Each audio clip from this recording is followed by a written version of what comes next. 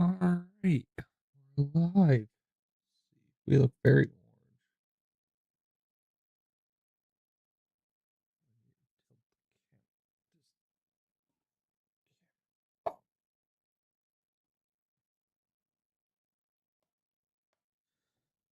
I'm trying to get less of a halo effect.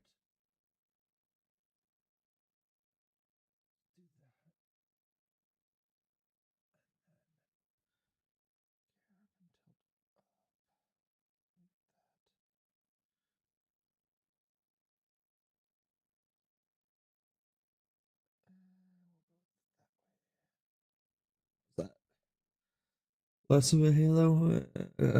Not as bright on the bottom. That's good. We're not too focused on the screen. All right. Hello, everybody. Welcome. Hopefully, everybody's doing well. It is Friday night, and we're gonna game a little bit tonight. Hopefully, excuse me. I gotta brush my hair.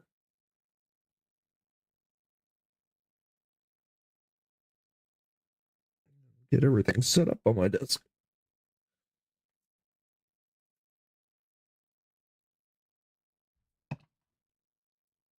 Well, I'm going to just start off with a couple videos. Not sure what I want to watch yet.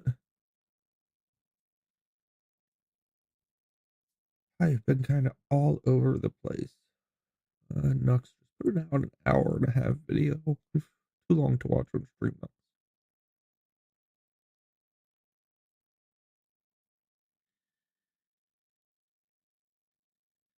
Let's watch Decoy Three Voice. innocent drivers just senselessly lost their lives, and you don't want to play politics with it, but 3 innocents just died, and Governor Newsom refuses to fix it, just hoping you won't notice. As in Southern California, this truck driver plows through traffic, completely demolishing 3 vehicles, ending the lives of 3 while injuring others, leaving behind massive amounts of wreckage.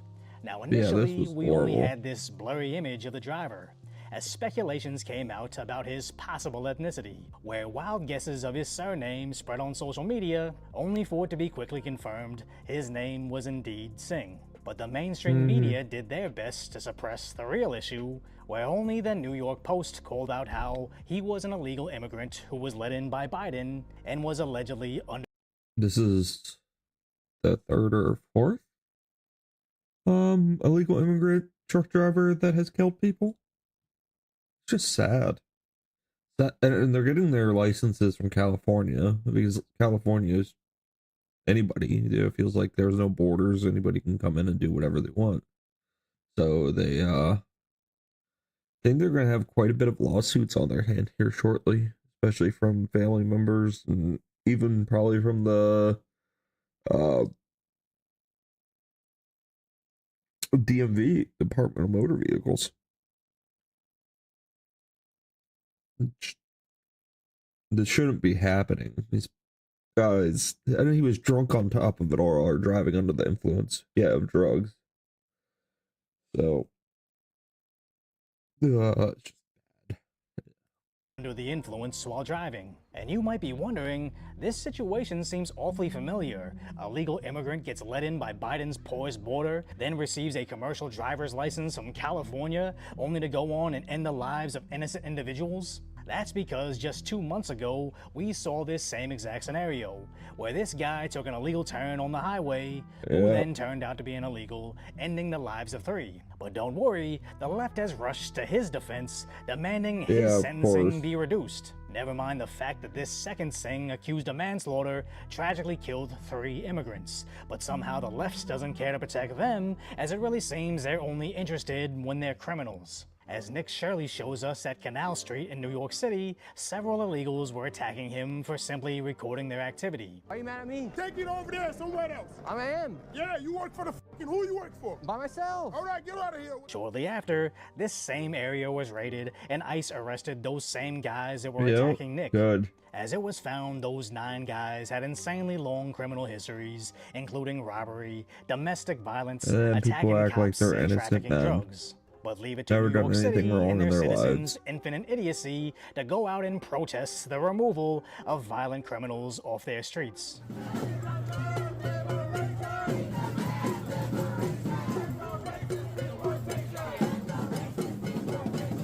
Where they also decided to commit felonies to protest the felons being arrested. We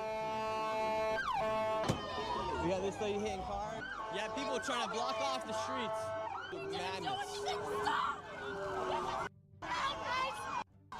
Support your local ice ring. What makes you The left's contradictions are thicker than a McFlurry, as they claim to protect immigrants, but when someone convicted of domestic violence gets arrested, somehow they could care less about their victim, they just want to march in the streets and smash cop cars. So sadly, they have to rely on the only adults in the room to save the innocents. As President Trump's administration is the only authority clamping down on California and how they give CDLs to illegals, which enrages the drivers. जिनके पास green card है या Yeah, he doesn't even speak English. As he explains in Hindi, only green card holders and U.S. citizens can get their commercial driver's license renewed. Sharma's been in the U.S. legally for the past 10 years, seeking political asylum. His final court case is next year. He's been driving a truck for the past 8 years, but now he can't. क्या कुछ local job देखेंगे? When asked what comes next, he says he's worried. Trucking paid well. The sudden stop in income means he won't have money to send back to his family in India. Exactly, But that's doesn't what they're change doing. how California refuses to enforce this. Yeah. Quick question for you: Are they making you guys comply with like the English proficiency? They're not making you guys? No. Not here in California. Yeah, so here in California, we're not enforcing it. Did they talk to you guys about it or anything? Or Yeah, they say don't enforce it. don't they said specifically don't enforce it? Enforce it, yeah, because Yeesh. So thankfully, Trump is withholding federal funds from California for Yeah. refusing to enforce English requirements. And even Florida is suing over these sanctuary policies. Yeah, that's the and same why is it exact only ban I have. Republican politicians that seem concerned That's with why making it's our streets scary. safer? You'd think once California Governor Newsom saw how the first truck crash harmed the same community he's so desperate to protect, he'd make this his top priority to fix this. But no, he's just hoping you're too ignorant to notice how his policies are to blame Yep. for so much suffering. And when President Trump wants to do Newsom's job for him by marching in the National Guard, But we're going to go to San Francisco, and we're going to make it great. We're going to make it great. It'll be great. Again, San Francisco is a great city. These cities have to be safe. Our cities that are Democrat-run, exclusively just about, are unsafe cities. They're a Yep. disaster. And I'm going to say Doesn't this, matter you if know, they're I in a didn't run red on that. state I or a ran on blue crime, but I state. didn't They run on are horrible. straightening out the city. Newsom, who again looks like he just finished sobbing into his pillow, takes to his selfie cam to complain. He Over says up he's his going to nose. send in the National Guard to address uncontrollable crime rates, which are fictitious. This is no different than the arsonist putting out the fire. We need to call that out. And on multiple occasions, Well, it's funny he obsessing brings over up the Trump arsonist as he's complicit in letting California burn. not saving the state. We're going to be focused, and quite literally, this is the lawsuit that I will file within And a fail. nanosecond of any efforts to send the military to one of America's great cities, San Francisco. Contrast that to when he complained Trump isn't giving the National Guard enough access to California. We're just down here with the National Guard, meeting with customs agents as well as Border Patrol, talking about our partnerships. 390 National Guardsmen and women that have been working, particularly as it relates to fentanyl here in the state of California. Look at the bottom line. At the end of the day, they need more resources. Everybody needs more resources. And the Republican Party has been consistently standing in the way. So this Yeah, isn't about he's Newsom two-faced. not getting enough National Guard to save his failing state. This is Yeah. about Newsom spending more time on social media than actually solving any issues that he himself has caused. As right now, illegal truckers in his state are ending the lives of innocents, but he's more concerned with the construction at a house he'll never live at. Never mind that at the same time, Newsom is destroying the state capitol. That is, in fact, costing the California taxpayers $1.6 billion.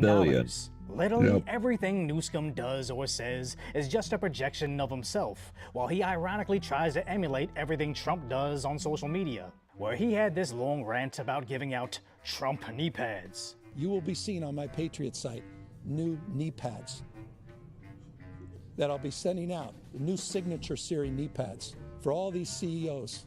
This fucking idiot really What a thinks if he makes loser. enough sassy tweets, they'll eventually make him president. As They're he's not recently been going to. nonstop crying about Joe Rogan not letting him on his podcast. Joe, why won't you have me on the show?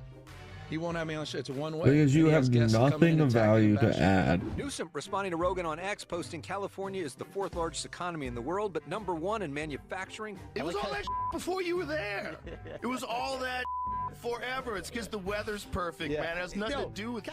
Newsom's team posting this photo on X, writing that, quote, little Joe is snack size because he can't handle full-size debates. Because As he body has shaming 3 someone is going hour- to get you a ticket on their show. But just note, the only conservative that gave Gavin 3 Newsom hours. the time of day He to does 3-hour streams. How long did he have President Trump on for? Was it like 3.5 hours, something like that? Him and Trump were talking. Him and JD did about a 3-hour stream. Joe doesn't go for like under 2 hours. And Newsom probably couldn't even do an hour stream. Sheesh.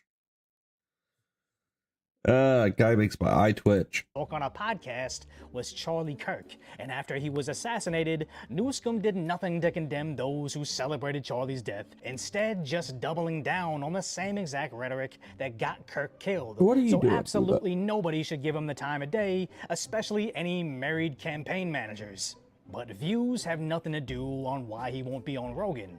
It's viewership, as even a live show with President Barack Obama barely attracted 200 live viewers, and almost a day later still sits at under 5,000. Absolutely everything Newsom does is a joke, he's just not in on it. Or even Joe Rogan throws shade at Newsom.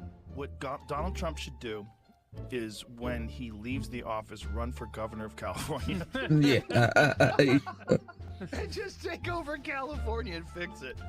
It would be hilarious if he did. Now, as much as I desperately want President Trump to come in and save my home state, I truly think he's done enough. He deserves a nice retirement and not to be dragged around by the party to work until his brain is gone like Biden. I just saw that episode of him playing golf with his granddaughter, and I just think he should get to wrap it all up with non-stop moments just like that. And if someone else can't step in to save California, maybe we don't deserve saving. As at this point, I would even vote for a reality TV star for governor, as Spencer Pratt's platform is just, I won't burn your house down. And sadly, the bar is so low, even I donate to that multi-millionaire's campaign. But more realistically, Riverside County Sheriff Chad Bianco is running for governor, where he's the one who refused to enforce Newsom's mandates. But more recently, promises to end state income tax when he becomes governor. His campaign basically has to be, I didn't enforce any of those draconian lockdown measures and no income tax. Combine that with voter ID and he'd be governor for sure. As the other side refuses to drop even illegal health care, or at the very least, stop giving them the keys to 40-ton killing machines. But sadly, harvested ballots don't care about any of that. Yep. So if you appreciate some cowboy concise, light-hearted commentary on the tragic status that is today's reality, subscribe to Decoy Voice. Love Coy. That was amazing.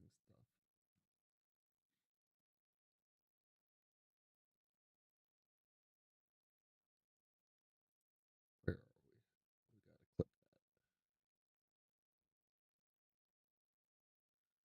We gotta clip that. Make a little video.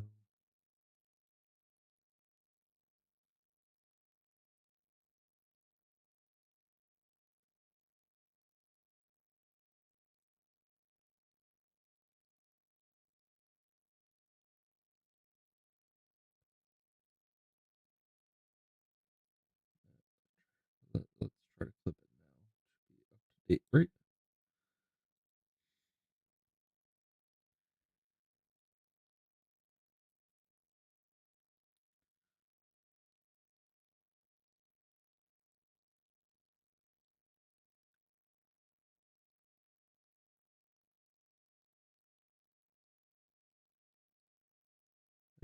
On top of people not even speaking English to like get their driver's license or CDLs. Crazy, crazy in the world.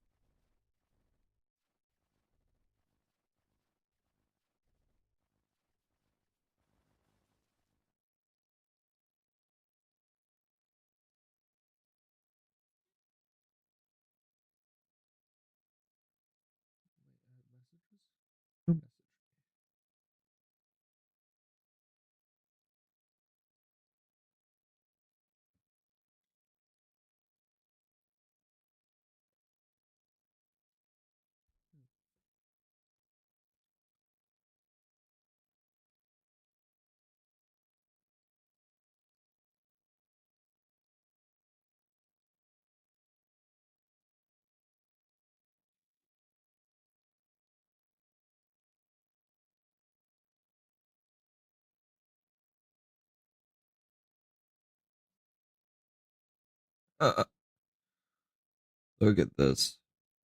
$4.79 in California for gas. I think we're all but under $3 in Pennsylvania. Close to it. Close to under $3. Sheet.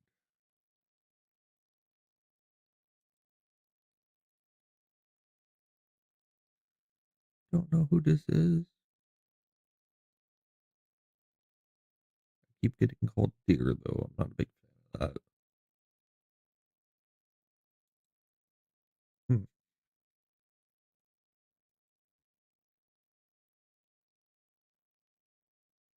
Not respond.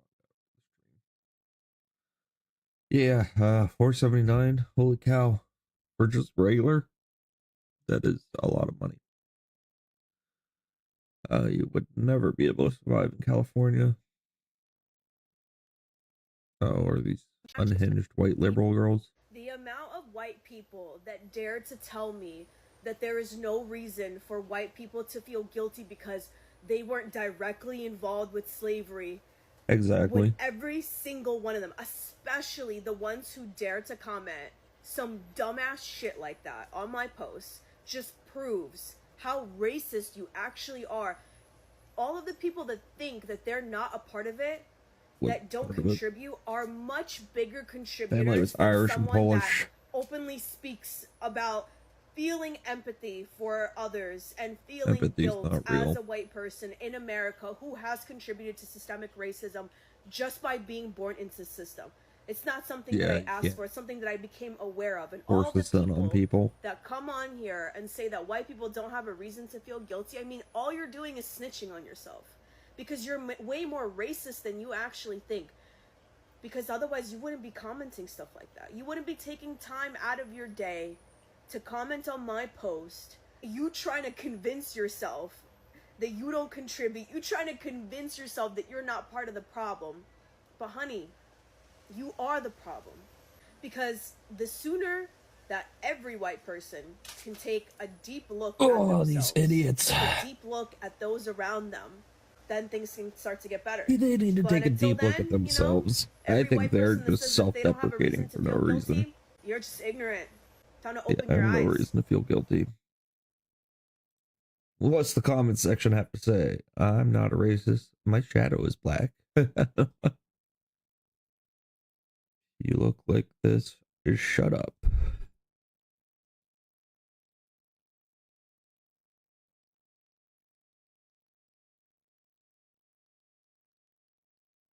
It's a slogan line primarily used by white supremacists. Well, so Asians, gays, and blacks can have pride, but if you say white pride, you're a white supremacist, white nationalist, neo-Nazi, and white supremacist organizations. Yeah, okay, you're a racist. Wait, what? You're a racist. F off. Opinion ignored. Agreed.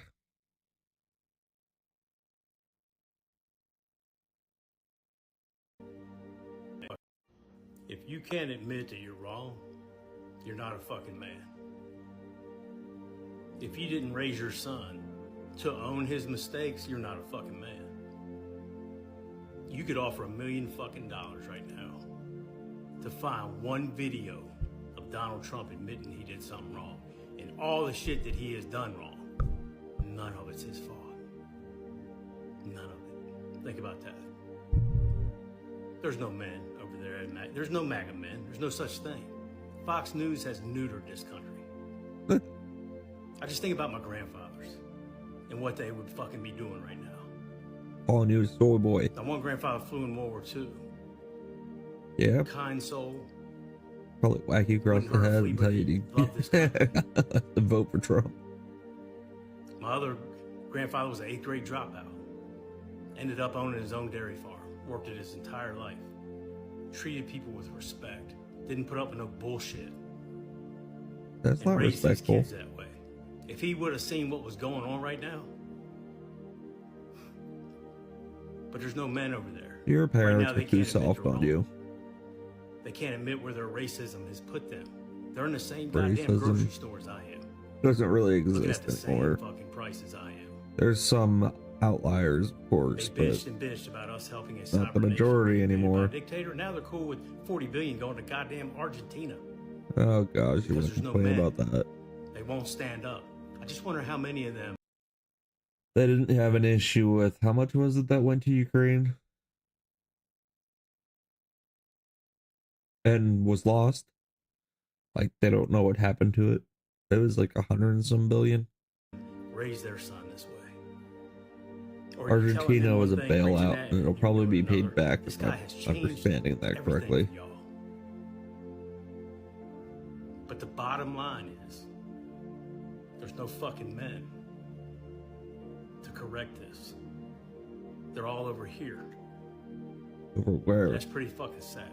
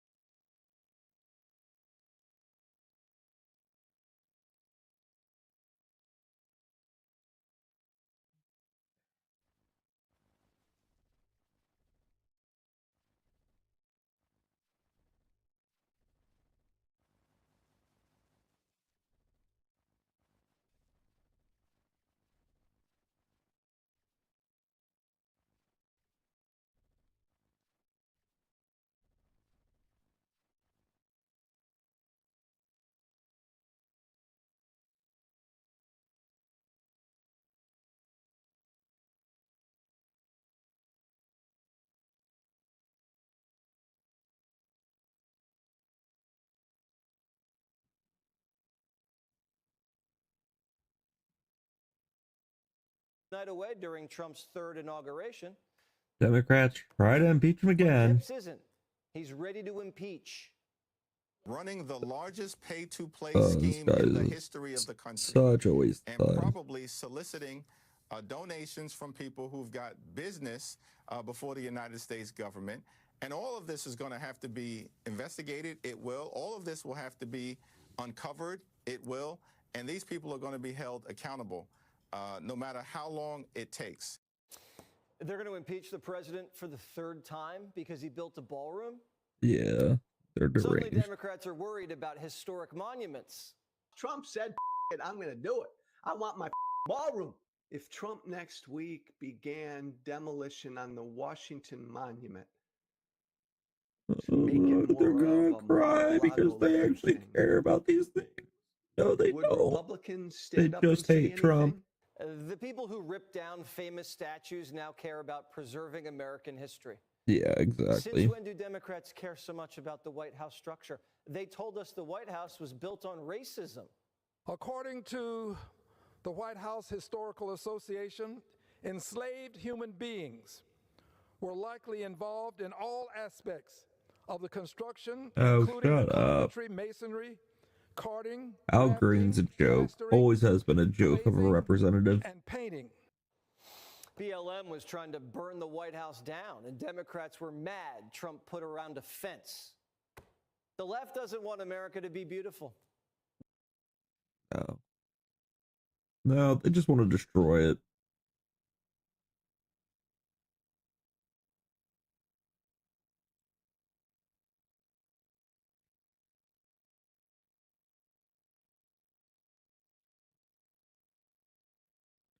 Yeah, they hate it because they couldn't prove it wrong. Exactly.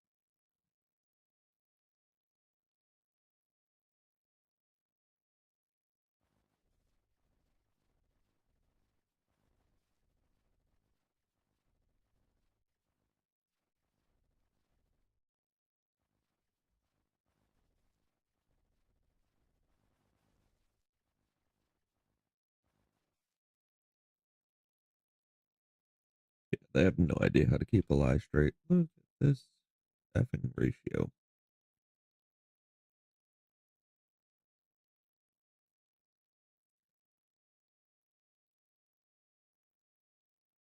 Still 7,000 people.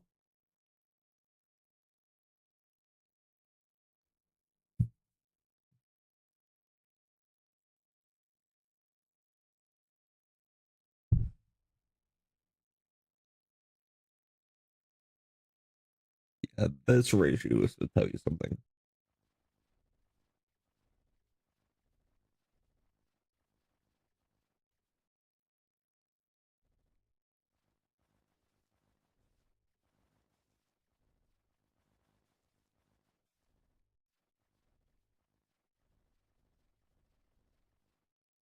Yeah, maybe Denmark should stop lying and end the shutdown. That's what they need to do.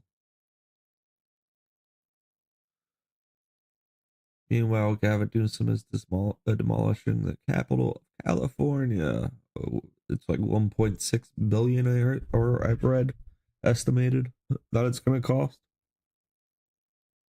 What's he doing? Lining the pillars with gold.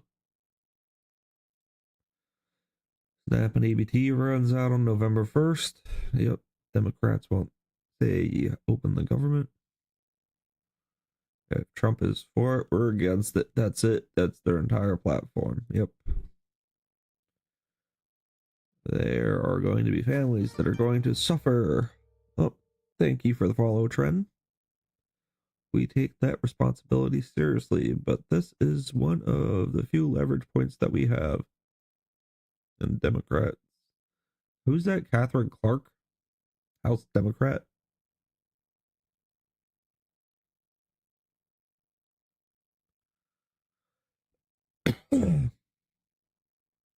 Chuckles, don't forget your first love. Grandfather. I was born in Brooklyn, the same place where Donald Trump's family comes from. His father and my grandfather were builders together in Brooklyn. Yeah. Even when he was much younger, you knew that he was going to go places. So it's no. Senator Schumer and Mr. Trump are good friends. They both have a passion for life, and you get that immediately talking to him. That he actually Where's cares that about friendship what he at does. now? Crooked Schumer. Crooked Schumer. That's funny. Hey, did the Democrats, I was going to say the gremlins, put the needs of illegals over every American? Yeah, there's so much.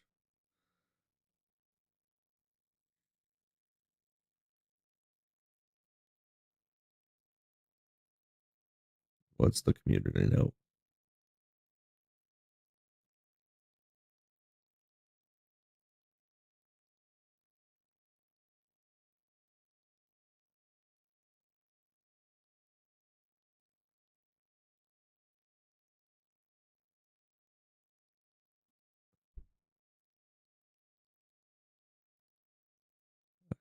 believe found there is a critical need for immediate replacement of the aged failing systems in the Western electrical and HVAC system.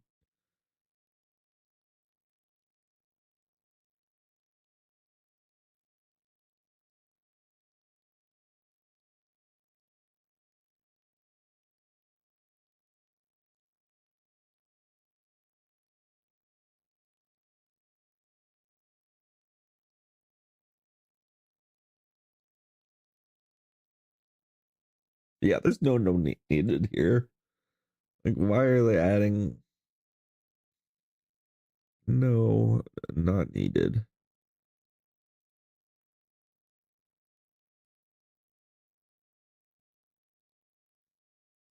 Argumentative. This is key or relevant points.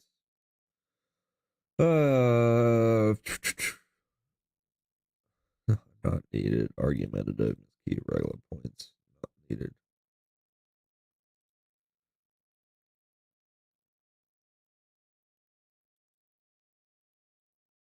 Not needed. Argumentative.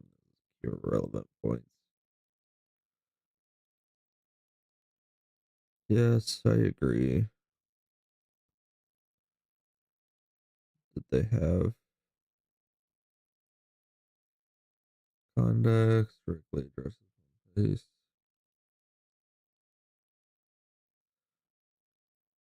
Yeah.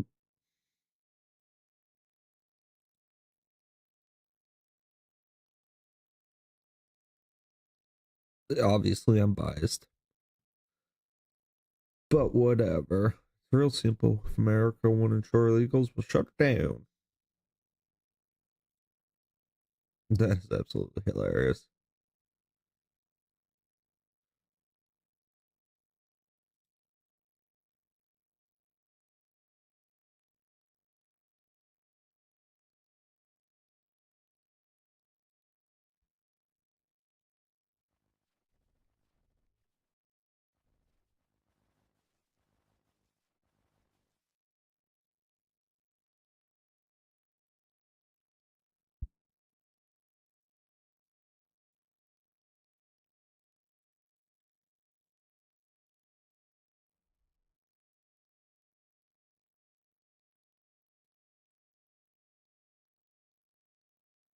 Oh no.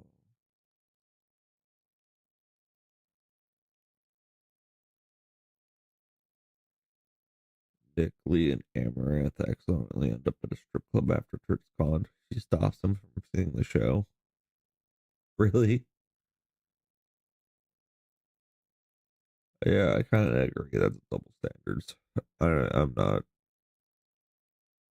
for pornography by any means. I don't think anybody should be looking at porn. Especially if you're married, I think it takes away from the relationship qualities that you should have with your wife. But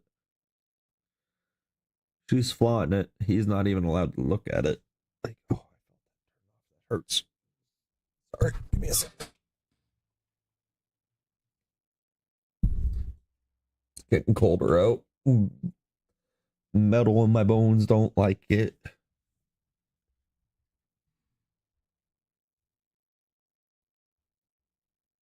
Yeah, that's definitely a double standard.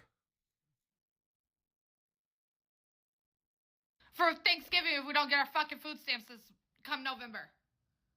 These people are wild. 911 send fucking help for all of us. We're gonna be eating fucking chili. I wouldn't mind chili dogs for Thanksgiving, honestly. I haven't had chili dogs for a while. They sound kind of good. Should have, people that are about to not get EBT next month, how many people?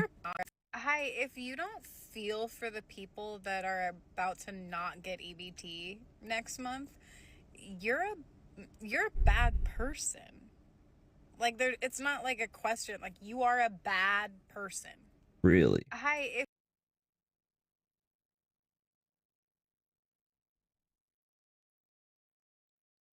I really want to say hi. I'm one of these EBT people that doesn't care that other people aren't going to get EBT. I don't care if I don't get EBT.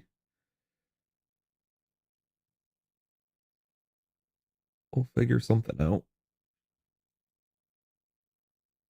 Who knows? Who knows what we'll figure out? But we'll figure out something.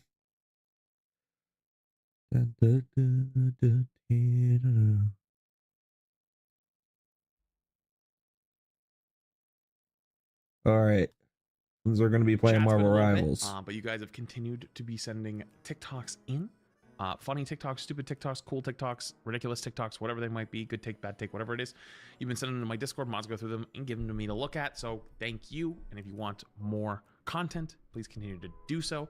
I have to reject so many TikToks because of music or just complete brain rot over and over. I mean, I don't feel bad. Like most people don't understand the DMCA side of streaming and stuff like that. So like, you can't really do ones that have music and stuff like that. But yeah. So if you ever did submit one and we don't end up looking at it, that's probably the reason why. Probably can't without actually getting all my stuff cooked. So thank you for sending them. Please continue to keep sending them. Let's get in there. What's going on?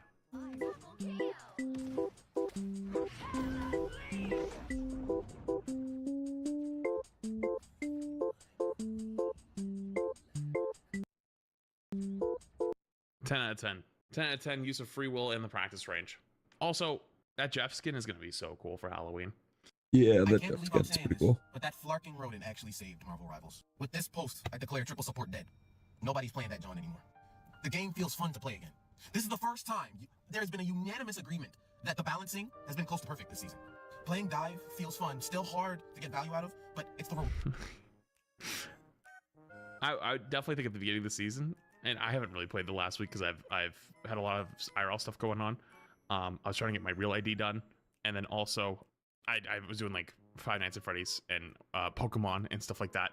But I think it's really funny because if I open my Twitter right now, there's a tweet that like someone's saying that Rivals is cooked again, blah blah blah blah blah. Yeah, which I actually, did by see the that. way, I really missed out last week. I was gone. I should have definitely talked about the down 85% thing again because it's reusing the same goddamn headline from literally 3 months ago. Everyone's just refarming their same content loop over and over. That said, though, I don't actually know if Triple Sport's fully dead. I'm actually not 100% sure at the moment. I don't think it is. There are now way more offensive comps in Marvel Rivals that make the game more fun to approach. You no longer need to lock Ultron and Jeff in triple support to win. And surprisingly, Namor and Hella's team up is actually quite balanced. I'm actually shocked that it doesn't even feel like it's worth banning. The Dark Horse coming out of left field. Did that change this week or something? Because I No. was seeing Hella banned literally every single game last week. Did that change? Because Psylocke. Jesus Christ. Feels amazing. And to think all it took was an ultimate buff. You can kill through Luna ult now. The more offensive comps in the game force supports. Hell is the only ban. Well, Hella makes sense though because you just kill the team up. Ultimates more strategically instead of just throwing it out. And triple support comp. Like, keep my team alive for 10 seconds. No, that won't work anymore. But what really ties it Yeah, I thought Hella was still in ban jail, so I'm confused. is Rocket freaking Raccoon. If anybody in their right mind thinks that they can lock triple erectile dysfunction, then guess what? You just lock Rocket, you ult, and then you just steamroll. 40% damage boost. Clean slate, just killing the enemy team. I speak for everyone when I say nobody liked playing triple support. You locked it for the sake of winning. Yeah, I agree with that. It wasn't fun. That's true. No, I don't think anybody likes triple support. But the thing is though about triple support, the reason why triple support it will always be crutched on when it's powerful is because it's easy. Yep. 2, people like to win. And 3, because it's easy, it's a lot of times the filler for people that aren't very good, / you get multiple support players on your team, / you get multiple tank players on your team. So like going over 2 tanks, and a lot of times has to, like, you're going to 3, that gets spooky. Like you have to have a reason to go 3. 2 is like the magic number. 1 is like you're in shitland. In support, you can go up to 3 and be fine. You know, like it'd be strong. So if you have like too many tank players or too many support players, you just run triple support. Now that it's not the best comp in the game anymore. You don't see people running it. Why? Because it's not fun. It feels like Wong Wong has finally listened. The anti-heal, the changes to the support ults, Rocket finally getting a buff that he deserves. It feels like Marvel Rivals is slowly achieving what I said was possible all those months ago.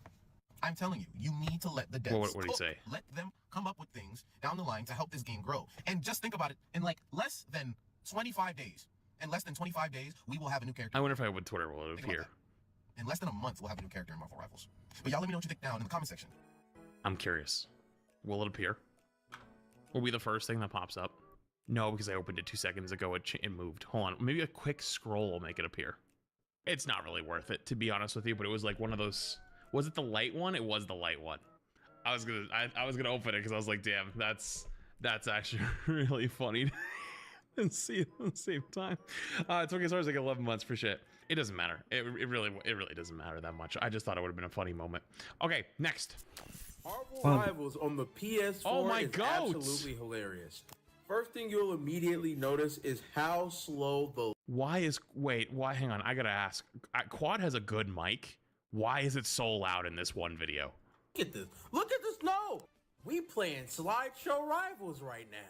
Even the pop. Oh, I saw this. I saw this video before. I saw this already. I saw this. Look at the snow. We playing slideshow Rivals right now. Even the pop-ups on the side are low poly. I genuinely need to know. Yeah, I pre-watched it. What? I watched his video. I watch a lot of his videos when they come across. I think they're good. I'm not gonna skip it for you guys. I gotta know how many people are genuinely playing on PS4. I need to know. I want a number. And I'll be going. How many do you think it is? 5,000? 10,000? 3,000? 20,000? How many people? This is the current gen pop-up. Adam, what did they do to Adam? Why are you blind? Holy shit. Holy shit, when you flip him around. Finally, I saved Adam from low poly. Yeah.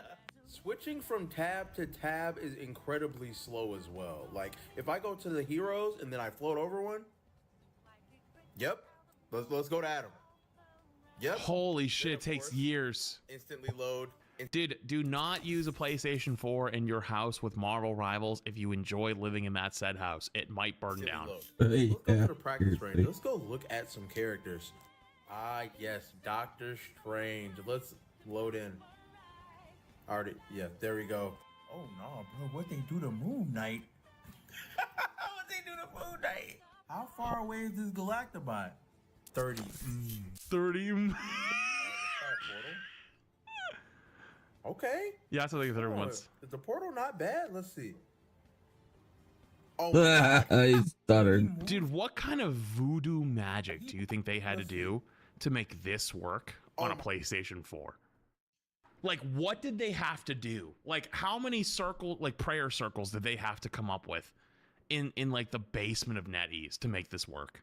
Oh my God. No idea. When he moves, he has a little warbling effect over him. Look at that. Yeah, oh my God. holy God. I even came back to Courage to check. No, that's just the thing on there. Oh, and don't switch characters. You will see horrors unbelievably untold. Iron Man doesn't have hands when he ults. What? Adam doesn't even have a res animation sometimes. Oh no, what they doing to Hawkeye?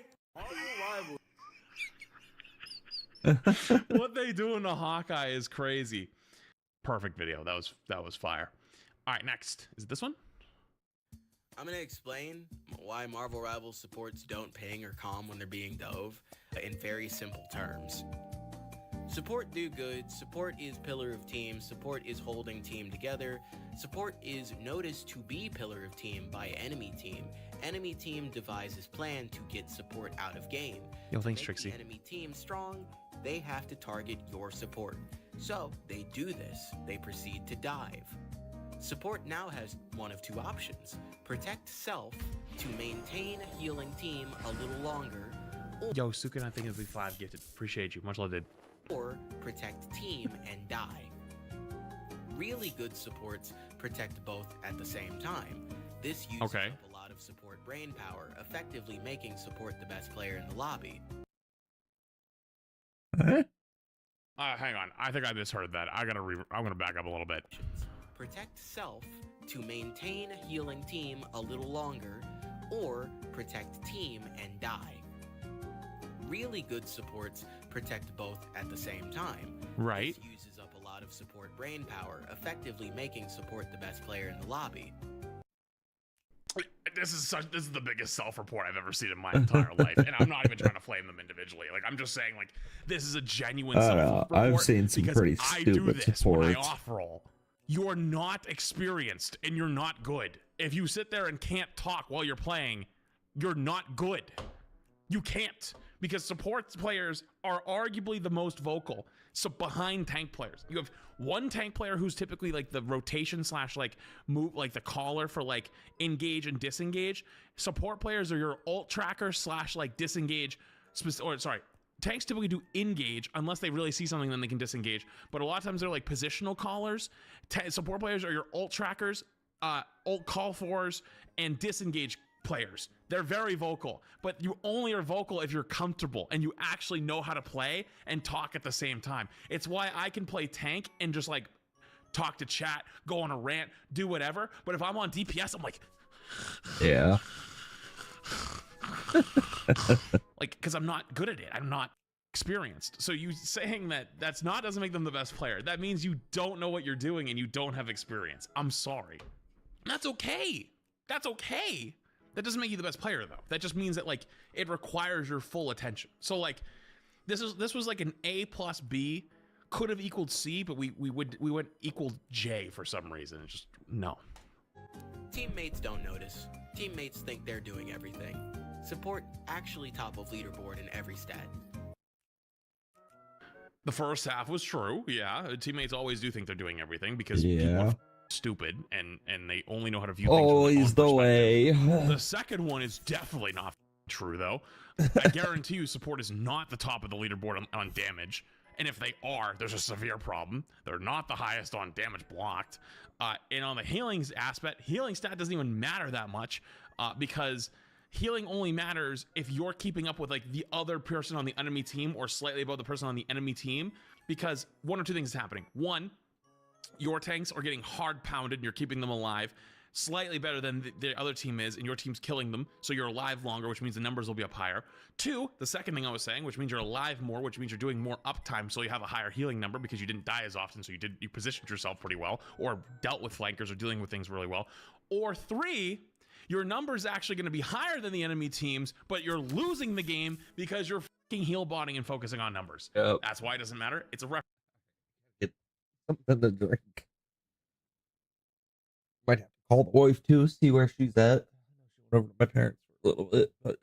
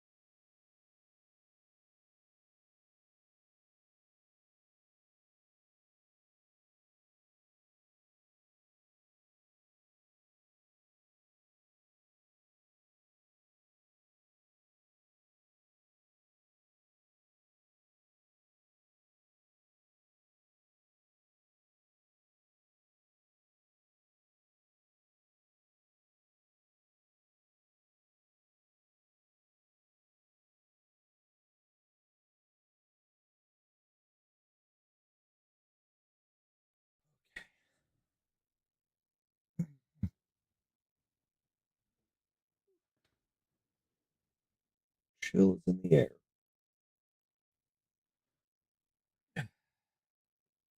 Everything hurt. Everything hurt. All right. Back to flat steaks. I love flats. Reference point. Support is doing several jobs at once. Support. Oh God.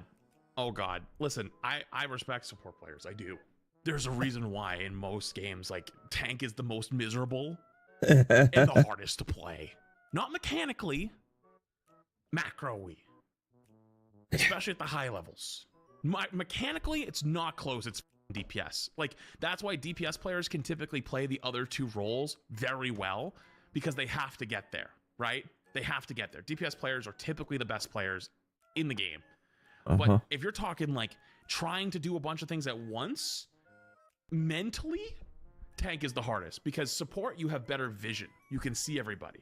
That's why support players a lot of times get to see the stupid shit other people do, but like people don't see the shit support players do. That's why they get blamed a lot, or you miss the stupid shit. Yeah. It goes both ways, right? Yeah. Does die. Support cannot survive forever with cooldowns. Support eventually gets solo ulted. Support out of game. I mean, if you're getting solo ulted, okay, it depends on what solo ult, of course, but like you ult back a lot of times. Like, support should be keeping up. Like, support is like some of the first to get ult. So like you should have ult when they have ult, and then they solo ult you just ult back. That's the trade. Team does not notice. Team continues to play as if nothing changed. In moment, support use ping system. Ping system does not work accurately. Ping system does not work if a pre-existing ping is already out. Ping system in the correct line of sight can sometimes just give you a yes or no. If you don't think this is true, try it yourself. Yeah, no, the ping system's not great. Ping something and then try to ping the enemy while they're moving around. See if you have the option to ping them, or if you have the option to agree or disagree to what they pinged. Ping system unreliable. Better in other games. Objectively worse in this game. Okay. Now let's move on. We said the same thing like 9 times. Support in comms. Support is getting berated or passive-aggressively criticized for doing their job the best. So does everyone. So does everyone. It's stupid. People shouldn't act like that. But people are jerks. It happens to everyone. Tank players get screamed at all the time. If like you're not taking space, you're overcommitting, you're undercommitting, whatever it is, DPS players hit a shot. Why do you not have like 19 kills? Why are you 11 and 12, like 11 and 8, right? Support players, why aren't you healing me? Dude, it happens to everybody, man. Like, I know, I get it's annoying, but like we gotta move on. In a losing situation, support no longer wants to try. Players. That's the problem, though. That's the only thing that legitimately will get me upset in a game is like someone who just decides I'm just gonna throw / I'm gonna stop trying. The entitlement is the problem. I am fine with somebody flaming me the whole game. I've been streaming for years. There's millions of clips of me getting into screaming matches with people mid games. You know what you've always noticed those from all of those clips? I've never stopped trying midway through. I will sometimes go out loud. If we lose, I don't give a but you still see me running in and down on their backline getting kills because it's me mentally locked in, still playing. Verbally, I'm just telling you, I'm person, I don't like them. I don't care. I just want to get out of this game, but I'm still going to try my absolute best. The ego of like, you know, I'm not going to try White anymore. People are bronze forever. I don't know. I just think 64% of the community is bronze. I think it's like such like a I'm better than you type of mentality, you know? It's the same thing as like you get into a game and you think you're going to lose from the spawn room, so you don't try. Well, you just solidified us losing, dumb, you know? Situation. Support no longer wants to try. Players forget that support is person. Players forget that support is not robot. Players lose match. I just feels like panhandling to support players. Like you're just trying to be like, you know, we're all on one side. Everyone else is against us. And as time has gone on, I dislike things like that more and more because it just like creates division. And it's like, dude, everyone deals with the problem. It's annoying. I get it, but it's just farming.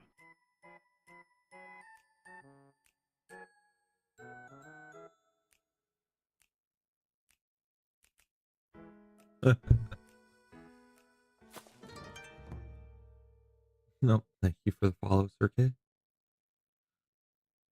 What do we got? Surely have anything new? Just 2 days ago. What about the live That's members only, members only.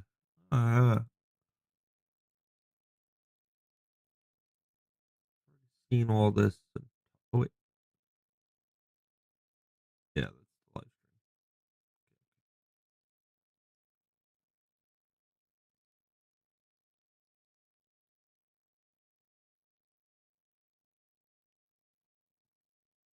Here's Esmeralda reacting to Twitch's statement, which was a joke of a statement, saying they need to do better.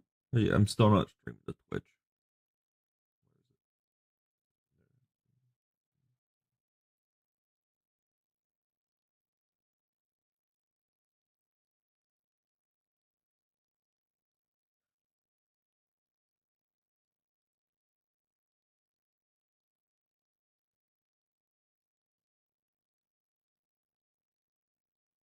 No idea how that would be a Jewish joke. How is my it's at 7K now be a Jewish joke?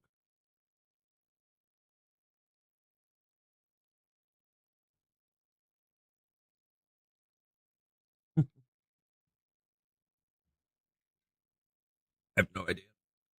No idea. All right, anyway. Twitch need the statement that it needs to do better. First, they want to be upfront, take accountability for the security incident that occurred during Emru's meet and greet. Shouldn't have happened. We agree. We take that very seriously. No, you don't. We failed both in allowing it to occur and our response following. Yes, you did. We mismanaged our communications about the incident, and that includes the comments I made. I apologize to Emaru for all that took place. Yeah, you kind of were a jerk. You were victim blaming at that point in time. Like, it was kind of ridiculous how hard he was victim blaming. Just don't get why that was allowed at all. What are we doing moving forward for meet and greets? We've begun a complete analysis of the incident that took place, as well as other issues that came to our attention after TwitchCon concluded. We're examining everything from how we do signups to the layout to increase security controls.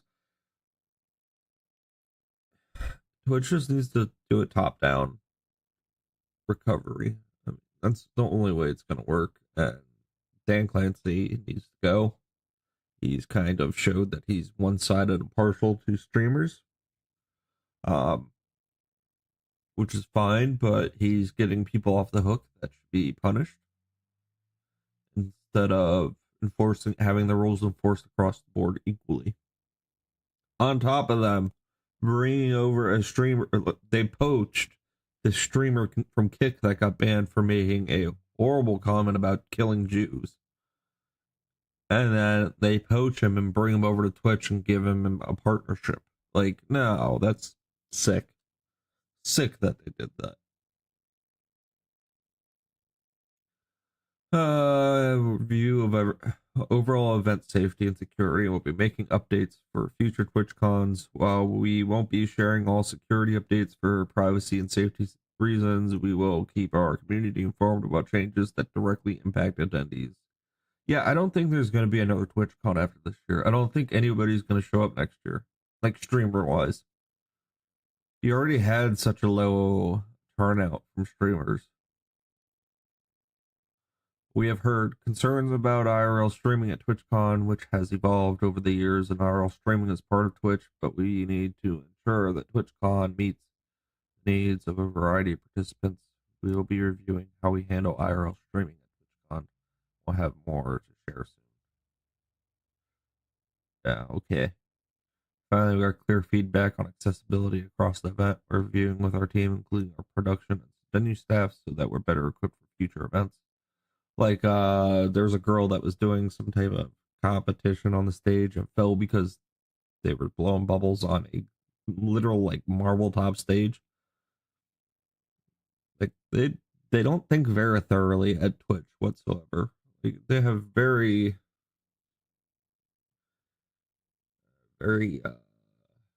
narrow mind, or a very narrow view of what they're doing.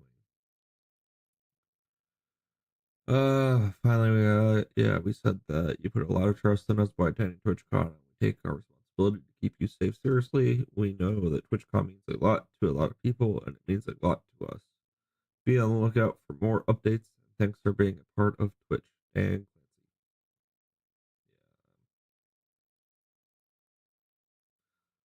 just think it was just a blanket statement. But they do need to do better, though, and I think it starts with removing Dan Clancy from being the CEO. What is this? Just in Fort Worth, did they do the right thing when he tried to fight them? Things sure have changed these days. Why are they backing away? What? Push him here! Push him here! Push him here! It's wide open! It's wide open! It's wide open! Yeah, bro. Son, come on. Let's go up there. We go.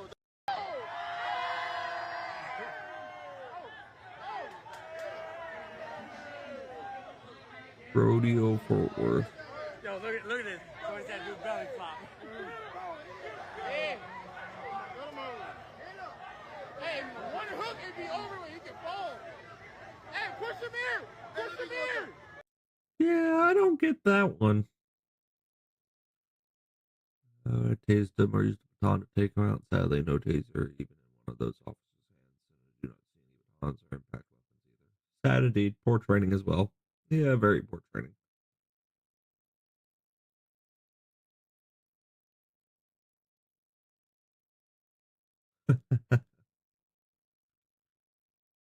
Just weird things on the timeline. Wow, yeah, you're Asian. Probably from China.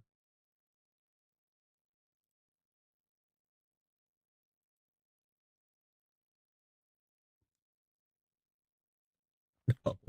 What is it? Xi Jinping? Ping Pong is?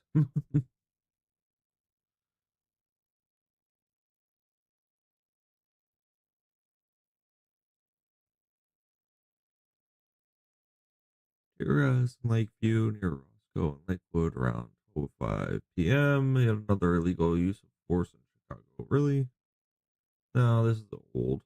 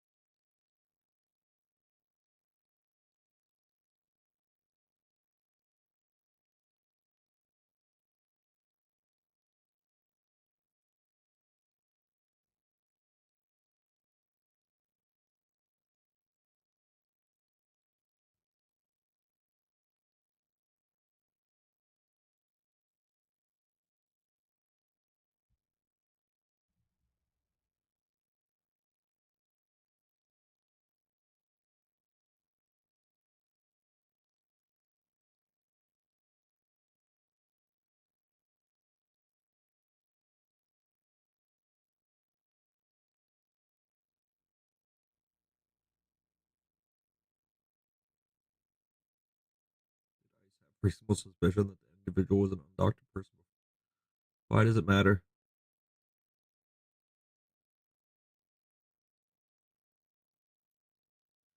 These people are jokes. Especially this one. Like,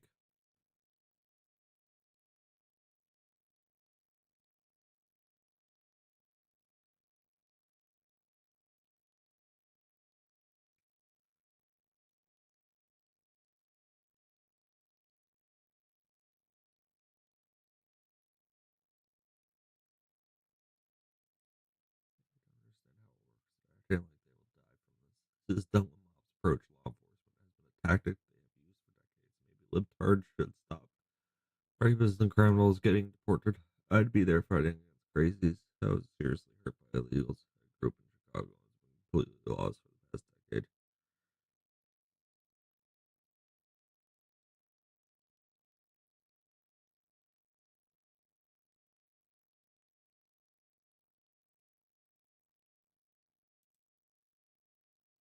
You mean critical thinking, like, gee, if Pritzker and P operated, this wouldn't be happening? Kind of critical thinking, or is that too much?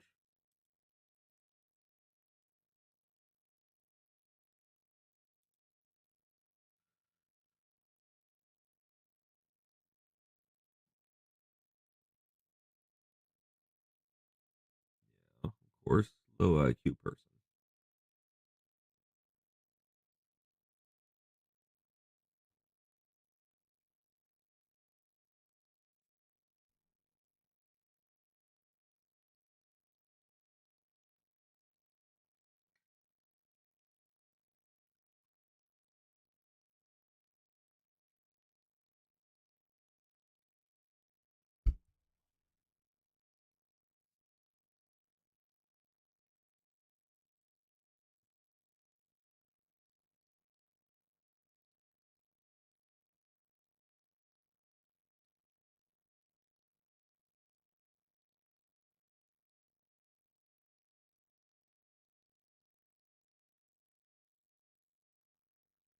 Dude's a joke. Thinks he's a tough guy.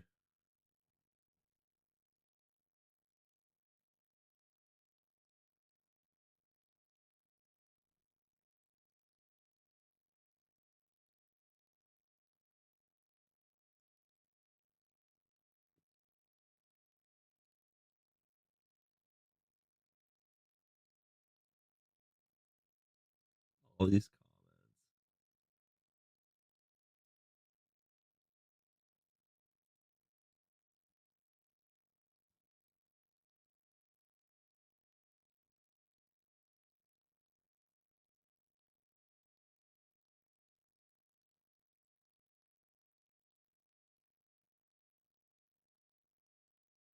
ow. The Hitler memes. I don't.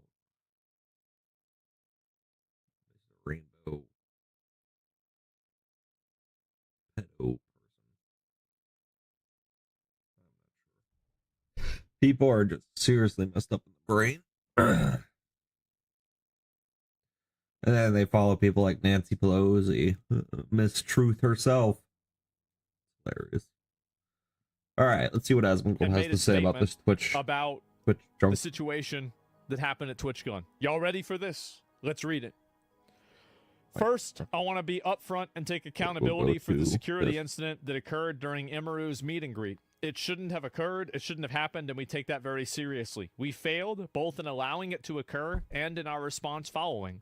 We mismanaged our communications about the incident, and that includes the comments I made. I apologize to Emaru for all that took place. Yep, you did. That's true. What are we doing going forward? For meet and greets, we've begun a complete analysis of the incident that took place, as well as other issues that have come to our attention after TwitchCon concluded. We're examining everything from how we do signups to the layout to increased security controls. We're also doing a comprehensive review of the event safety and security, and we'll be making updates to future TwitchCons. While we won't be sharing all those security updates for privacy and safety reasons, that's smart, actually. That's the first smart thing they've ever done. For privacy and safety reasons, we will keep our community informed about changes that directly impact attendees. We've heard your concerns about IRL streaming at TwitchCon. Oh, we read the co-tweet. Twitch has evolved over many years. IRL streaming has a part of Twitch, but we need to ensure that TwitchCon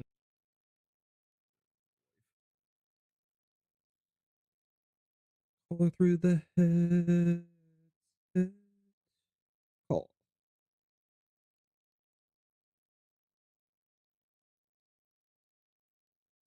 That's weird. Again.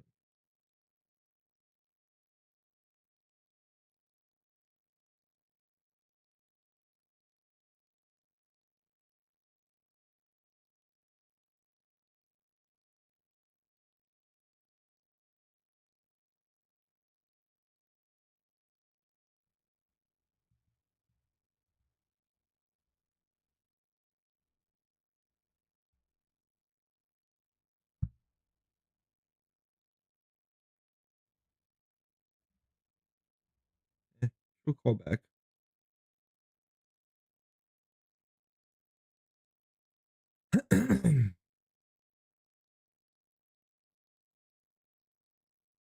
Right. Meets the needs of a variety Back of to what's participants. going We'll be on. reviewing how we handle IRL streaming at TwitchCon, and we'll have more to share soon. Finally, we got clear feedback on accessibility across. Honestly, this note isn't enough for me. Don't want to go back on that platform and stream or watch. I haven't watched it since they did that whole Kick scalping thing with a streamer that got banned on Kick. Across the event, we're reviewing that. Oh, there was a guy that was in a wheelchair and he didn't have a ramp to go up to like some fucking tournament thing, which was kind of embarrassing, right? And Yeah. I mean, it's not a big deal. You just carry the guy, right? I mean, who gives a fuck, right? Just lift the fucker up. But like, you know, You know how in heavy general, it is? It's definitely hard to something carry that he shouldn't somebody have in to a think about, wheelchair, right? It's but no. embarrassing to have to do that. And I was the but that's person in the it. wheelchair. And, Very uncomfortable yeah, to be can't carried. afford a ramp. I mean, that's it. Yeah, chairs are 500 kilograms. No, people can do that. It's too bad. You get two guys, and yeah, you just lift them up, carry his ass up there, bro. Like, yeah, he ain't got no legs. It doesn't mean he can't be up there and playing the game. And what's this? Finally, we Yeah, got but clear not feedback having on it accessibility. We're accessible reviewing for with our wheelchair. teams. You've put a lot of trust in us by attending TwitchCon, and we take Yeah, in some states, not having wheelchair access is very illegal. our responsibility to keep you safe very seriously. We know that TwitchCon means a lot to a lot of people, and it means a lot to us. Be on the lookout for more updates, and thanks for being part of Twitch. From Dan Clancy. Oh, God. No.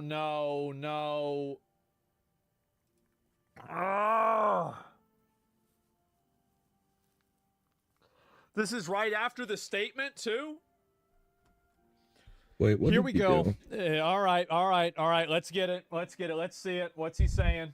Not have this problem of radicalization on Twitch. It's a public forum. We don't have these private groups. One way to think of it is, if you really view this from a honest and sincere perspective, these things are trying to get information. And to be honest, they probably don't know that much about Twitch.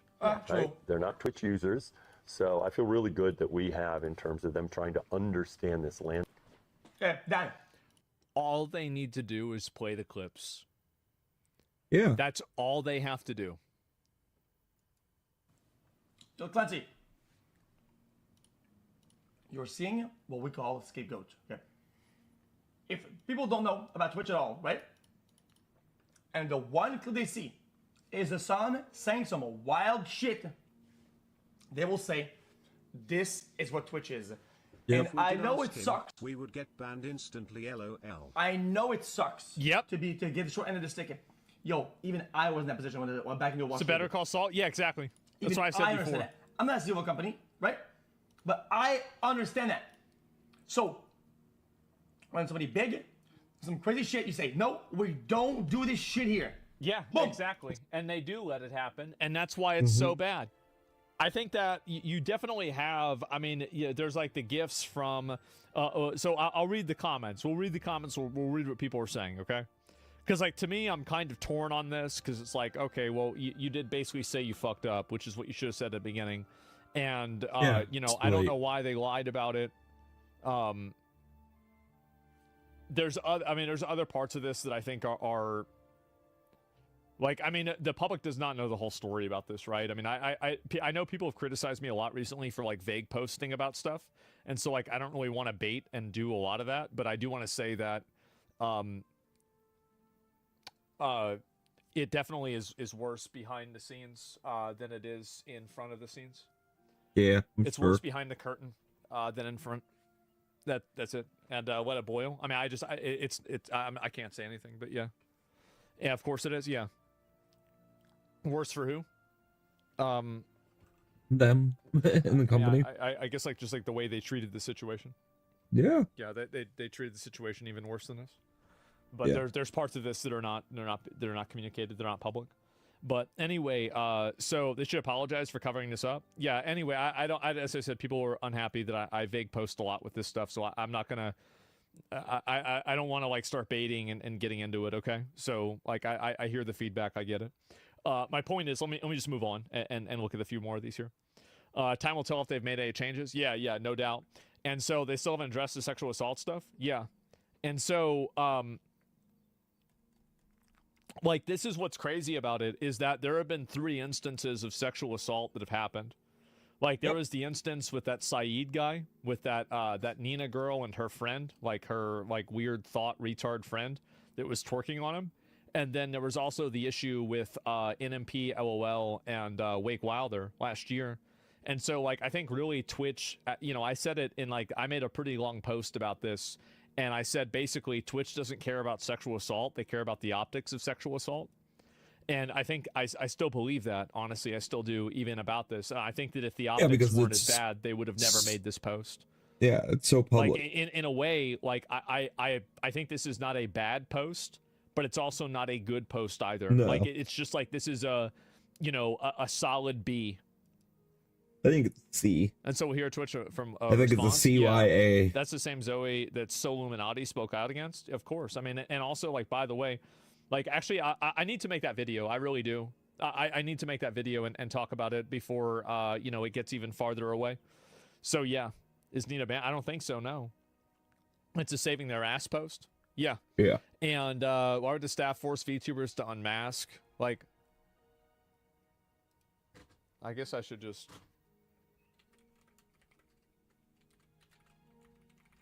Why VTubers have to unmask in public places? Public locations. Why are there people on your site still?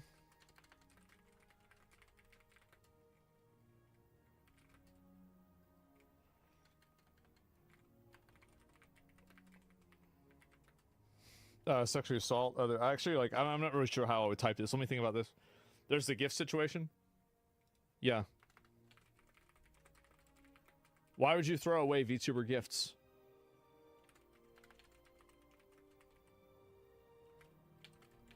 You thought they were bombs? Better put them in the trash can.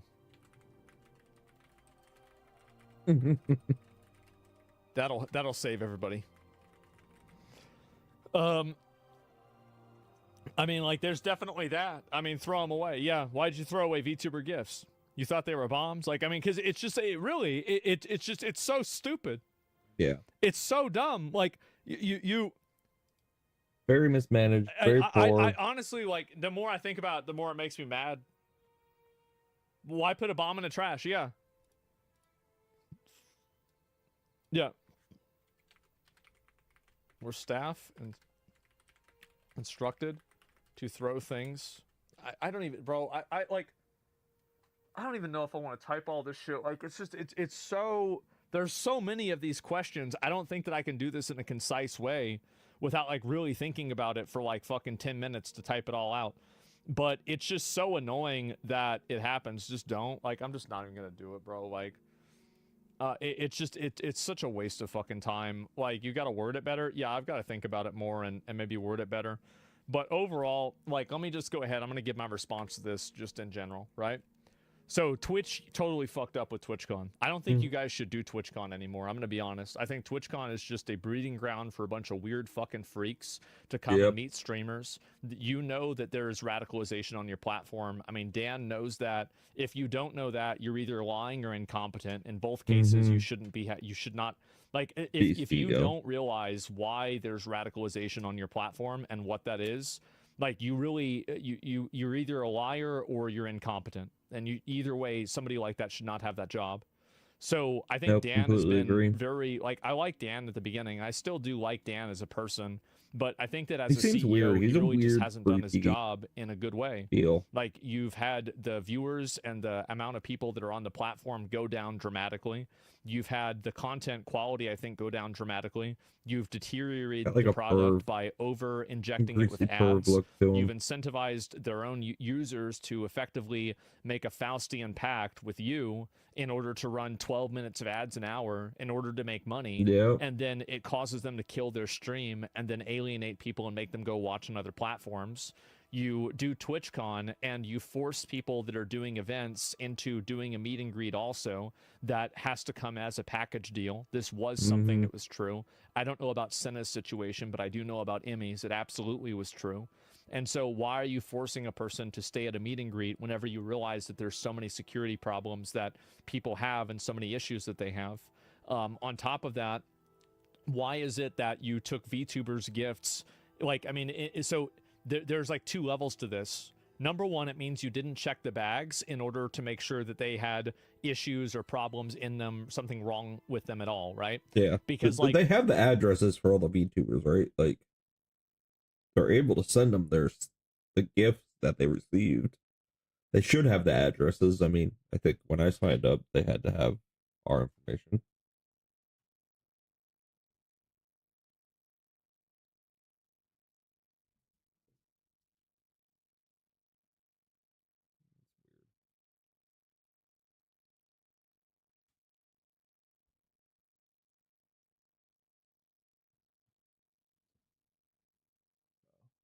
She's home. Who is it, Diva?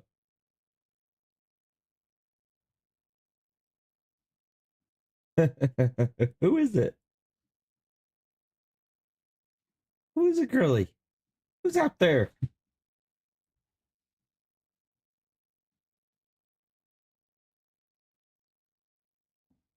Oh, just whacked her head on the. Who is it? Who's home? Who's it? Who's there?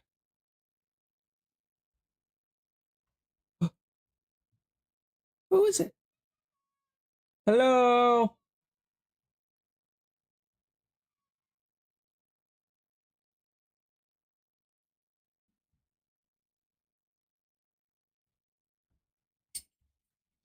Hi. Welcome home.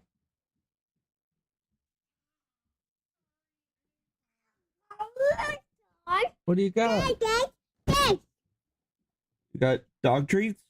No. Skeletons? Ooh, have you been eating them?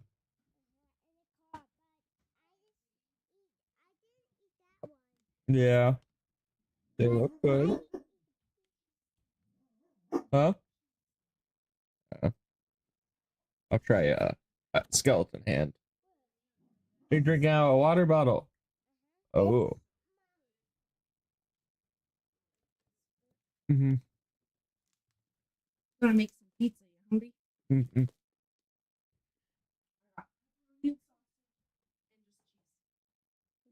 Okay.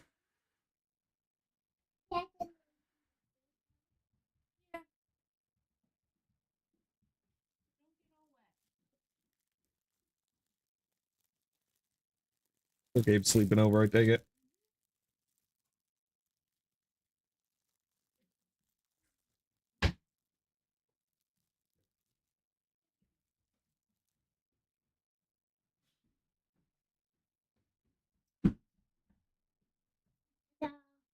Yeah, for you.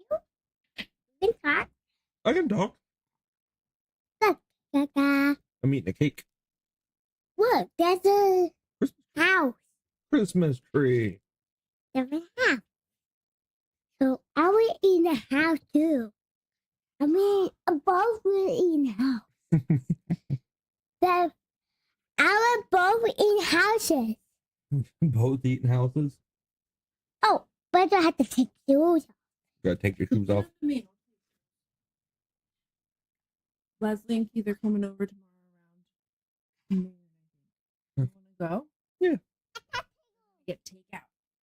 Stop it. Your mom said maybe. Mommy, I want to take my socks on. Oh, sorry. You want your socks on? Yeah, so I don't want to step on the pencil. So I don't want to step on the pencil. So Eli. Oh, working on truck, huh? He's gonna be like you. Mm-hmm. So I go in that apple. Where was it again, Mom? He was up on his axle. On his axle. Yeah, but I got dirty. Yeah, you got all dirty from working underneath the truck. Ah.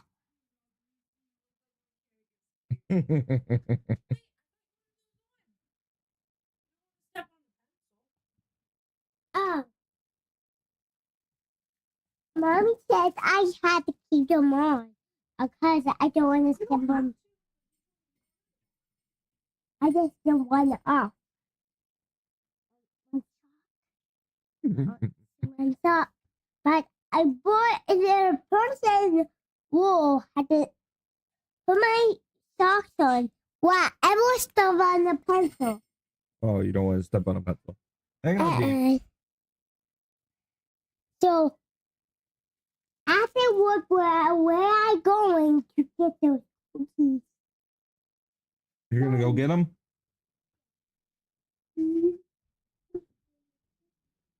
Mister! Them gone. Ooh, that's a big bag of ranch for Eagles. Eli wants more cookies. Yeah. Basically, in order to give a VTuber a gift, you would have had to have been inside the venue, naturally, right?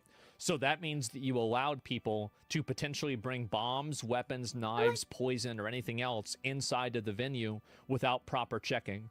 And then on top of that, whenever you then disposed of those items, did you do it in a way that was actually safe in the accordance of the way that you're supposed to dispose of things that could be explosive, dangerous, poisonous, or in one way or another bad for you? I don't think that you did that either. So basically, you have people bringing in things that you think could be a bomb, and you're throwing it into the garbage can. You're just throwing it in the garbage. It's ridiculous. Oh, put that bomb in the bomb pile. Like, I don't think that's a very good way to do things. So there's definitely that. They were not even disposed of properly. Yeah, we got the ranch bugles over here that you love. The staff had taken the gifts from the people that had wanted to give them to the VTubers. They'd taken the gifts and they had thrown them away, telling the people that were giving the gifts they would be given to the VTubers. If anything, the gifts should have been returned to the individuals, and they should have been put in a certain place. And you should have said, describe your gift. We have them in a separate area. And if your description matches what the gifts is, we will return it back to you. That's what you should have done. You didn't do that. Should we get you your own little baggie of them? More time. Like, how do you figure this out? Because it takes 3 seconds. It takes 3 seconds to figure this out. And number two, a VTuber had air tags to dox the streamers. Maybe they were advised to just throw everything away because of the incident. If they had air tags in order to dox the streamers, they could have done a number of things to avoid that. They could have done scanners in order to detect metal inside of the different items if they were worried about air tags specifically, or other types of scanners that would detect technology, the same as TSA has. There's plenty of handheld technology that can do that. Then on top of that, you could have also told them ahead of time that we're not accepting these types of gifts because they could have air tags in them. So this is common security, right? And yeah, through X-ray scan it, yeah, and it's just it's not their concern. Yeah, and it is, but then you have that as well. Then you also have VTubers, like being a VTuber. Oh, I wonder why girls want to be VTubers. I don't know. You should ask Imaru. Like, it's very obvious why girls want to be VTubers. Some of them don't like, they're unconfident about their appearance. Other ones, it's because of privacy. Other ones, they don't want to do their makeup every day. I don't care what the reason is. But for all of them, one of the core concerns is absolutely privacy. So whenever you have people that are coming to your event in order to promote your event and to promote your company and sell tickets for your event, they're not getting any sales of those tickets, right? You're paying them maybe like a few $1,000s. I mean, I'm not going to say what the numbers are. It's the weekend anyway. $1,000 to do this at the most. Yeah. And you want them to dox themselves in front of everybody that would recognize them immediately because it's like, I don't know when it'll get too late. Probably when you get whiny and tired. So you're asking somebody to unmask themselves. Basically, you're endangering people by doing that. And this is a company. Sorry, I've been monologuing for so long. I'm trying to get you your show up. And it went to sleep. So you did this here, and two options is blanket no gifts policy, or be able to check the gifts correctly and dispose them correctly. Exactly, yes. And if I was Twitch, you know what my policy would be? No gifts. No gifts, because you need to have TSA clearance for this. You need to have all kinds of other things. Do you remember whenever I said when I used to do PO box unboxings that I said that nothing that you will ever give me will ever enter my body for any reason, no matter what, with no restrictions, sorry, no exceptions at all. And that's always been my policy. Because I know what can happen. 3D printer. I know this. Opened it earlier. Because even a very small amount of something can be dangerous. And that's just it. It's just common sense. There's too many security breaches that are happening. No bags, provide water for free inside. Well, you could have a clear bag policy. You could do that also. You could have a search policy. You could have an X-ray thing you have to walk through. But like that's all additional stuff. And then you also have as well, then you have like these meta-level issues that are existing on Twitch, like things like, for example, you have people that are promoting extremism, and actually, like, you had multiple streamers on your platform that are partnered streamers on your platform right now at this very moment on this day while you're making the statement that have made statements that were alluding to or threatening or directly implying physical violence at your own company event. How is it that you as a company are not taking due diligence to remove people that are making active threats on your platform for getting in a fight at your event? It's a joke. It's honestly a joke. And even whenever E-Rob got banned for 30 days, I remember I said, like, listen, yeah, it's dumb that they did that, but they had to do that for liability reasons. How is it that E-Rob gets banned for 30 days because he's fucking around telling a viewer he's going to beat them up at TwitchCon, but at the same time, somebody doesn't get banned at all whenever they're a partner streamer telling another partner streamer, previously partner streamer, it's Destiny, telling them that they would kill them at TwitchCon or beat them up at TwitchCon. Yeah. There's no moral. Yeah, Destiny's kind of below life. There's no principle to any of this. It's just blind reactionary thinking. I have not heard very good things about him. To protect a brand. This is a soulless. Spider-Man. I think this it frustrates me so much. It does. It really frustrates me. And this is also at the same time that you never made a statement last year about Wake and Nick being sexually assaulted. You never made that statement, and the reason you didn't make it is because it wasn't popular and they were men. That's the reason why you didn't make it. You don't give a fuck about sexual assault, because if you did, you would have also banned that Nina chick. I don't know if I take costume off. I think it's the kid singing. Friend twerks on him. Just in the after the guy Spider-Man said costume. Himself, personally, I felt very uncomfortable for this. You have people that participated in and were accessories to sexual assault that are streaming on your platform right now that you've had no punishments for ever. You didn't do anything about it. Oh no, Frost Advisory tonight. This is a video? Yeah, they haven't I'm done gonna put out a anything. whole video about this. I don't think they. I thought it was fake. He didn't think it was fake. They only care about optics. Yeah. No. Sorry, it's an update. That's me, not you. Sorry about that. Nina apologized. No, this isn't the sexual assault isn't something you apologize for and you We don't. might need to put more in there. No, you get banned for empty? sexual assault. Like this is not even a question. It's on camera. It's on camera. You get banned for sexual. What are we even doing here? What are we talking about? Why do you even argue that? It's sexual assault. You get banned. Yeah, I mean, doesn't really, matter like, if I mean, a man and ask versus yourself the the woman, a If woman me against a and another man, or a guy man against a man. held a girl down while I held a girl down while another guy did something to her that was sexual. I wouldn't be banned. I'd be in jail. Yeah, exactly. That's the truth. You know it. I know it. Everybody knows it. It's disgusting. And they had made a big statement about it and everything. She didn't apologize initially. She downplayed it and then tried to play victim to the guy. I know that. That's why we'll make the video and we'll talk about it. And I think that really, I think the leadership at Twitch is totally fucking retarded. Yep, you guys they need don't to know go. what you're doing. You have no idea what you're doing. And if there's Absolutely anybody agree. that thinks that that's not true, every single observable metric that quantitatively evaluates the performance of Twitch has been trending downward for over a year. In every single way, you are failing. Yep. The whole year Twitch has been failing. Say failures.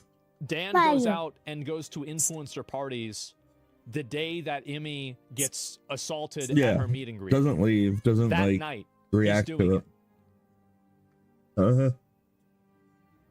He's a sicko. It's ridiculous. I'm not implying he's doing anything weird. I would never imply that. But if you showed a normal person all of the things and all of the clips, it would look really bad. This is what I think happened. This is my honest opinion of the reason why I think Twitch is in the situation that it's in now. I think Dan Clancy is your lazy, typical Austin liberal. How do I know that? Because it takes one to know one. I think that he has probably the same policy on making a lot of decisions that I do, where it's, I'm just going to let people make their own decisions, and I'm going to be hands off and just kind of do my own thing and just, kind of, basically make decisions if they need me to, but otherwise let people run things themselves.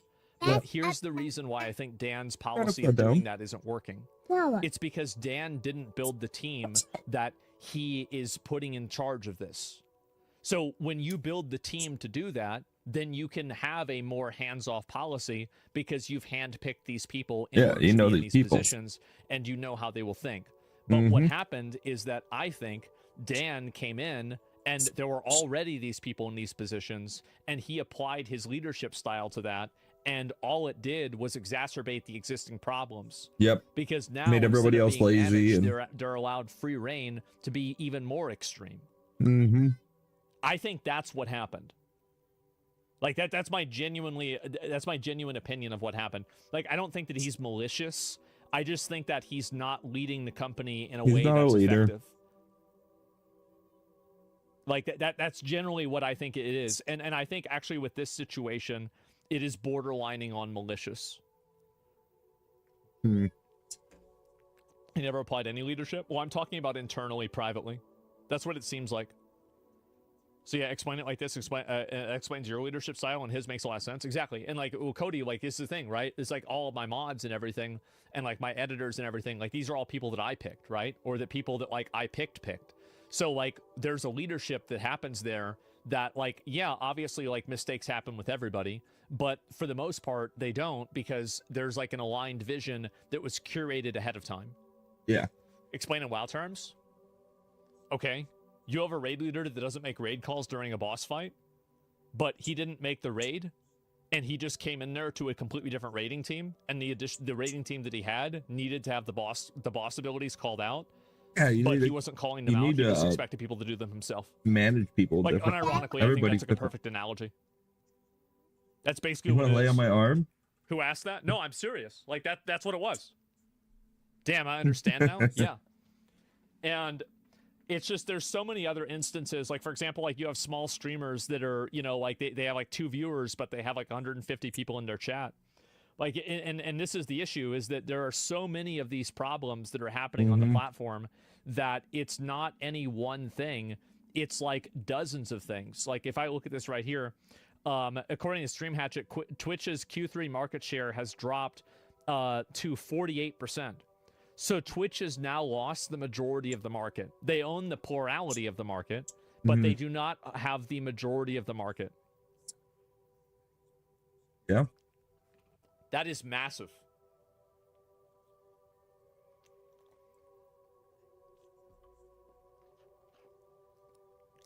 Yep, there you go. And so malicious, maybe, maybe not. Well, I think it is. I think it is. That's my opinion. So yeah, have you seen the Russian VTuber doing hate speech on Ukrainians? No, I haven't seen that at all. I can't know everything. I can't speak Russian, so I don't know what they said. But anyway, so this is probably, as far as I know, the first time that Twitch has dropped under majority, ownership, right, of this, which is insane to me. It took something bad to happen to a creator and go viral online to address noticeable change for the cons and safety, besides just saying security was beefed up, which was not the case. Sad that it took this point, and thankfully it wasn't worse than it was. Peppa Pig. Yeah, I just, it is. Like, I mean, more issues as well. Yeah, I ain't reading all that, Dan. It's clear your last only wrote this because you're scared of Emmer's incoming lawsuit. Have fun in court, old man. Don't forget to run the 5 ads before the hearing. That's funny. It took you a week to say something. How is that guy at the helm? What world is this? Yeah, okay. What about the fact that your staff forces VTubers to unmask just to do their panels, or the fact that staff lie about someone's health? That was messed up. Yeah, that's true. Because one of the staff said that one of the VTubers, her voice was fucked up, and so they couldn't talk to her. I don't think Dan probably wanted to read this post or write this post. I think he probably felt like he had to.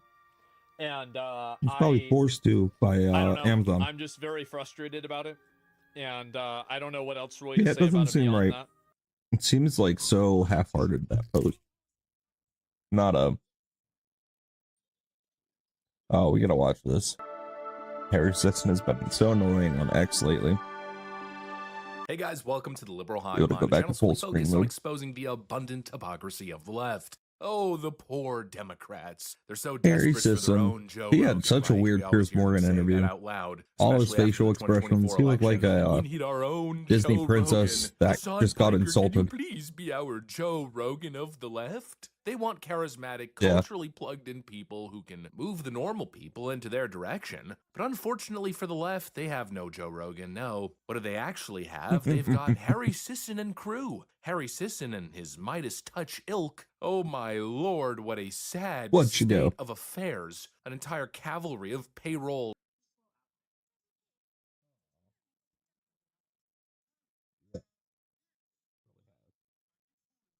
You want to take your hoodie off, buddy? Your hoodie? You want to take it off? Yes. Where are you comfy? You're still comfy. You don't have to take it off. Saying it's probably warmer. Just unzip it.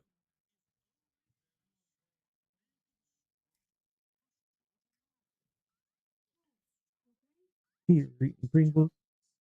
Hi, babies. Bugles, I say Pringles by accident. Yeah, they're really good. Gabe's probably the only one that wouldn't like them. Well, there goes my cane. Yeah, he doesn't like ranch. Was it broccoli? Yeah.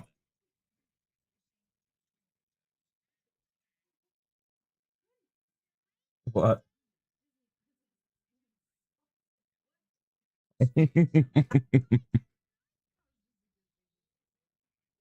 All right, let's continue the video. Chills, a bunch of astroturfed influencers who do nothing but lie and rage bait 24/7. Clickbait and rage True. bait, that's all they got. The left's always wondering, oh, why can't we Rage bait compete with and the can't right meme. in terms of social media and online commentary content? Well, it's very Yeah, that simple, dude's a because you joke. guys don't do it right. You fake it. It's a slow motion train wreck. And that's Yeah. because you guys are control freaks. You can't fathom the idea of actual grassroots leftism building online. One And so day, you attempt so to destroy I anybody can who play tries to it. do it and instead You know, just it's dark. install basically a bunch of puppets. And the Everyone result, like well, what? the result is I Harry wanna Sisson. like that. And boy, oh boy, is that not Like what? working well. How Oh, Harry about, Sisson, Rubber he is ducky? a gift from the gods. What are you talking about, buddy? Rubber ducky. I think we have rubber duckies upstairs, don't we? So how about Rebel? Yeah, you have a lot of toys. So how about Rebel one? I think you have a rubber ducky. Wow, this is a big bag. Hey, you're making a mess. So, a boring. Mm-hmm. I'm telling you, this kid is a political gift to the rise of right-wing politics. And well, little Harry boy here, he's had a rough week. Of course, it started with Donald Trump's AI meme. Yeah, which was and now thanks hilarious. to this jolt of relevance, I guess, again, well, Harry Sisson's being pulled on shows, and here he is on Piers Morgan. And let's just say It it's was not exactly so going well. weird. Trump Watch. campaign is putting that in an ad. I think that deserves to be He called out. blinks like Number 1,000 two, times a I second. don't think anybody in this debate can name me a high-ranking elected Democrat who has called Donald Trump Hitler. I don't think anybody can. When the did party Kamala nominee. Harris call Donald Trump Hitler?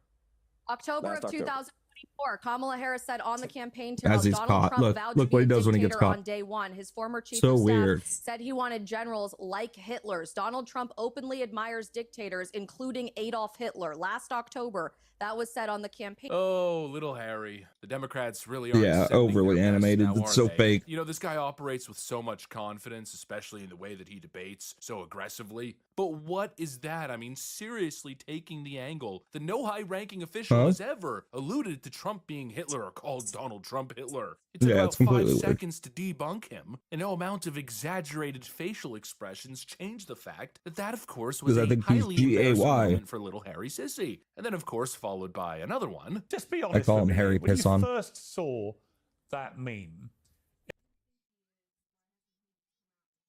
Oh, I don't know. He probably has. I just haven't seen it anywhere. He sees it. He acts like it. He gets so aghast and clutches his pearls like he's so offended by whatever happens that Trump does. involving Yeah, you win. excrement being deposited on you, did you laugh? No, I don't think the president behaving in this way is funny. I think we have to hold our leaders to a higher standard. That's something that you typically see in my Twitter comments from like some Yeah, that was the original way of viewing your leaders. Like when Obama was in office, yeah, we had a higher standard for leadership. But then Trump got in, and like the standard got lowered.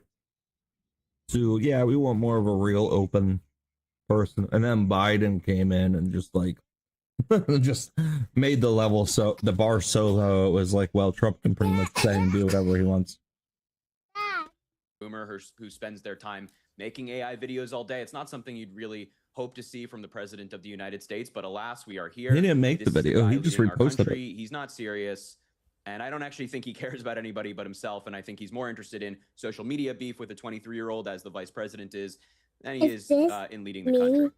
I mean, you managed to say all that with a completely straight face, but your side has done endless, incredibly mocking, humiliating things about Trump. I mean, you'd accept. He's wearing a squid hat. Well, I mean, I could get literally 1,000 if you gave me half an hour to find them. I mean, it's not a secret. Can you give me a couple examples? Lay down, dude. Well, it's not a secret that the left do memes about Yeah, Trump. Gabe's a TV Exactly.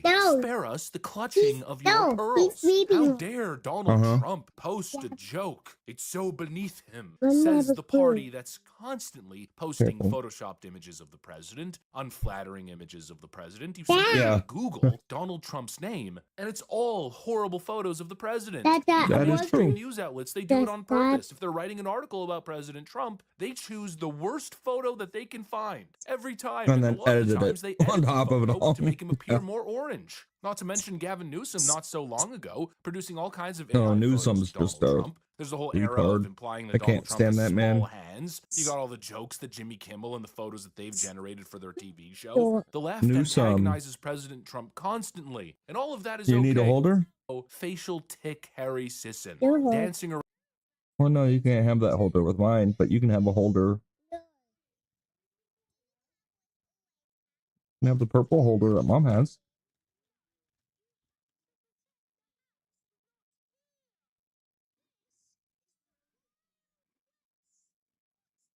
Well, in my bag, we have the 3D printed one, the gnome holders. In that bag with all 3D printed stuff. I mean, he can use one of those. Yeah.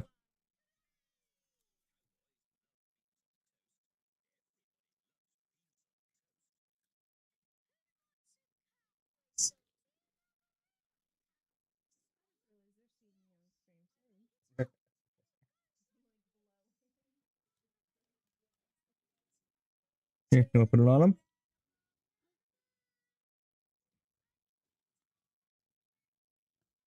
See? Gnome holder. A holder? What's that? No. Anyway, what was I saying about Gavin Newsom? Oh yeah, apparently he's rebuilding the governor mansion for $1.6 million. Like, you gotta be kidding me. Not to mention Complaining about a $300 million ballroom that's being added onto the White House. There's a whole era of implying that Donald Trump has small hands. You got all the jokes that Jimmy Kimmel and the photos that they've generated for their TV show. The left antagonizes President Trump constantly, and all of that is okay. It's free speech. But if the president reposts an AI meme that he found funny, all of a sudden, oh, how dare he? Spare me this nonsense. You want it to hold the phone or no? The leftist double standard. Nobody cares. Nobody's jumping on your bandwagon. Oh, how dare the president make a joke? How dare the president hit back? Just an utter embarrassment. And again, more proof that little Harry here is not ready for the prime time. In fact, I'd even argue he's horrible at this. But I think in his mind, he's doing a fantastic job. I have to agree. He doesn't have to actually win on the ideas. No, him getting devastatingly fact-checked 24/7, not relevant. All Harry's got to do is have a sassy attitude. Just make a bunch of facial expressions, and therefore, oh, these MAGA people, aren't they crazy? His former chief of staff said he wanted generals like Hitler's. Donald Trump openly admires dictators, including Adolf Hitler. Last October, that was said on the campaign. It's theater kid politics. He is a just clown. Smug reactions and exaggerated facial expressions. How incredibly embarrassing. This is the left. This is the best they've got. This is what they're freaking sending. Sisson, acting all weird, emotional, and feminine. Great job. Gen Z's gonna fall in line perfectly, right? Of course not. And obviously, Harry Sisson isn't actually outraged over the Trump post. Hell, he's No. just farming it for clout. He's That's loving exactly the press, what he's whether it's doing. good or bad press. And he just won't stop talking about it. The other day, he was on Don Lemon's show, and now he's starting a TikTok campaign alluding to the consequences that Trump and JD Vance are going to be facing. Maybe it's time to see if there is something that we can do to hold Donald Trump accountable for his AI video and for the things he has done to me and, of course, So other annoying. Americans. So stay tuned. If Donald Trump thinks that he can just post this crap and get away with it and that's the end of it, well, he and He JD can. Vance, his lapdog, have another thing coming. Stay tuned. I love you all. Mwah. Yeah, good luck, Harry. It's called the First Amendment. But obviously, the intent is very clear here. He knows he can't do anything about it. No, he's just What? feeding the terminally online Trump deranged. What, baby? Yeah, have some. You need more? You have some candy. No, I don't have any candy. You have candy. Tonight when. Oh, I bet I watch Spring on the TV. Incredible. You're gonna watch Incredibles on the TV Yeah, with mommy? Are you ready to do that now? but there's not money. That's mommy. Why who left? Huh? My whole left. Where's she at? My whole left. My whole left. Whole left here. My whole left was That's a pop-up. He's looking at a picture, love. I mean, he is, but it's a picture of you and Pop. And Pop. That's great too. That's your great-grandfather. What's me? What's me? You're not in this picture. That's what many, many years ago. Before you were even born. Oh, mommy, why is mommy there? What's the mommy? Well, Mom was at a wedding for Brian and Emily. Oh. Marin and Evelyn's mommy and daddy. Can we chew with them? Can we chew with them? Yeah, just Pop and Mom. I was at work. Oh, why? Well, I had to work all the time. I couldn't take vacations very often when I wanted to. Or when, like, activities like this came up. Especially because we were all short-handed. So I worked and worked and worked.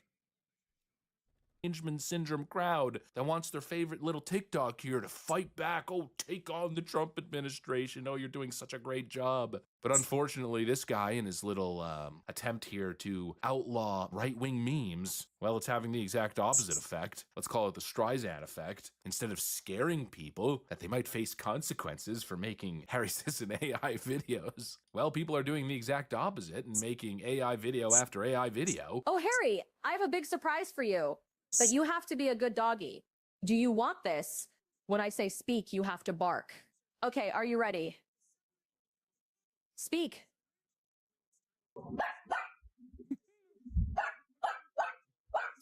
Oh, poor little Harry Sisson. He truly is the laughing stock of the political world. Oh, He gets a lot of absolutely. interaction. A lot of people follow Harry Sisson, myself included. But it I feels don't like follow him. 90% of the people who follow him don't do so to watch his big-brained political takes. No, we do so to watch this train wreck in slow motion. Holy moly, this guy is a clown. And that really doesn't bode well for the left because this is what they've got. The They've got majority him, of the them are Midas Touch clowns. crew, Joe I from would not Jurors, realize who this ought to shit. have a bar of soap shoved in her mouth. She can't go 2 seconds without dropping an F-bomb. But it's just a collective of clowns. And Harry Sisson and his little boys there, his little Kids Bop crew, that was the whole play, right? To get the young people to vote for the left. But you know this ain't cutting it. Harry Sisson dunking on the MAGA chuds, They look starting weak. off his tweet with LMAO, oh LMAO. He engages on social media like a 12-year-old, and he thinks it paints him in a good light. The facial expressions, the all caps LMAOs. You are a clown, and young people are smart enough to see through your obvious grift. And no matter how many times you try to convince yourself with posts like this that you love triggering They just MAGA, lie we are until such it's truth, sensitive but it little never becomes snowflakes. truth. I think everybody Always understands stays a the lie. reality is you don't trigger us, Harry. You entertain us. You are a laughing stock, a rage baiter. You're the biggest embarrassment in politics, and everybody knows it. And the saddest part is that you are the Democrats' future. They're investing in you. I don't think you care, because at the end of the day, I think for you, it's all about the paycheck. But holy moly, this is going to backfire, and backfire big. The left wants their own Joe Rogan, but all they have is Harry Sisson. LMAO, facial tick Harry Sisson,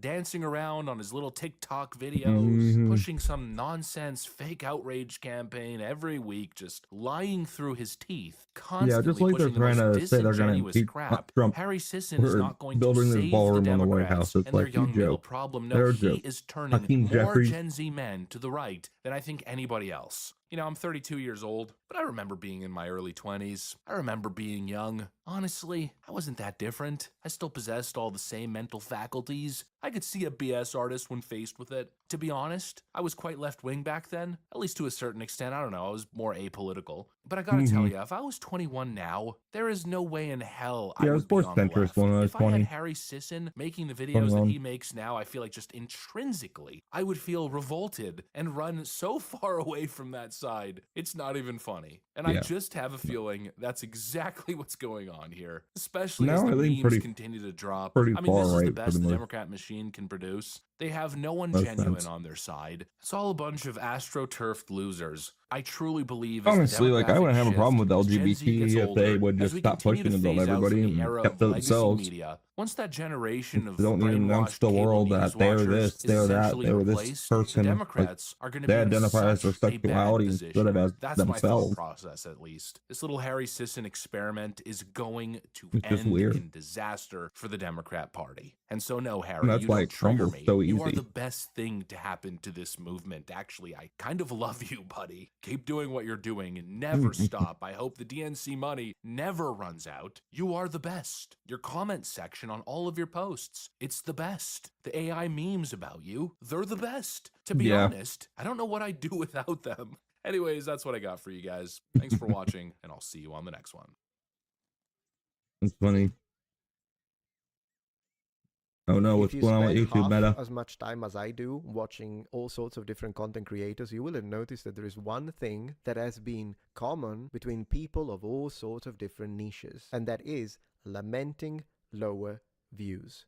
It is everywhere. Everyone has experienced a downfall in general views, and what's fascinating is that there are a bunch of YouTubers who found out why. Intrigued? Now, what I'm about to share with you is a fact. Whether you love me or hate me, it still is a fact. A lot of creators from all sorts of sizes and in all sorts of spaces have been lamenting a overall drop in views and how their channels have been dying. This has happened in the political space. This has happened in the tech space, including the giants. I mean, our views are down, spoken by Linus Tech. Yeah.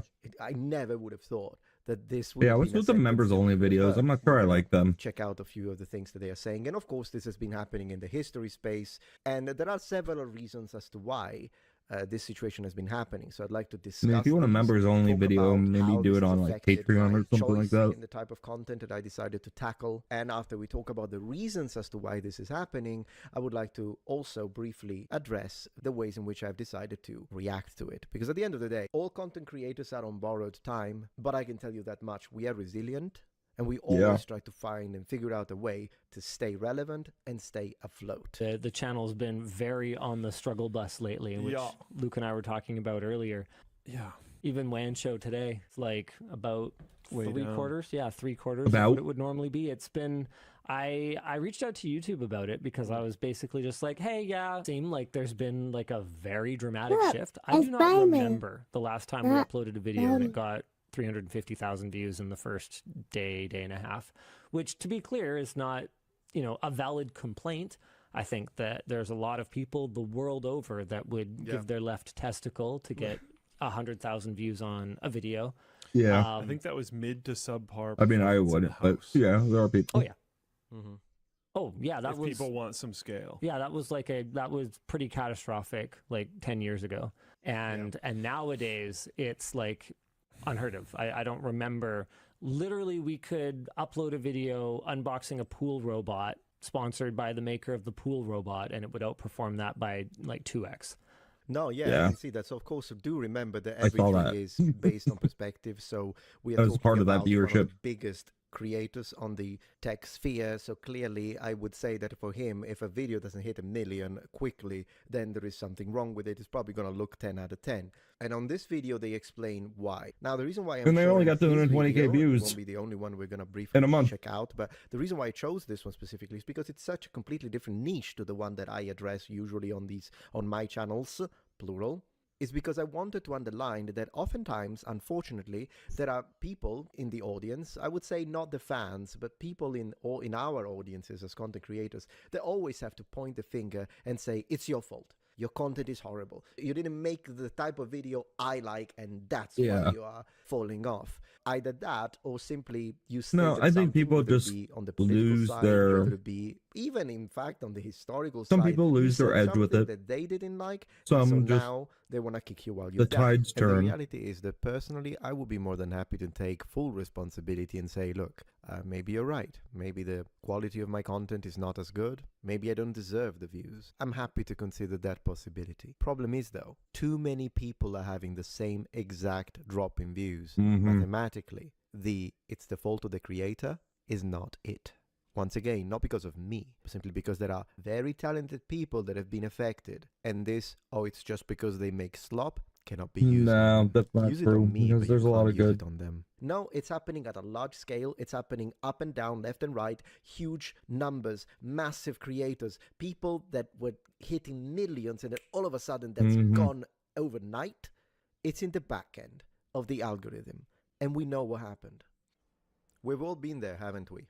Consuming a lot of content online, and sometimes it can feel overwhelming, particularly when it comes to finding ways to store the information that matters to us. Well, there is a tool called Recall that can help you do just that, the kind sponsor of this video. See, Recall is an AI-powered, self-organizing, knowledge-based design to help you store and organize everything you have read, watched, or written by creating a well-drafted summary for you. But Recall is more than just summarizing. It automatically organizes contents with tags, generates summaries, and lets you chat with the content and connect related content together, whether it's online content or personal notes. Now, the feature I like the most, it's this browser extension Recall has, from which you can add content, and that also allows you to get summaries of videos and articles with only one click. You can have a brief summary in case you want to quickly see if you even want to read Your timer's going off. or watch the whole video, or it can provide a detailed summary. You can chat with the content in the browser extension, skip to the key parts, highlight or take notes in the extension.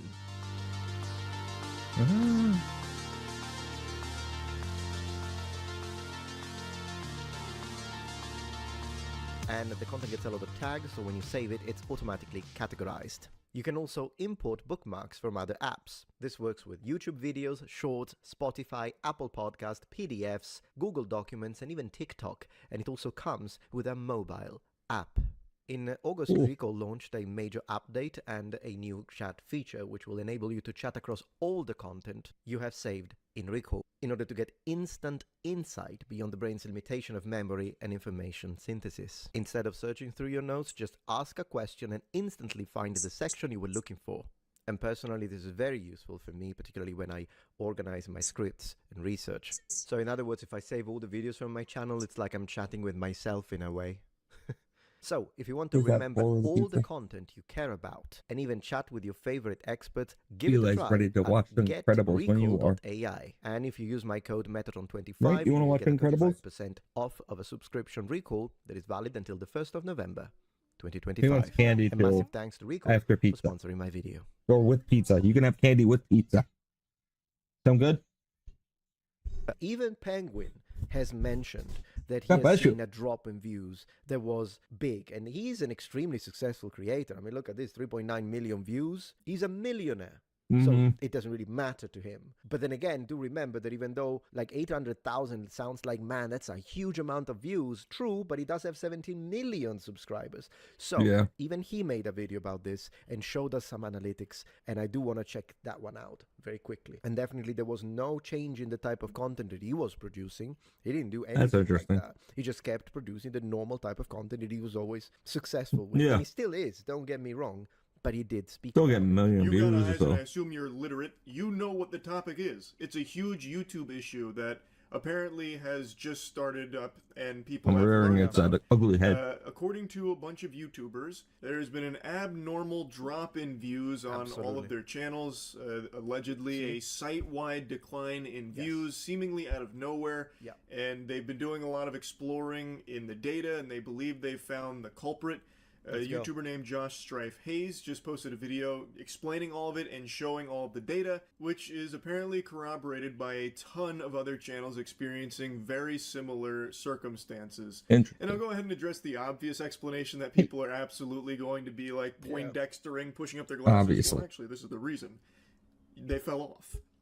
That's going to be what He's going to do a big screen and a little screen. Probably no YouTube issue. These channels are probably just falling off or posting some impossible with the numbers. Yeah, he's going to watch Incredibles in the first one. Content that people aren't interested in. Or you could easily just point to the time of year that it is, you know, back to school and all that. And that's not like some kind of fucking outlandish hypothesis that'll have you, you know, thrown into a padded cell at Arkham Asylum. Like, that sounds reasonable. But if you look at the data here, it's not really supported because nothing changed in like the type of content and all of that until one day in particular across the board. Yeah, I get that. You're okay. Why? Because it was making her dizzy. Well, no, duh.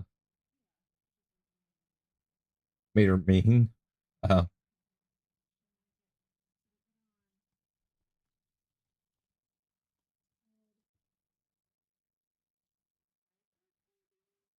Okay. Yeah,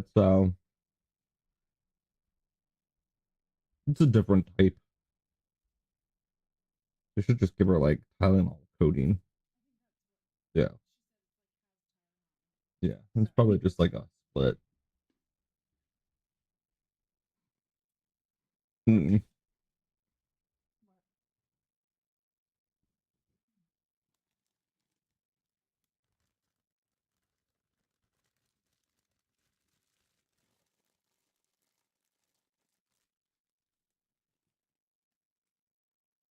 On every channel. Yeah. August 10th. Yep. That is Judgment Day for YouTube channels where the views just got fucking smited, and it seems like something changed on the back end that has now led to this net decrease in views for pretty much every channel on the platform. I want you to specifically look at your views from device type in August, specifically around the August 9th to 12th period, because that is the date range the desktop views specifically fall out of correlation with the other device types and become consistently lower. 12,000 per day. Halved. In my case, I checked it. Drop to 6,000 per day over 4 days and then remain at that. Correct. The other channels I've asked to check their analytics also corroborated this same drop. August 10th shows a substantial and sustained reduction in views from desktop source only, while not showing a correlation reduction from other device types. This is why I said that explanation of, oh, it's just the time of year, or they must have just been posting cringe on main or some shit, just doesn't really work here. Because when you look at the analytics, the views stayed the same on device types, except for one, which doesn't make any sense if the explanation is they were making bad content. He's absolutely correct. Shit no one wanted to see. Because if that was the case, you would see a reduction in views on all device types there, not just a single... I mean, you could say the people on the desktop flooded their subscription list, so now they basically have to open a fresh start again to see who they want to watch, or like they don't get notified on everybody anymore. Like you could say that they have like 200 subscriptions, and so like it's just flooded with new content from other people. that they have recently followed instead of like old followers like him. Showing here that all the views maintain the same consistency. Because I barely see him, Penguin Zero, and I am subscribed to him. August 10th. So unmasked. They changed the parameter in the back end. Probably they want to, I don't know why at this point, they're trying to enforce mobile watch time. I don't even know. Asking the Scooby-Doo villain here of They're probably going off the time watch instead of. It seems like they must have changed something on the back end when it comes to computer desktop views specifically. Probably time watched on desktop, and they're probably trying to limit desktop views because easier to get ad blockers and stuff like that as well. So they're really screwing with the desktop algorithm. Computer views on post August 10th take a drastic decline, and they stay that way. Yeah. They don't go back into the same pattern, the same correlation that they previously were. Josh Strife Hayes showcases it with his channel, and then he mentions other channels also corroborated that as well. So naturally, I wanted to take a peek at mine. I don't typically pay attention to views, so I didn't even realize that this was like a huge thing going on in the first place with like a reduced views out of nowhere. I set up the process exactly how he described, and I got very, very similar results to what he showcased. Same, guys. Same. And in fact, I'm going to ask it. I don't know if Shad is watching this, or even Scalagrim, but you guys check it. Or like both of those people, and I haven't seen any content from either of those YouTube YouTube channels. That's because we're all seeing the same thing. Let's take a peek under the hood here. I did exactly what Josh said. 90 days device type views, and everything follows the same correlation that it usually does. And then August 10th, the next day, bang, bingo, bango, bongo. The computer desktop views get banished to the shadow realm, and it's 600,000. One of those went down to 600,000 for YouTube Golden Boy. Can you imagine that? It's all cattywampus. It goes tits up. Yeah. But I thought, I never really look at this in the first place, so maybe this is just something where it kind of ebbs and flows. Like maybe some stinkers get farted out from me, and people don't want to see that. You know, it is what it is. So I decided to go to the last 365 days. And no, it seems like the trend is very consistent. Pretty consistent. Like these usually do kind of stay in like the same general then you get a banger every until you can see the tail here. August 10th, and now all of a sudden everything's changed. Wow. It's a whole new ball game. I don't think that this is a Why do they have a separate category for tablets? That's weird. They have a tablets category. Every viewer on YouTube just decided to sell their computers and just watch YouTube exclusively on tablets. Or also because if that were the case, then we would see a double on the views on tablets and iPhones, as opposed to you would recover it that way if it was a swapping. It's not a swapping. TVs. I'd be very surprised to hear. No, he's absolutely right. So, and what this means is also that in combination with the idea of your subscribers are not getting notifications, that's another thing. I had to deal with this idea of people telling me like, oh, you don't post videos on history.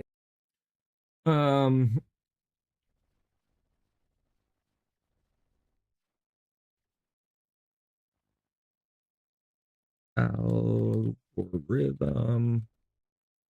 I spelled it wrong. Of course I did.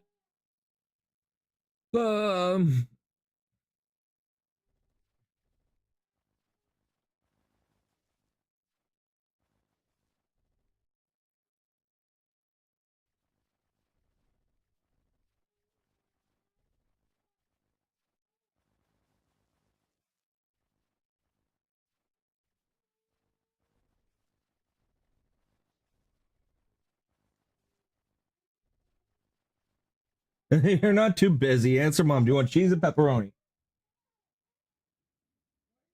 Oh, girl.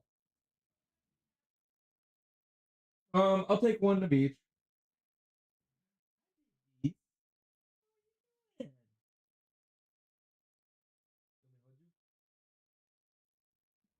Eli, do you want cheese? Pizza?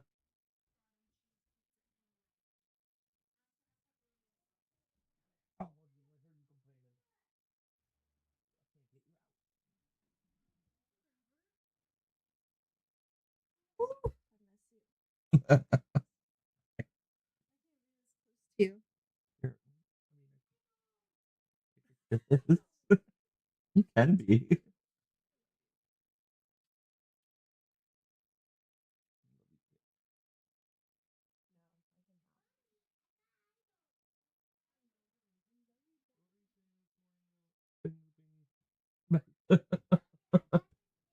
When I'm not near you. When I'm near you.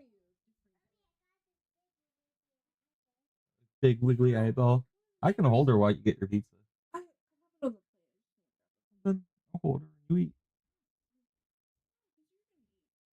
Hey, could I get It's gonna be weird. And what else? Secondly, it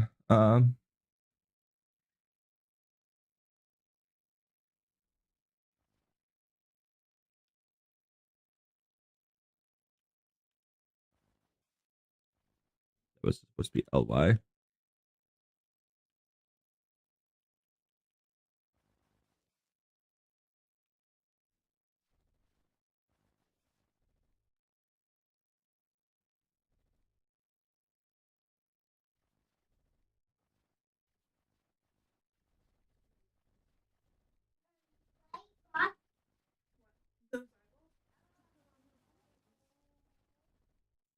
Remember when she gave us pumpkins? She said I have googly eyes too. Think people that were oldest on subscription list. Viewers don't really show up anymore.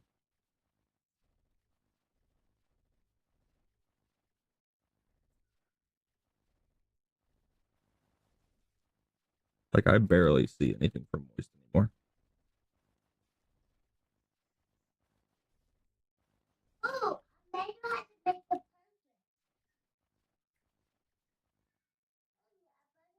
the wall.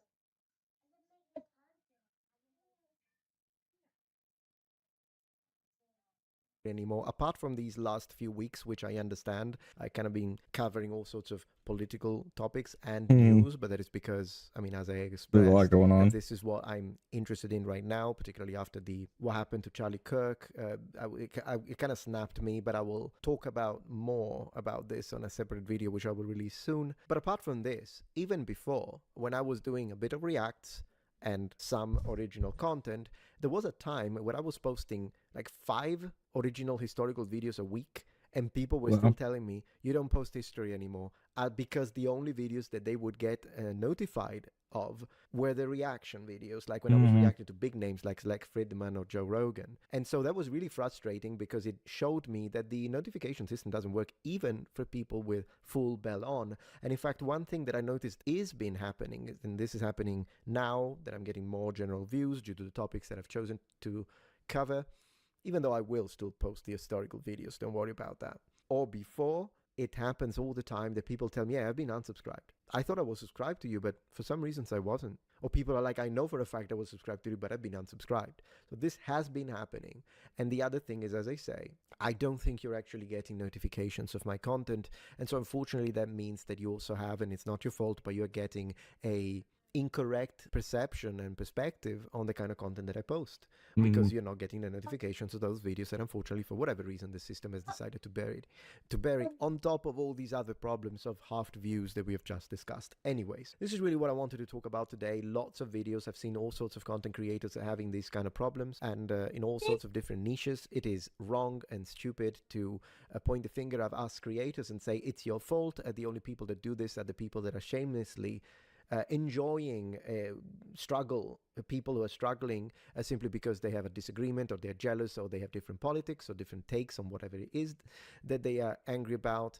And I think it's wrong to say that, because we know, we have seen the maths, it's happening to everyone, and it's just a real thing. So at this point, that's what I would do, honestly.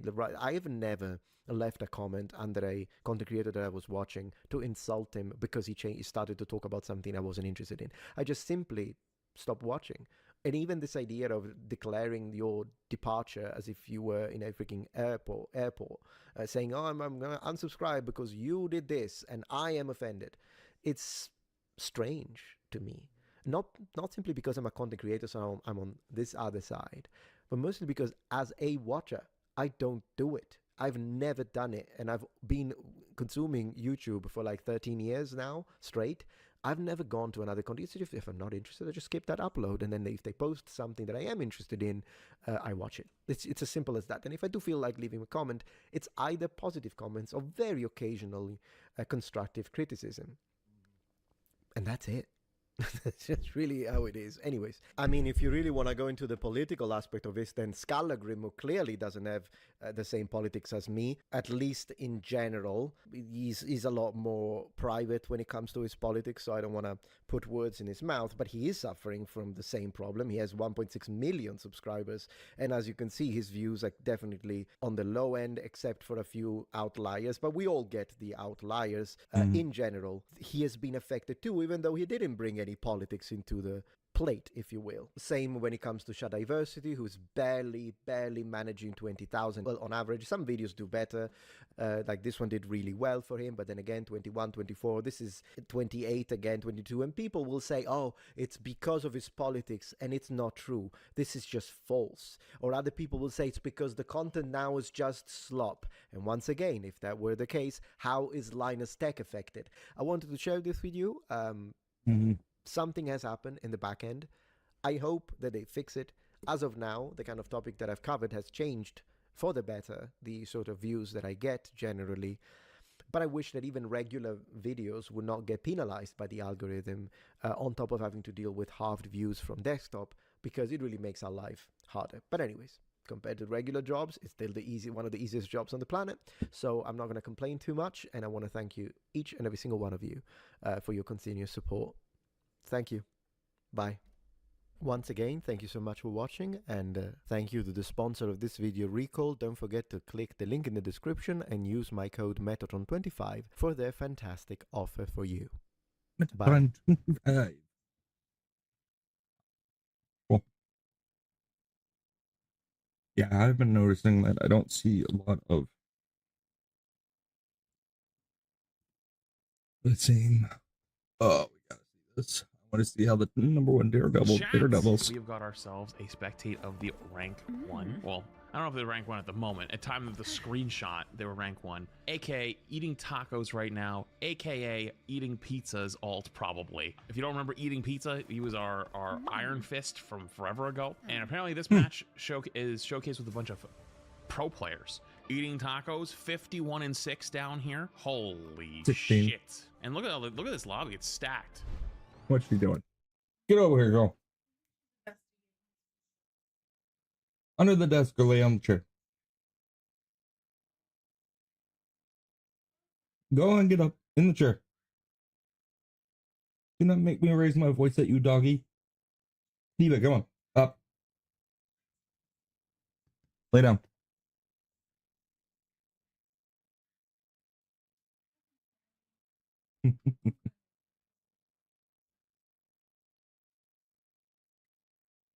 Yeah, mine is the oldest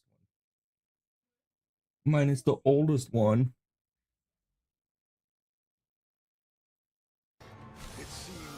So, yeah, Also, happy Friday. I believe, as long as it's the same person, our #1 Iron Fist.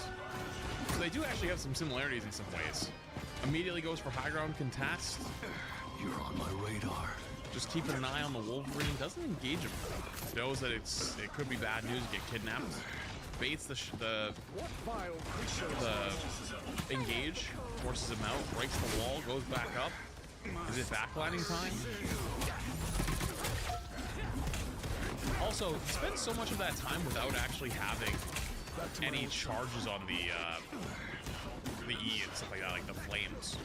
By the way, this little reflect, I think, took so much damage.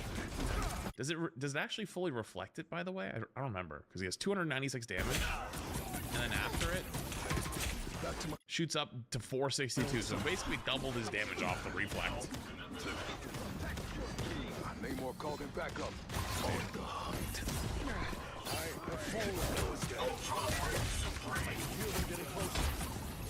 I'm gonna be honest with you. I could do my best to break down all the buttons he's hitting, but it looks like he's hitting like 3 or 4 at a time. Between marking someone, got burnt. Okay, so small thing. it sounds, from what Retro was telling me throughout the VOD, it's very feast or famine. And I'm already starting to understand that. Where you gotta engage really, really hard to go for your kills. Gets grabbed. Goes down. 0-2 to start us off. But once you get actually rolling, you go crazy. Hopefully. My bad on that. It does that automatically. You're on my radar. Honestly, the fact that he constantly has walls. Oh. The fact that he constantly has walls is actually so busted. Like, especially in these types of games, having wall hacks is so powerful. And I know he's a melee-based character, but it just allows you to, like, know when to engage. You know? Armed and dangerous. I make fun of her. Is he gonna go down here? He gets so much shields off the reflect. And then you add in the rocket amp. Yeah, he's just never gonna die. Goes for the Bucky first, because the Bucky's probably the scariest target for them that you can actually kill. Rocket would probably be the best target, but Rocket's so hard to kill. Can't really get him. And rolls. Plays very brawly. Just runs in, runs on their back line. You have to be really good with your reflect though. That's probably the cooldown that they constantly save the most. They use their shift pretty willy-nilly. They use their E buttons, their slam and the right click pretty willy-nilly. The other thing I've already noticed is it seems like the E plus left, like the slam, does more damage than the right click one, and used primarily either to finish off solo targets or on tanks. Because when I was playing him, I was just basically right-clicking only. When I would do E right-click, because like the bouncing around, one, the sound cue sounded fun, and two, that didn't notice a huge damage change, but it's probably just enough that's worth doing it as long as you're hitting it directly dead on every time.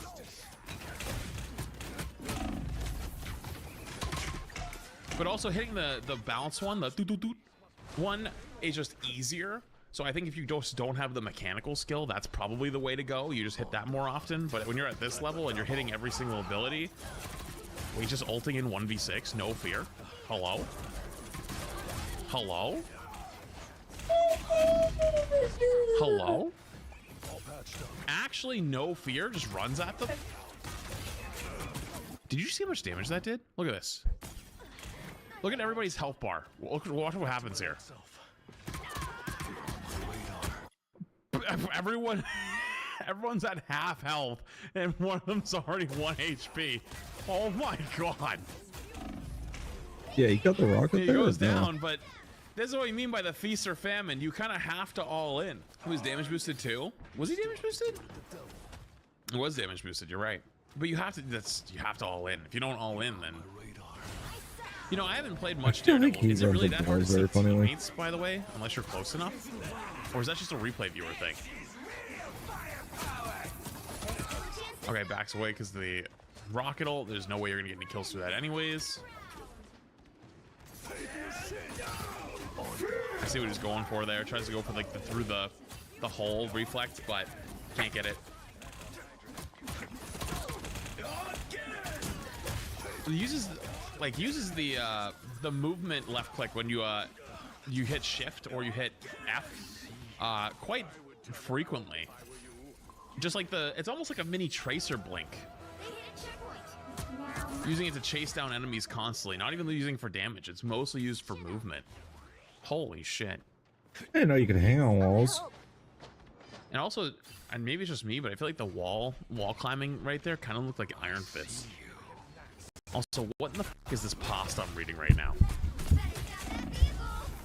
How can I possibly trust that this guy is good? I mean, I can see the gameplay is good, but I can't get past the name eating tacos right now. Like, what? How can eating tacos but also have good high-level gameplay? Or play a game at a high level? I'm sorry, I can't watch this gameplay from someone who's literally lies in their username. I'll be here watching for Flats, who is obviously on my screen, which is 2D aka Flat Good Day. That unironically reads like whenever I've spectated someone and Guru's in the lobby and Guru's name in-game is Tim the Tap Man, and they click off the video and leave a dislike and they rage comment that Flats, you're baiting us, saying that this is a high-level lobby because Tim the Tatman's in here, and Tim the Tatman sucks at the game, so he clearly can't be a high-level lobby. Meanwhile, it's Guru. It reads the same way, and it pisses me off.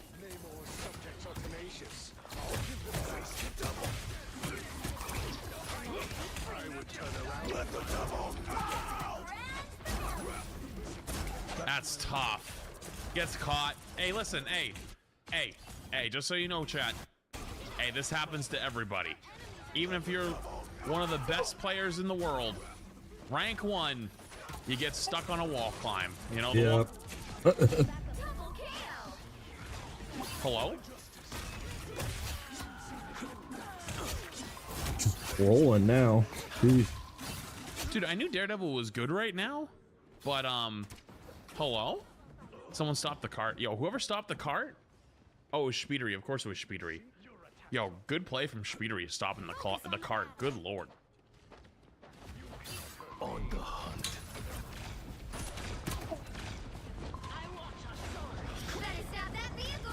Is he still gonna run in? I guess you kind of have to, but Yeah, I mean, there's not.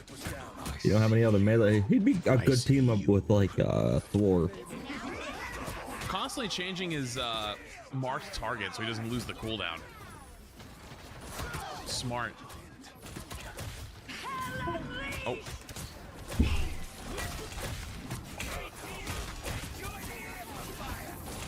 I just realized this is all going on with the Hella name mark team up still in the game. That's crazy. Yeah.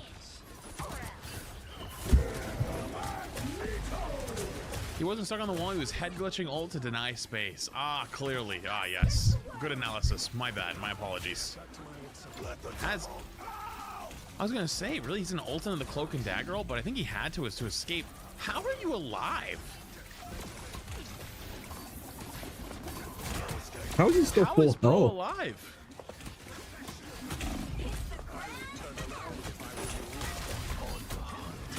I know hitting the abilities gives you that shield, and that's really powerful, but Jesus!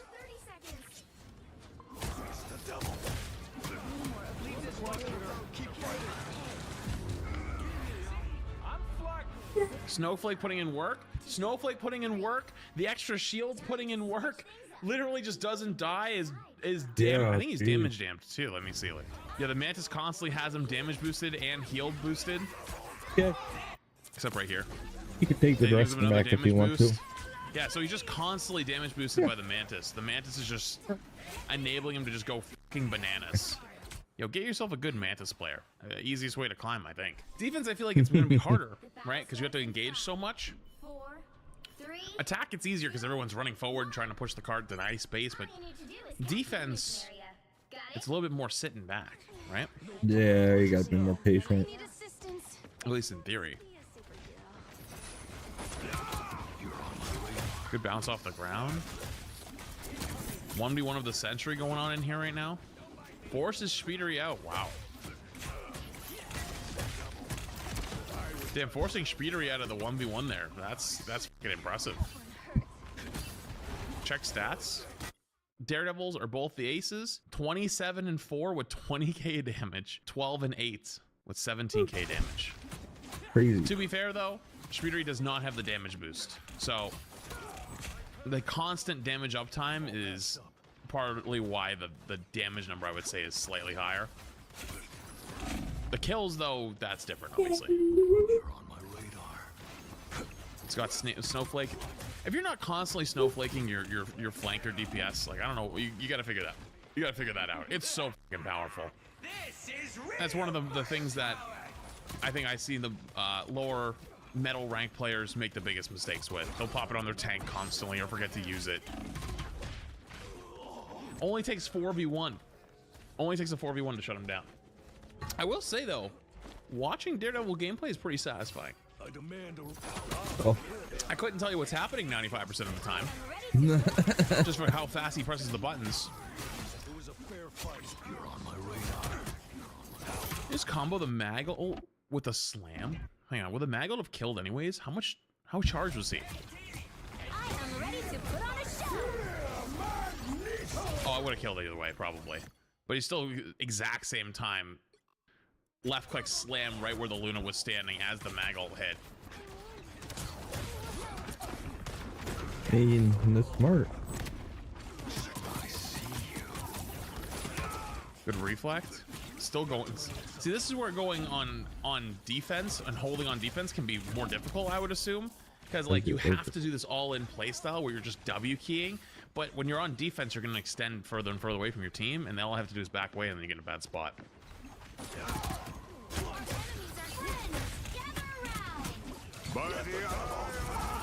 I was thinking going into this that there was going to be like a definite combo that like you like, oh, this is the combo for Daredevil. It really seems more dynamic. You get so fucking fed up with the Daredevil in your backline, you just solo mag ult him. I respect the shit out of that. It does not seem to be as easy as like, oh, always walk up, left click, hit your E, right click, or something like that. It's much more dynamic. That's fucking cool, though. I see you. I think it's really cool because, you know, it means it's a lot more in-depth than, or just as in-depth as we hoped it was going to be, you know? Yeah. I see you. The combo is he gets bubbles from I don't know if mag. he's type though. You have to understand, I this is a lobby with multiple professional players. Of course they're getting bubbles from mag. Of course they're getting snowflaked. But so is the enemy Daredevil. If this guy was playing in a fucking plat lobby or a gym lobby or hell, even like a low celestial lobby and doesn't get those things, would still probably be fucking running people down. You know? Like the difference is like those people would also not have the same coordination. You know what I mean? So like when you see teammates on like their team doing these cool coordinated plays and you're like, oh, the reason why he's popping off is because he's getting bubbles, right? Or, you know, getting snowflake or whatever it is. That as the ranks increase, both sides are typically getting that more often. Can lose no cancel or ult now? Not that you want to, but from like, watching this, I think I still stand by my original statement. Daredevil's probably the most intricate character we've gotten. Arguably most well designed. Looks OP as shit, and watching this now. But it looks like it's the most depth of anything that's been released post launch so far. Oh, I think he might be dead. No way. No way he wins these. Does he win these? No. Okay, 2v1 with the Luna. That was gonna be close. Wait, what? In other words, pocketing a tank with Snowflake can make a lot of sense in plat if the tank is running the lobby. No, because you should be healing the tank. This is why we're still at plat, my friend. Yeah.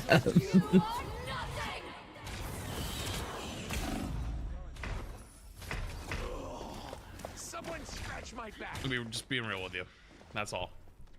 Does Speedery just spawn camp him? Yes. But I don't think he meant to. I don't think. I think he just came back late. Because, like, Speedery's looking for an angle on the side here, which is, you know, looking for their back line. Goes for the Phoenix ult. Yeah, they're already on top of the back line anyways. They were already pushed up. Down a few. So, I don't think it was, like, an intentional, like, I want to fucking spawn kill that guy, because, you know? At least I don't think. I mean, it could have been, but I don't think so. Alright, so they're kind of getting staggered kind of heavily, though, here. Oh, actually, no, they've recovered. Well, they went down. I don't know if they fully recovered here. Their mag's back, but... Hello? What happened there? Stuff.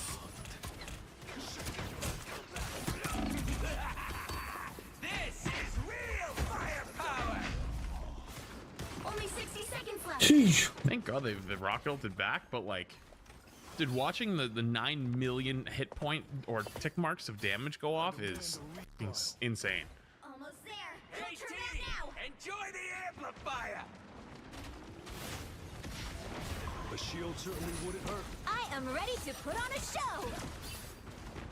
I think he went for the right click, not the right click, E right click to bounce it on everybody, but I don't know if it's bugged or if like the range on it is just weird. When I was using him for a little bit, I always felt like I was hitting like next to him and it wouldn't go off. Okay, chasing down the rocket like that and actually keeping up with him through the wall climbs, well, that was pretty impressive. I don't know if you've tried to do that or keep up with a rocket like that. That's actually really hard to do. Especially on melee characters. I feel like melee characters a lot of times get shit where people think they're not very mechanically difficult because you're not pointing and clicking and aiming like another character. But to keep the tracking, goes down. I think Speeder just hit like 2 headshots back to back. Being able to keep the tracking going while moving around like that, super impressive. Mm. Nice TP. It's crazy how the regular ranked games this game are starting to look more and more like pro play. Like the organization, just like the little combos that people started doing more.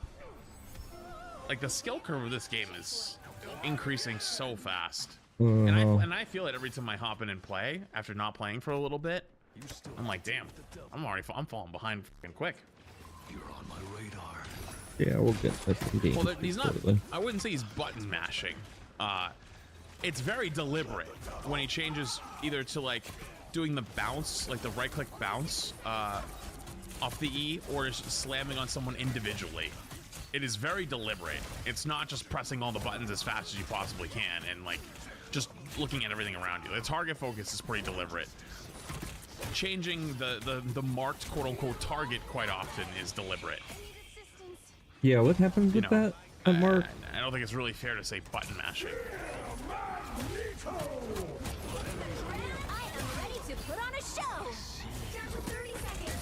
Not at this level, especially.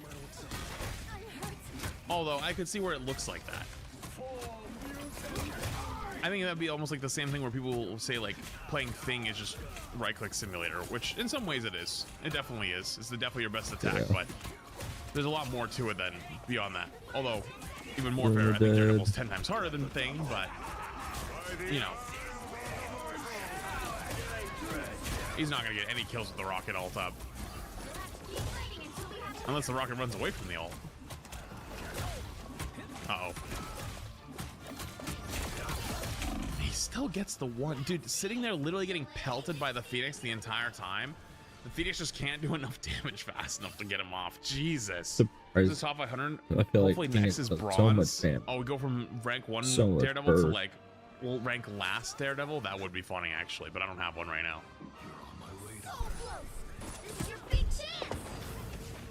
So Chase is down the flanking Phoenix because he has got the walls.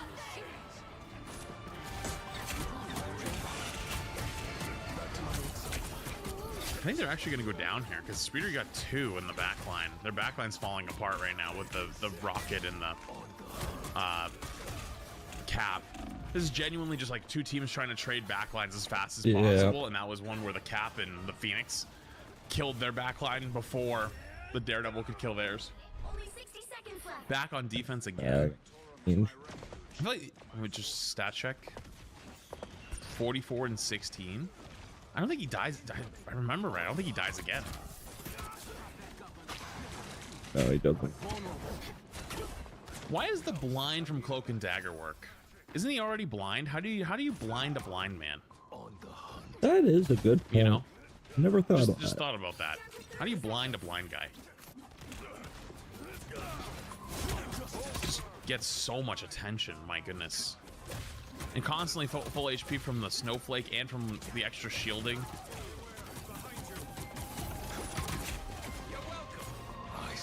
Bought like a solid 40 seconds. Oh, it deafens too? Oh, so he can't see because he... Okay, fair enough. Okay. I wasn't like that serious with it, but like, you know, it's good to know. So, one thing I find really interesting with Daredevil gameplay so far is a lot of times with a lot of characters, you save your movement ability to get out. You don't engage with your movement ability unless it's for a kill. Daredevil is constantly movement ability in. Like, the way you actually get in there is movement ability. You don't walk in. What is it? Yeah. Oh, okay. Yeah, lollipopping it up, huh? That's okay, I guess. This was Friday night. Or coming from the side or something like that. You actually just hyper aggressive your way in. Is that because he's really strong right now? Maybe. Right there, that sequence is a good example for the guy who was saying it's just button mashing earlier. Very deliberately swapped to the slam version for doing damage to the tank because it's a solo tank or solo target. So it's gonna get way more value than right here where you're gonna go for the in this room likely. Oh, actually no, he went for the left click again. Oh, I did do it there. So if it's on the solo Namor in the corner, he'll go for the slam. But if it's like right here, maybe it's the right click. Yeah. So it's like big groups of targets. A lot of times you're seeing the right click more often, like the bouncy version. The right click? But Like, if you're just trying to kill one guy, almost always the slam, like right there. So the slam does more damage than the bouncy version to a single target. And yeah, they're just gonna all fall down now. Oh my Christ. Just solo carries their backline through, or over their backline. Makes more space than a tank. Genuinely might make more space than a tank. That was disgusting. That was actually genuinely fucking disgusting. I think I see what everyone I've seen a lot of the pros and like the really fucking insane gamers all complain about Daredevil and how strong he's been since the launch. And I think it's gonna probably take some time for the rest of everyone else to catch up.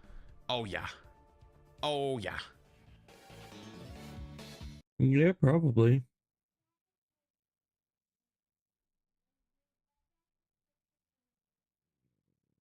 Is he wearing a diaper on his head? Anyway.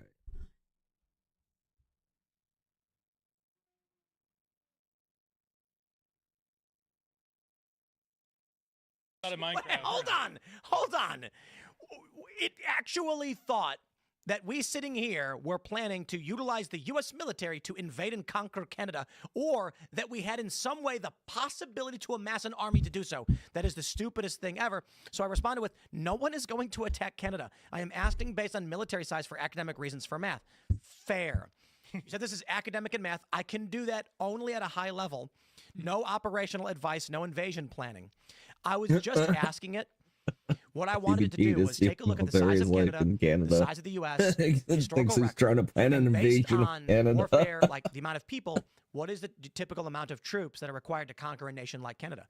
And it says 1 soldier per 1,000 civilians is the minimal garrison metric. Yeah, usually. And it's saying force to population ratio. It would be, you would need, let's see, 3.8 active soldiers per 1,000 people. And so, it's not giving me, it's still refusing to give me a total. How much is the population of Canada? Yeah, we can do this. 39 million. We just need Toronto, pretty much. About 39 million. You take Toronto, that's it. So, 3.8, is that what it was? 3.8 soldiers per 1,000 into 40 million. So that's actually not that hard to calculate. That's 40 million is. So you're looking at 3,800 per million. Is that what it's Maybe put that big car away. No, wait, 3.8. Hold on, it's who's doing it? 3.8. 3.8 per 1,000. Per 1,000, 40 million. So it's 3,800 per million. So 40 million divided by 1,000, right? Times 3.8.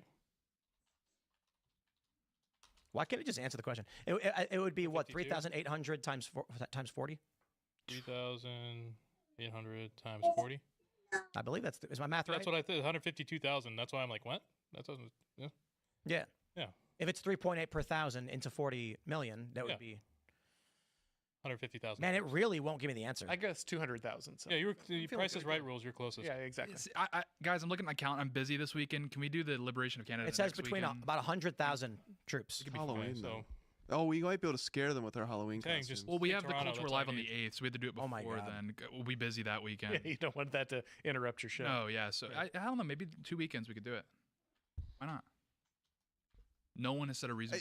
The number is going to be tricky because how many ports do they really have? Once we shut, just blockade the Vancouver, ports. Halifax, that's it. As long as we disassemble, battle cruisers and reassemble them on the Great Lakes and fight like the War of 1812, that's all I would. It's a trick question because Anduril is making drone technology now, so we're gonna have a fleet of American drones. We don't need any troops. We don't need any troops. We only need 20 just to play the video. Drone op. We need video. Yeah, we need 13-year-olds on Fortnite. Gamers, this is your moment. I would argue before I'm going to get way more death threats now, but since the Charlie Kirk thing, the death threats have been the threats in general have just been way worse. So the two worst things that ever happened was when I claimed we would invade Canada. It was nuts. We got so many emails from people being like, "I'll kill you, Canada," and I'm like, And then, but we didn't take any of that seriously. The Charlie Kirk thing, everything's very serious. So the Canadians can say whatever they want. And nobody wants your Iceland. You know what I mean? Maybe Iceland. Our threat worked because breaking news from the BBC: Ontario to stop running anti-tariff advert that led Trump. There you go. We work, boy. Here's Pocahontas, Elizabeth Warren, saying, "I've launched an investigation into the contracting and approval process for the demolition of the White House, and whether the corporate sponsors funding Trump's ballroom are seeking favors from with the administration. The American public deserves answers." So I put, why don't you actually do something beneficial instead of going after Trump every second of the day? You all other jokes that need to be ousted as soon as possible. And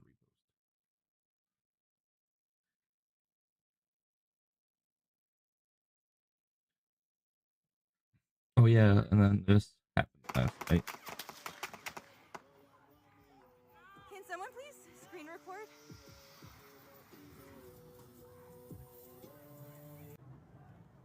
Is anyone injured? Is anybody hit? Is everybody okay? Someone's been shot? Fuck. Where's the gun?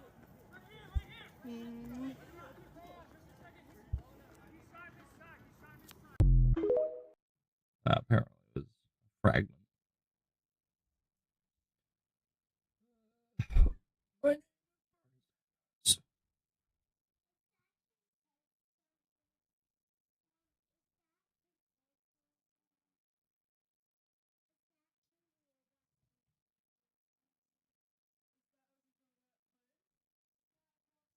Again, another waste of space Democrat.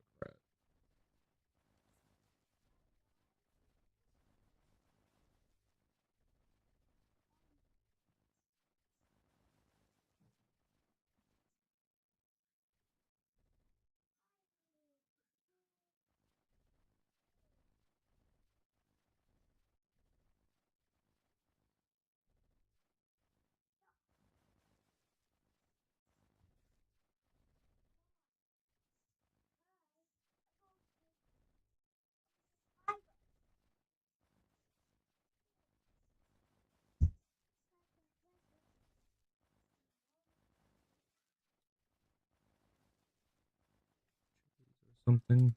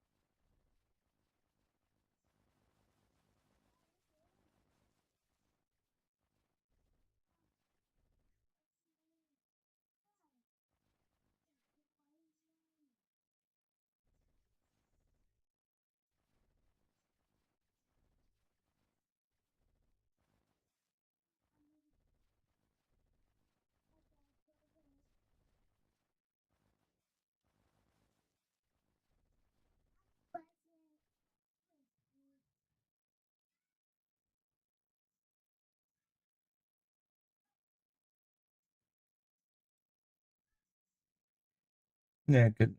Everybody that posts on it just thinks he's an idiot.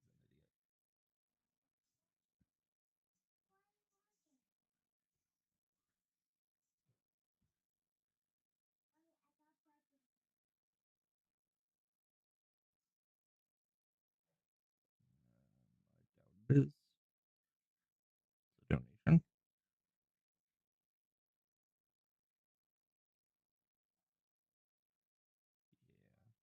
These people, Swedish judge ruled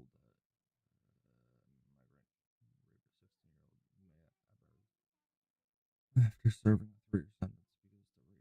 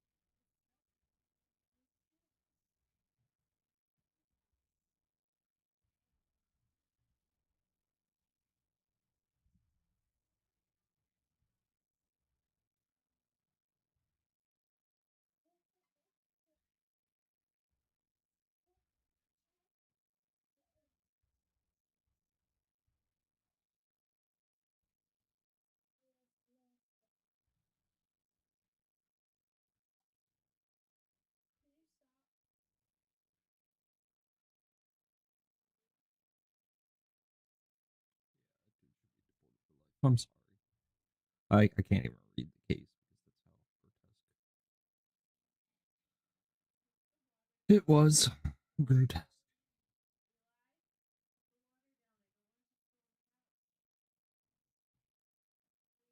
Hey, listen.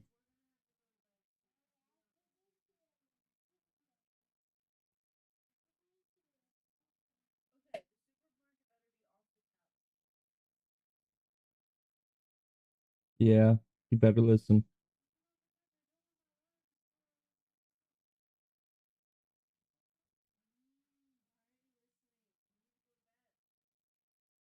Eli.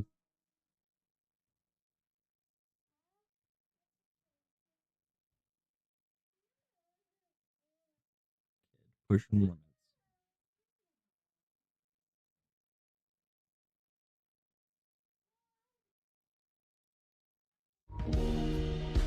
Okay, last bit. What's kidding?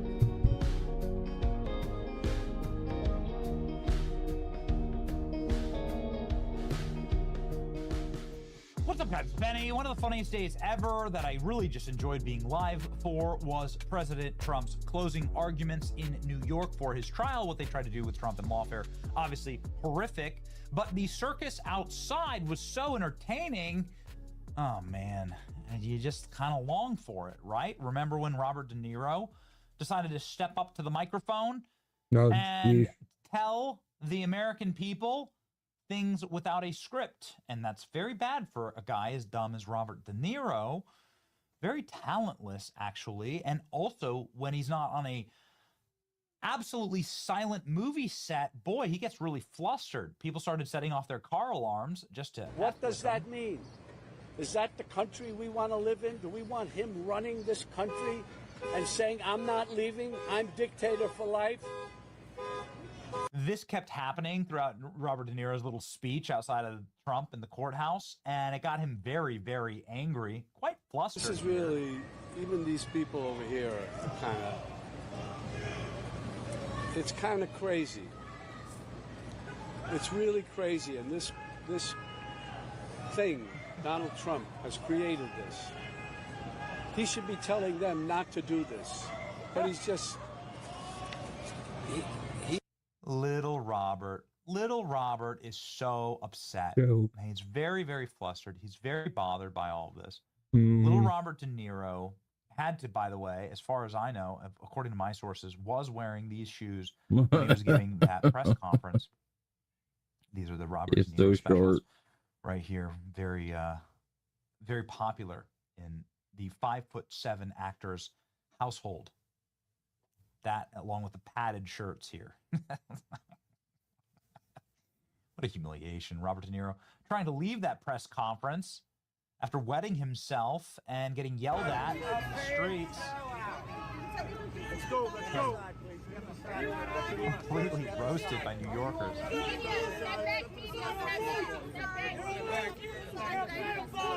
You tough kid! You tough kid! You loser! Fuck you! We are gonna fight back! Trying to do the book.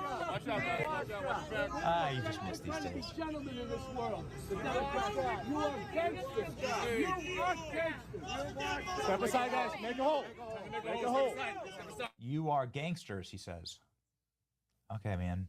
Like, that's why you have a career, is playing gangsters. And, I mean, kind of a cool thing to be called by Robert De Niro, honestly. You know, it's not a cool thing to be called as a Jewish Nazi. I don't know. We see it. We see it. We see it we see it all the time. Yeah, he you got nerd. Does not want to leave. He's set it up with his. I guess he's the Goebbels of the cabinet. Stephen Miller. He's a Nazi. Yes, he is, and he's Jewish, and he should be ashamed of himself. Okay, so MSNBC, he's on MSNBC. He's on this like little ding-dong MSNBC show. The correct way to follow up with that is to say, what is a Jewish Nazi? Like, do you have any evidence of that? It's quite a statement. Yeah, I like Swedish fish. Pick up your lollipop. A little bit. It might need washed off.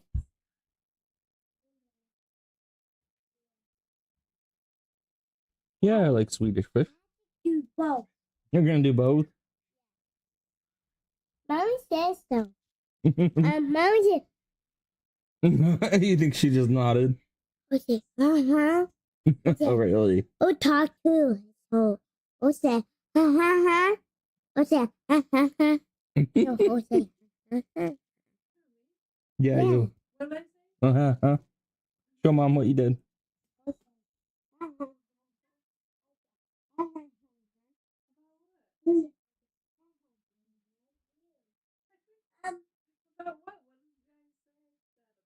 About having to have both.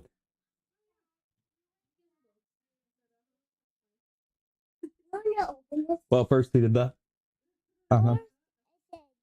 This one and both. Yeah, he's thinking you said he could have both at the same time.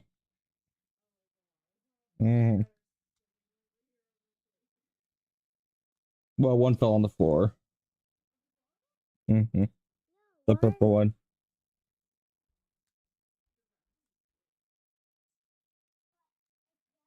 Gotta drop some nerds on the floor. Here's your box of nerds. Yeah, one at a time. That's okay.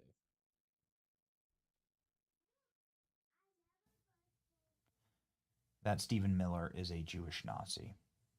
Stephen Miller, certainly not one to let an insult like that go, especially given the fact that his family is being threatened every single day in Washington, D.C. They've had to leave and flee their house after people were writing outside that they lived there, marking their home for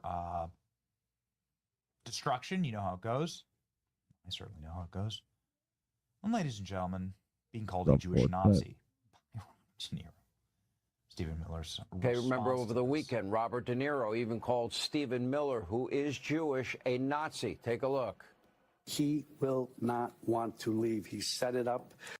Resulting in the arrest of 9 illegal immigrants, some of which have been previously arrested for heinous crimes. Make no mistake, the left has no intention on toning down their rhetoric. The left is now unveiling, and this is chilling, a new master ICE tracker nationwide to track the location of ICE agents and their operations and tip off people that are in this country illegally. By the way, take away the element of surprise, put a target on these law enforcement officers' backs. This will end in a disaster for men and women in law enforcement who put their lives on the line to make our country safer.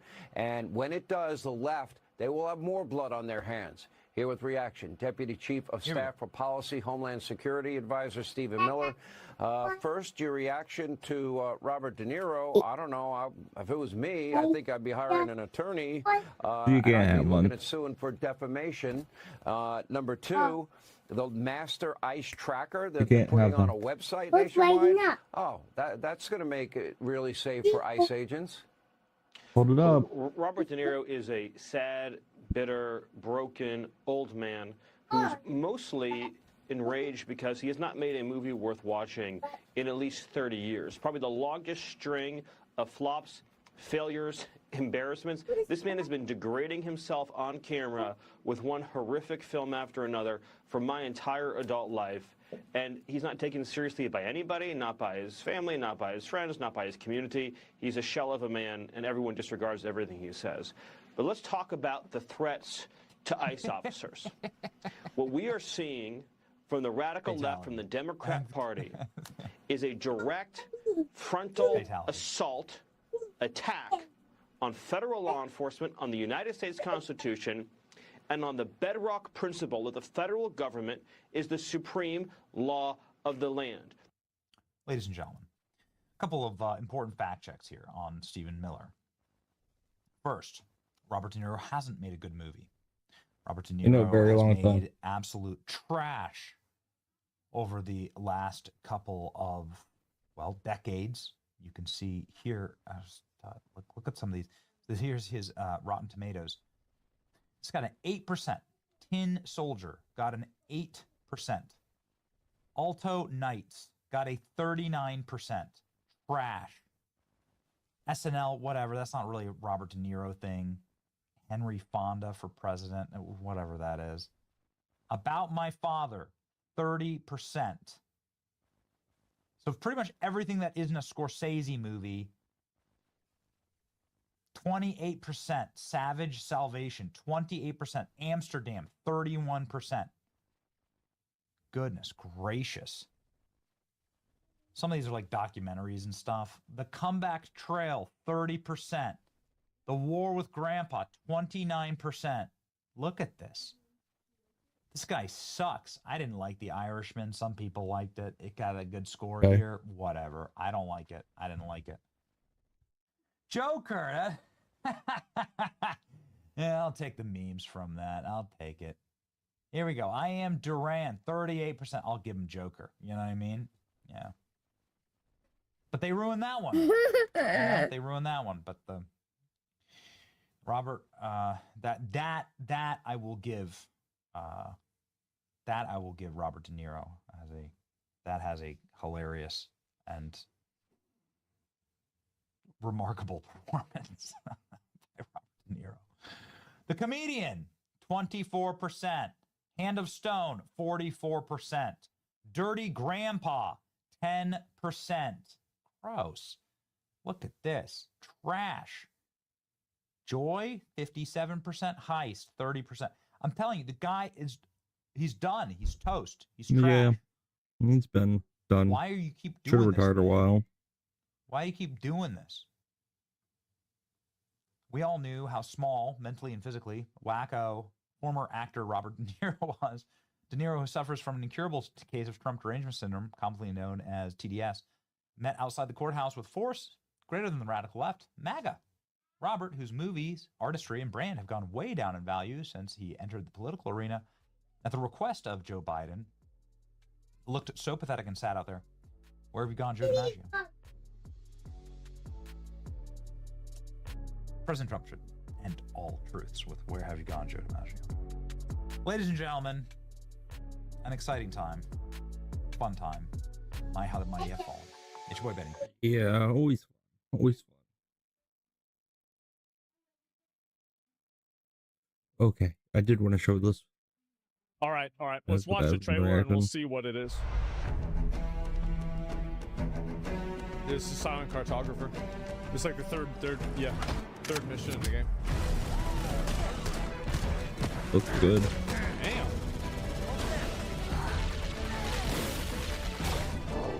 Damn.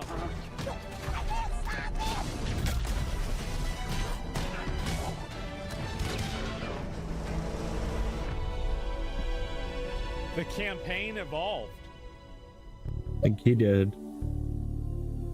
Halo Campaign Evolved is the next project coming out of Halo Studios. It is the ultimate Halo CE campaign remake. It is coming to Xbox, PC, and for the first time, PlayStation. It'll be arriving next year. To talk more about it, we've got Dan. There it is. I fucking knew it. I told y'all this shit was gonna happen. Yes, it is coming to PlayStation. That is huge. This is such a huge W. Max and Greg from the development This is team, great. guys, let's get into this. Yeah, I'm Why getting is this the sick of right the game for remakes right now? though. We did this work on Halo Anniversary. I felt like there were certain things that were left unsaid. There were certain things that we weren't able to achieve at that time. There were certain things we weren't able to do. It's a great time to revisit Combat Evolved for new players, for established Halo players, and maybe even for old friends playing on different hardware today, to allow them to play together and enjoy the franchise together again. Going back to the Halo ring again for the first time. For the first time is really important, and for them to be surprised by new content and feel like excited again about exploring the ring world. For new players, this is the right time for you to jump in. Think of this as your introduction into this huge franchise we've been building for the It's past been a 25 while. years. I'm curious how you're going to focus on capturing the essence of the original, knowing that you need to evolve to kind of move the experience forward. Isn't it crazy, like, by the way, the fact that this shit, keep in mind, this came out 25 years ago. I don't think people recognize like how fucking next generation this was at the time. Yeah, from design, we don't Yeah, take it was that lightly a at very all. next Whenever we generation make game. a change, the number one thing was to be true to the original game. For every one of those topics that comes up, there's someone who is incredibly passionate on the other side saying we can, like, that is sacred. We do not move that crate. It's really about looking across, what we've learned over the years, what technology we've built, and how we can tie that back into this experience. So in this game, up to 4 people can play the campaign together, regardless of which platform they're on. And then we're kicking it old school. We can play 2-player co-op on consoles, on the couch together, just like we did back in the original. Oh, cool. Actually, great decision. That's what they should have done. I remember one of the games didn't release with that. Was a huge mistake. They learned their lesson. This is good. What do you have to do differently to account now for 4 people running around? For different co-op counts, we will make some of the spaces larger. We also want to make sure we're authentic to the encounters themselves. So it's a balancing act between that difficulty tuning and making those encounters the right size for the right space. I understand that we've done some special tune-up works to the beloved Warthog. Let's see it. There's a new seat, what I like to call the golf cart seat or the bumper seat. This is on the back of the Warthog, so now you can bring everyone with. Oh, that's kind of cool. Let's talk a little bit about one of my favorite aspects of the Halo franchise. What is a skull? What's cool about it? What does it do? A skull is a gameplay modifier. So I might Generally be mean-spirited. It makes the game more challenging for the player. The combination of pairing. Wasn't it crazy how back in the day nobody even really knew what the skulls Oh, were? you got one on your tongue? And then you just had people on like random online forums, and you would Bad one? hear about it from your friend that yeah. like told you like that, like, oh, underneath this one thing, like really. That was like, whenever you think back on that, like that was so cool, bro. Like that was so badass. These different skulls and how that's going to create that new gameplay experience. Huge amount of replay options for folks. I love the replayability that skulls bring to a campaign. It just, is almost endless variety. We have dozens of skulls this time. The most that we've ever had in a Halo game. Are you a lasso guy? I think you yourself told me that you don't think anyone would ever be able to complete this game with legendary all skulls on. I don't think so. I mean, there's a lot. And so if you can do a true legendary all skulls on run, let us know. Because I'd love to see it. Well, didn't that one guy do it? Yeah, I remember that. I mean, that'd be really hard. If there's one thing that this community has shown that us one is guy. do not underestimate them, and they will find a way. But that was Halo 2, to be fair. Well, Halo's always been known for its sandbox. How has this evolved? We made sure that anything we included isn't going to drastically change the way the game plays, to change the sandbox in a drastic way, but there's some really fun kind of additions, and that's across enemies, weapons, vehicles, things that in the original CE you weren't able to do before that you now can. You finally killed the elite with the sword. That weapon hits the floor and you can pick that up and just, kind of really that is take badass. it to the enemy. Yo, I remember whenever you would play like that shit on Legendary and like the gold elite would come through the door, and it was like, oh my god, no, bro, it's over, bro, it's over. Like we're cooked. Sound design. Yeah. Oh no. All these weapons, by the way, have been painstakingly remodeled, rebuilt, higher fidelity. How do all these things kind of come to life? That comes across through the way they look, the way they sound, the effects, the actual panels on the weapons. I think this looks good. I mean, it looks fine. I mean, it doesn't look insanely. Like it's a remake, right? So it's probably not supposed to be like super high def, but this looks fine. The ammo counters. With Unreal, the fully dynamic lighting within Lumen allows us to get those effects, right? That rich plasma lighting up and brightening the environment. Yeah, this is good. Of course, one of the hallmark elements of Halo CE is what becomes kind of a three-way battle with the introduction of the Flood. There was quite a bit of development between Halo CE and 3 to kind of how the Flood behaved and just how they interacted with the player. So we've pulled a lot of those. I remember that shit was really cool because nobody even knew what, like, if I remember right, the introduction of the Flood was not even shown anywhere in like the promotional materials of Halo 1. And so like nobody even knew this shit was going to happen in the game at all. And then like it's just like had that vibe shift and like what was it, like the library? I think that was the map. flood behaviors into this game. And I would say this is a learning specifically from CE2 Anniversary, which is just kind of that mood, the atmosphere, the tension, the horror, and really delivering on that from the way that we stage the encounters and the setup and how we reveal the flood. In Halo Legacy, there were some pure form units. We've pulled in a familiar friend, familiar fiend, if you will, to challenge the player. The big boy. Talk to me just a little bit about how we're approaching the narrative aspects to bring it up to the same level as the rest of this game. We want to tell an authentic story, and we want to level up the cinematics from the source. Good. As we were building this out, we didn't just kind of put a new coat of paint over the original cinematics, right? We ended up revisiting exactly how they were blocked out, how they were sequenced, how they were put together, and we've done that across the board. We have access to original source assets, original source code, and access to the original storyboards. We are remastering, remixing the music to go along with these cinematics. We also had the core principal cast come in and I hope that they can do that in the right way, because like some of those cinematics and everything, it was just like, it was so good. And I just like, I'm worried about that, right? Because it's just like, oh man. All the lines. I hope it's good. How much firepower would you need to crack one of the engine shields? This really provides a degree of fidelity that we weren't able to do for Halo Anniversary. Now would be a very good time to leave. I'm super excited that this game will include 3 brand new bonus missions. Tell me a little bit about that. It was really important that we preserve the original story as it is. So these missions specifically are meant to be a prequel, a setup for, the main course. These new missions are going to offer some new opportunities for character interactions, maybe between, Chief and Johnson. We've got some new mechanics, maybe some new AI behaviors, things that haven't been done before in Halo CE. I think we're just getting started. So where are we right now at this stage in development? What can you share with us? In the past few weeks, we've been able to start engaging and sending builds out to some of our community members. We can now see so many of the elements of the level really coming together.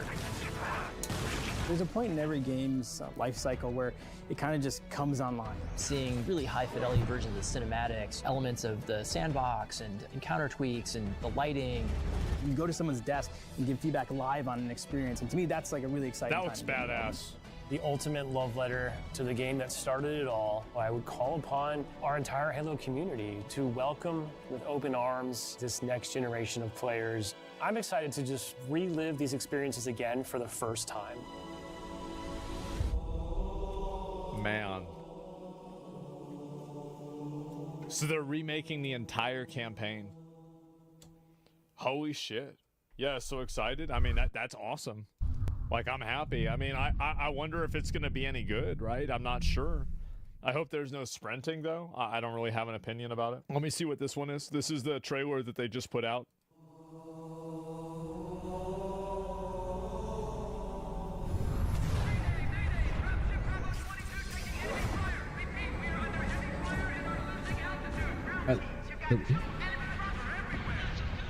According to the Even data though in it their is a networks, remake. the ring has some kind of deep religious significance. They call it Halo. They believe that Halo is some kind of weapon. What sort of weapon is it? One with unimaginable power.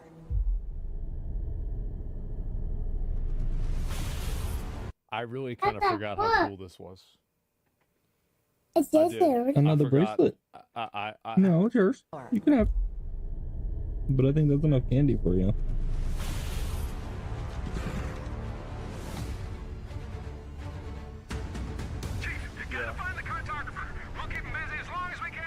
Fire Team Charlie, we're on our way.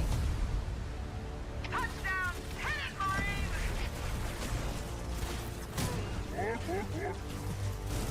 Yeah.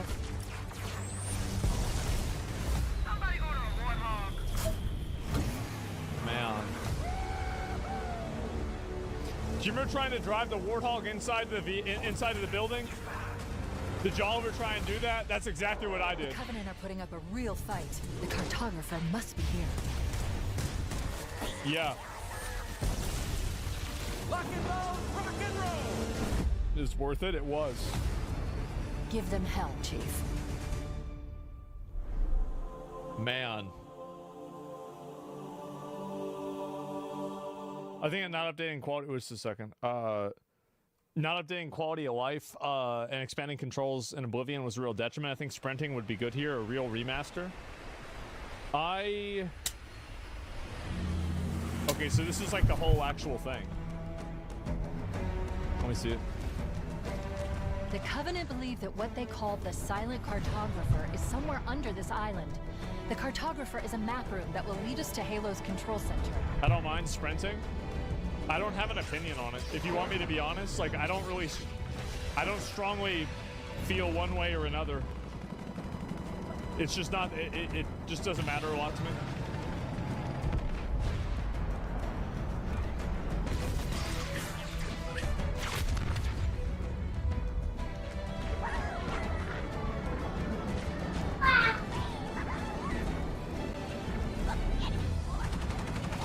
New project and it's in 2 minutes.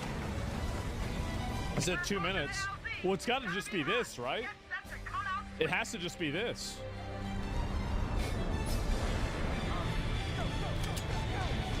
Minutes gameplay. Wait, it's gonna be different? If it's any different than what we already watched, yeah, I feel like it's gonna be the same thing. Like, I mean, there's no way they're gonna announce two things like this at the same time.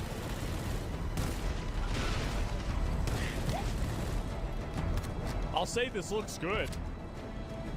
Definitely looks good. Look at this. It's solid, yeah.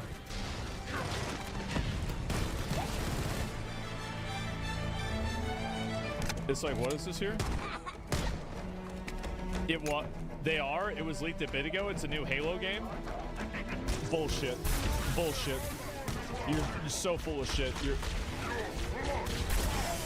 There's no way. There's no way. No way. No way. I think you're lying.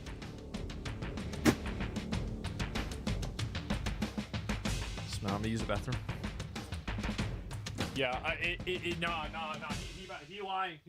We actually introduced a brand new name, of course, for the studio. So that leaves me with the big question: is Sketch, what's on deck for this year? Well, we thought we changed our name again. No, just kidding.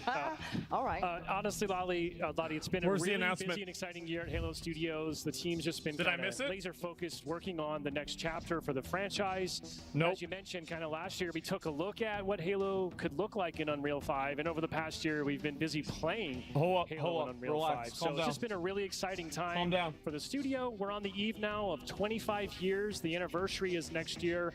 Really since the beginning of it all, with the release of bro, Combat Evolved. 25 So years. Really big, momentous moment, and super exciting. Has it time really as been we that look long? ahead to what's going to be the next chapter for Halo. I mean, so many incredible memories. I mean, Max, you must have tons of memories that being Jesus. in the franchise. And, There's no way obviously that's true, right? It's Halo, gotta be a just lie. nostalgic, isn't it? That's right. I mean, 25 years. It's incredible, right? So thinking back to the Combat Evolved experience. Yeah, I mean, you being probably on had the hair rim back for then, the right? First time as chief, just driving that Warthog to the beach, playing co-op on the couch with a friend, getting through the legendary campaign. There's just so many great memories. Yeah, and like I remember buying my first Xbox back in 2001 and playing the game with my buddies on the couch. And then personally, I would just stop and look at the game and what they were doing in Halo.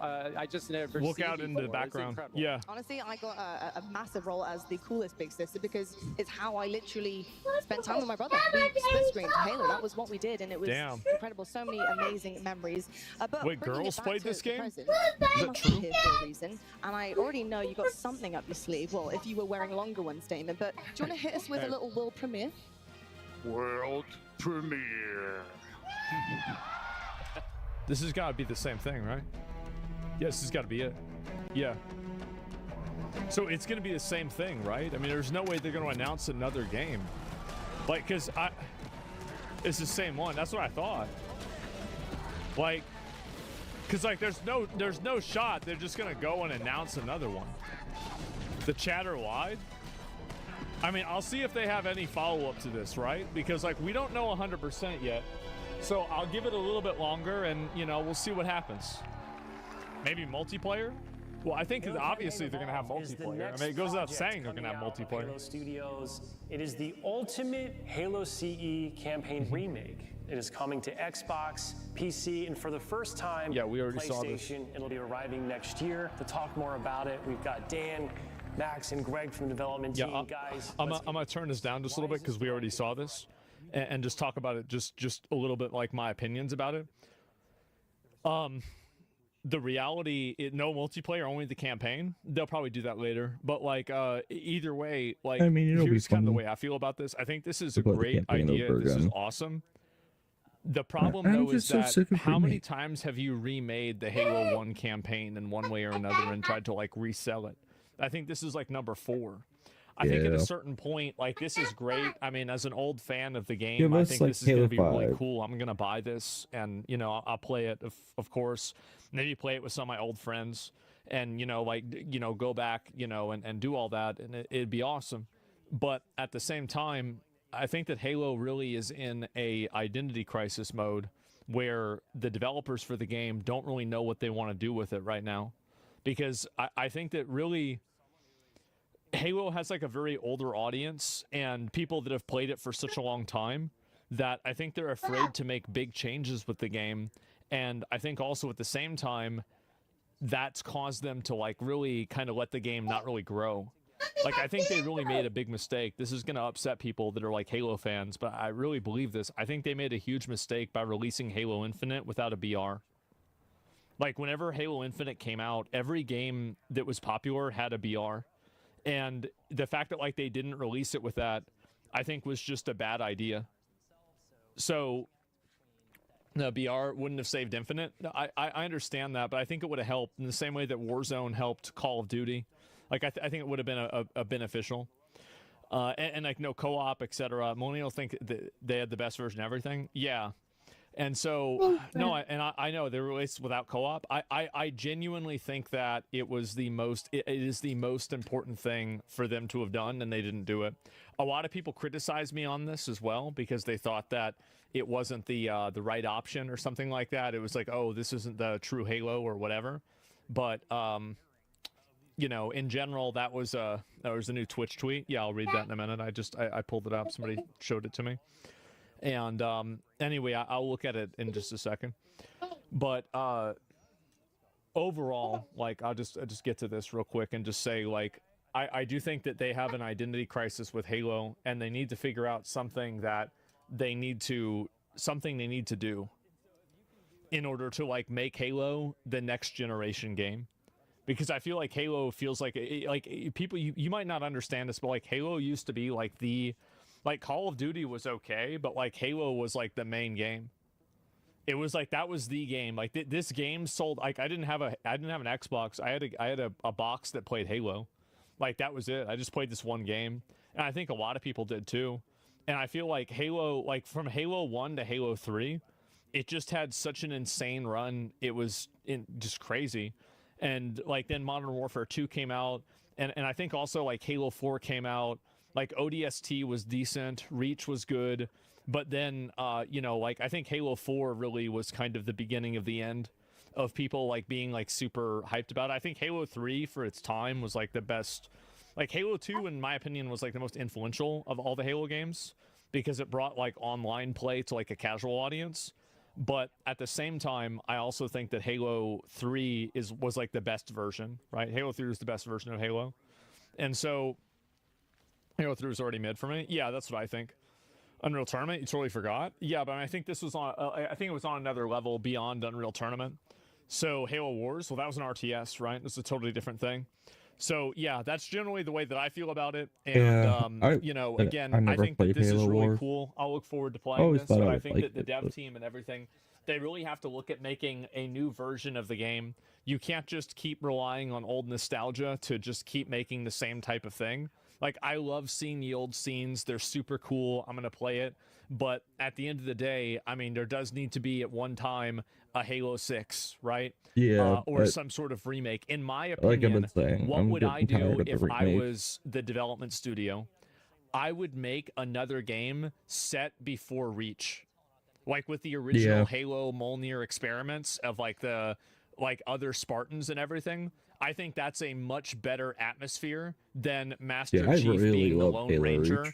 Like the Master Chief being the Lone Ranger is great for like a single player story, but I think from like a multiplayer story and like world building, I think it would be much better if it was like set in the Reach era as well.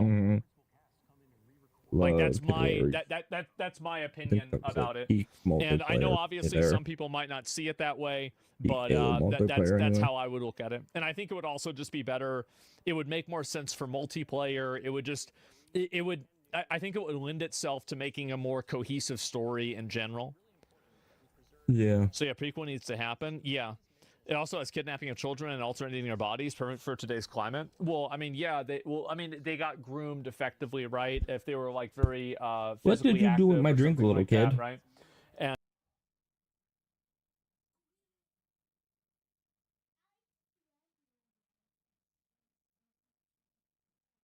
You can go to the store. Can you go get it back from the store for me?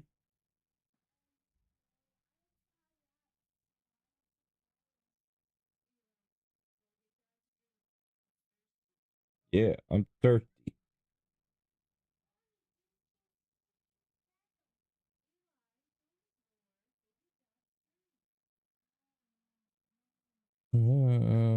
Fine. Yeah, bucko. I'm thirsty. I'm thirsty.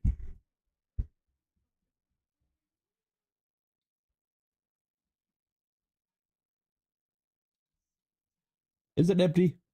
Did you drink it all?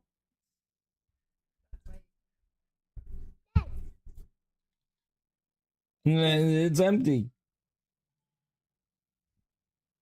I hear you slurping. Put it down. No, there's not. It's empty. It's an empty cup. It's empty. and are physically like athletic, because like There is. There's empty. Very, very little. Oh.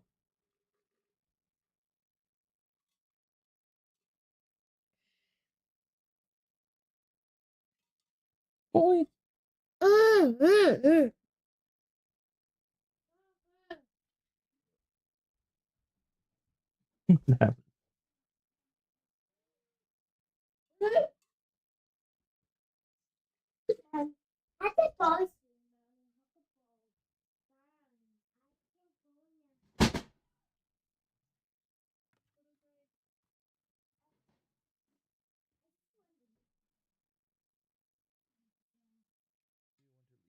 You want to leave it there.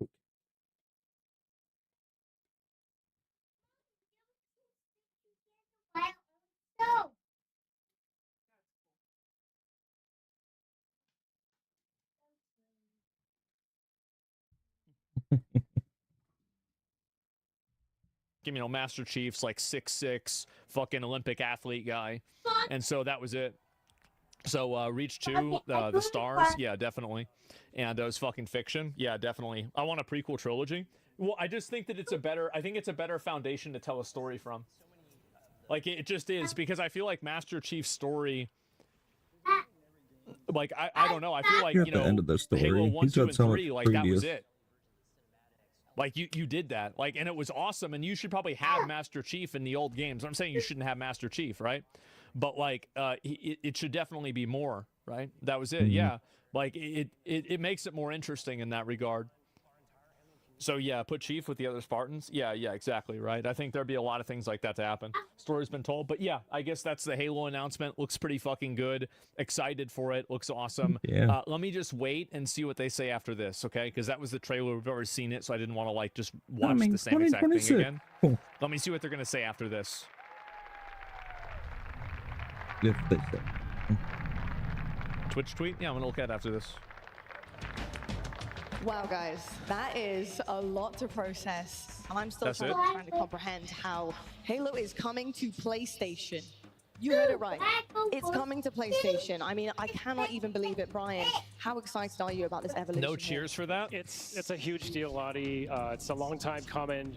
We're just super excited to be able to welcome it's great. even more players now into the franchise we love, to fall in love with Halo the same way that we all did, you know, 24 years ago here at this point. And as a community Trump guy, ended the I know console the Halo war. community is super excited to welcome in their friends as well, and it's just going to mean more Halo. That's why he's going to get a Nobel Peace Prize. It's really a new era. Halo is on PlayStation going forward, starting with Halo Campaign Evolved. It really is. Honestly, for me personally, Yeah, I think putting it on PlayStation is a great idea. It's absolutely a good idea. I can't imagine why it wouldn't be a good idea. So, yeah. So Sony did win the console wars. Well, I mean, has it ever occurred to you that winning a console war isn't necessarily a good thing? Like, sometimes you're winning a race that you shouldn't even be in.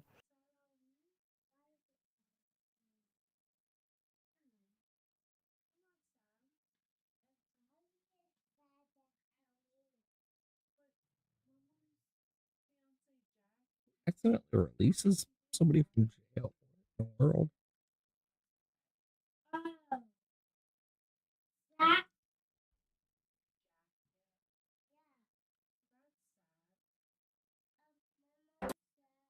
News channel, we come to you guys with some breaking news, and following earlier on, so I have no idea how their system was basically brought down. The whole thing fell apart based on what we were reporting, but we're going to try again. Take two. The absolute emergency and chaos on the streets of the United Kingdom as the police manhunt has now begun following an accidental release of a dangerous foreign criminal, an illegal migrant who targeted young girls in England. He was in prison. He was arrested, convicted. He was supposed to be taken to an immigration center to be deported back to his country. He has now somehow been released, and the whole system is falling apart. Let me give you guys the summary again. We're going to get your reaction in the live chat, and let's hope that this live stream doesn't collapse. All right. Hadush Kabatu. For those of you who remember, he was arrested in July. He was staying in the Bell Hotel in Epping, Essex. Obviously, the protest that started outside migrant hotels, for example, in Epping, was because of this man who was going around targeting young girls. He was meant to be sent to an immigration detention center earlier on to be deported. He was somehow released. There is a bit of a situation right now because the prison officer responsible, one of them at least, has now been suspended, and actually I think he's already been sacked. He's been relieved of his duties. We don't know exactly who it was. We need to find out information about the identity of the officer that somehow accidentally released this man instead of sending him to a detention center.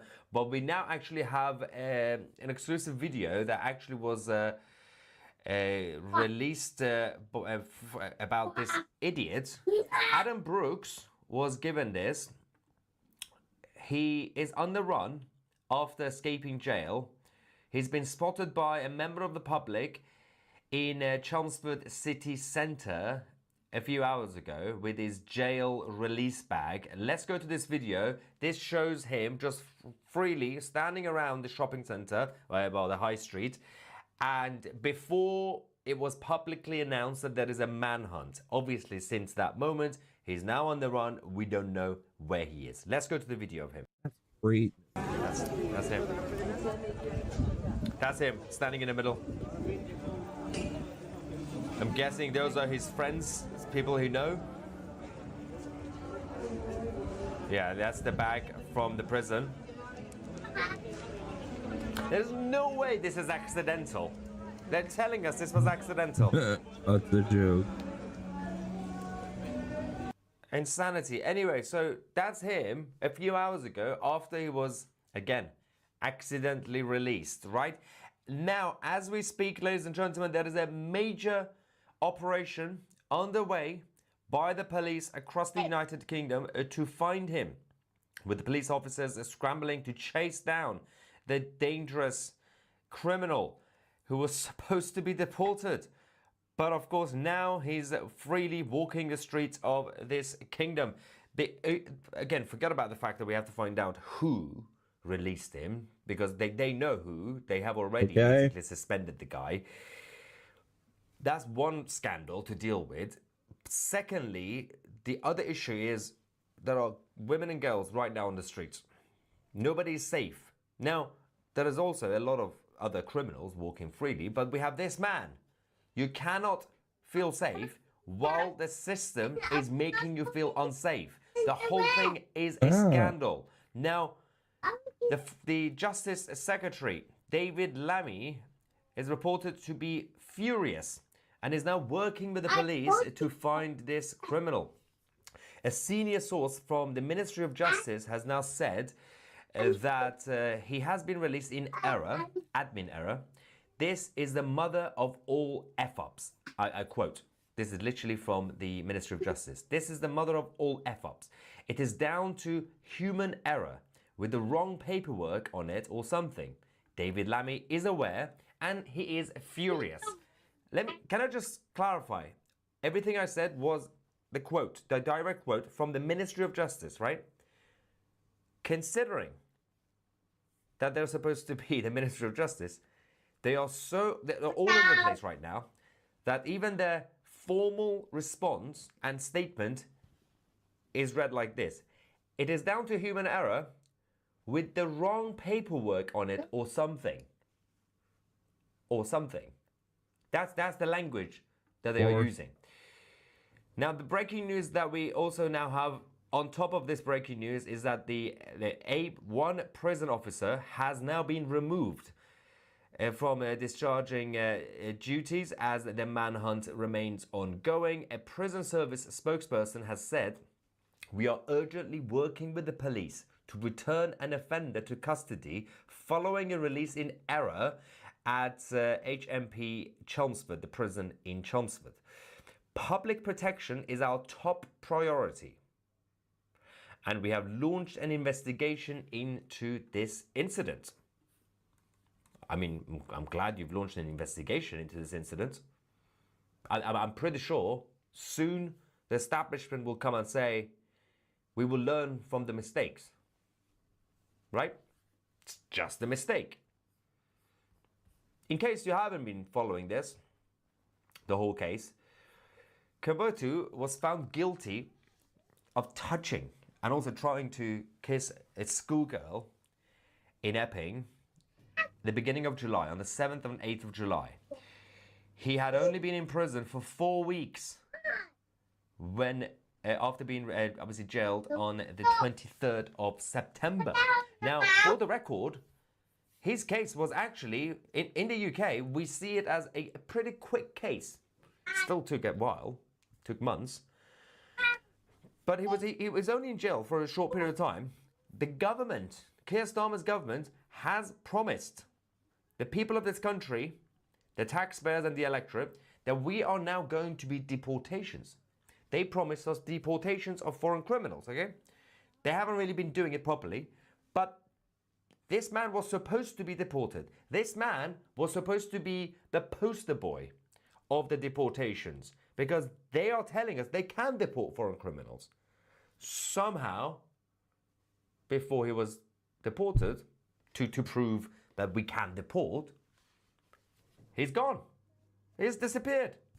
He was accidentally released. According to the Ministry of Justice, human error. Was he ever going to be deported? Now, his arrests after what he did in July led to a wave of protests outside the Bell Hotel in Epping, where he was staying as an illegal immigrant from Ethiopia. Obviously, they called him an asylum seeker, but he was going to be sent back to Ethiopia. Now, one of the major issues right now is that the same place that I'm showing you, the videos, and of course, just as a reminder, that the sort of protests that we started getting, and of course, CCTV was there a number of times to report on the ground. We've had a number of new media and citizen journalists who were also there. Let's just show you the type of protests that we had. The residents of Epping, women, children, grandparents. There's now going to be an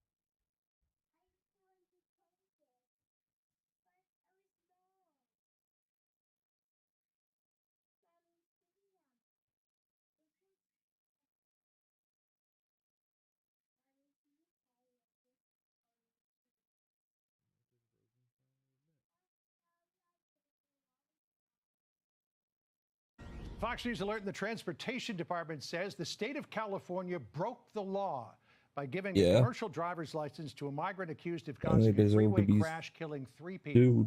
A new report claims California upgraded the driver's license 6 days before the accident, ignoring a federal order to comply with new restrictions banning illegal aliens from operating big rig trucks.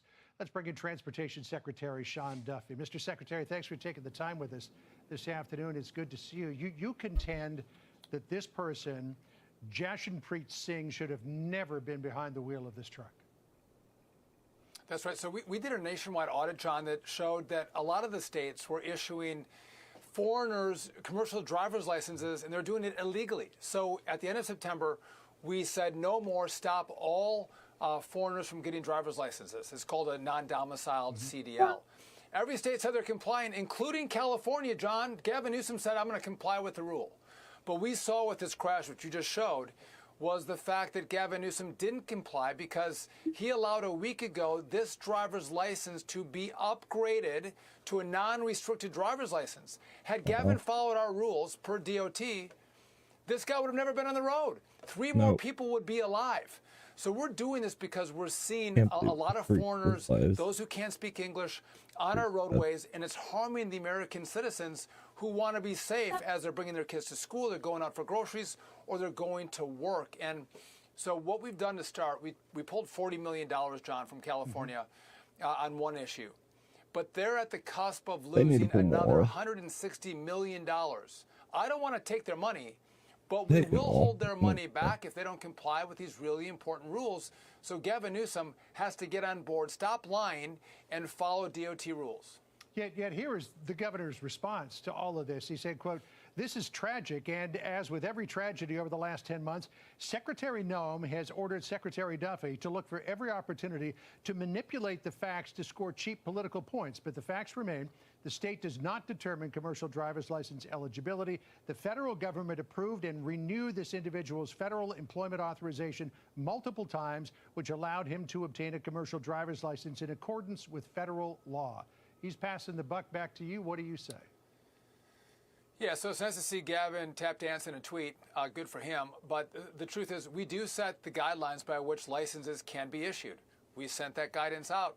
Gavin Newsom said, I'm not going to follow it. I'm going to allow this foreigner to get an upgraded license that was Gavin Newsom's choice. The states issue commercial driver's licenses. We give the guidance, they issue them. I gave the guidance, Gavin Newsom didn't follow it, and 3 people are now dead because he refused to follow the rules that come from DOT. So again, nice effort to try to pass the buck. But again, this is really simple stuff. Keep your citizens safe. Keep foreigners off the roads, especially those who aren't trained. Stop giving licenses illegally to people who are not in the country lawfully. Very simple stuff, John. Right. We should also point out, too, that the employment authorization was given to Singh under the Biden administration as well. There's another tragic crash, this one in Florida that we covered as well. Harjinder Singh is the one allegedly behind the wheel here. We have discovered the following, and this is pretty shocking. Singh failed his CDL knowledge exam in Washington state 10 times over the course of 2 months, failed his air brakes knowledge exam 2 times, but Washington still issued his first CDL and California issued him another CDL. People at home might think, how in the world does that happen? Yeah, so I think this was some great reporting from Bill Maluzhin. I don't know that the exact numbers are right, but he is right to say that multiple failures and still this driver got his license before killing 3 people in Florida. And the truth is, I think we have a lot of fraud and abuse in the commercial driver license issuing space. Companies that are here testing drivers. Again, the driver that we're mentioning in Florida, he didn't speak English. 3 or 4 road signs he couldn't read, and a clear violation of the rule. So the question becomes, if you can't understand English, you can't understand road signs, how in the heck can you ever pass a test to be issued a commercial driver's license?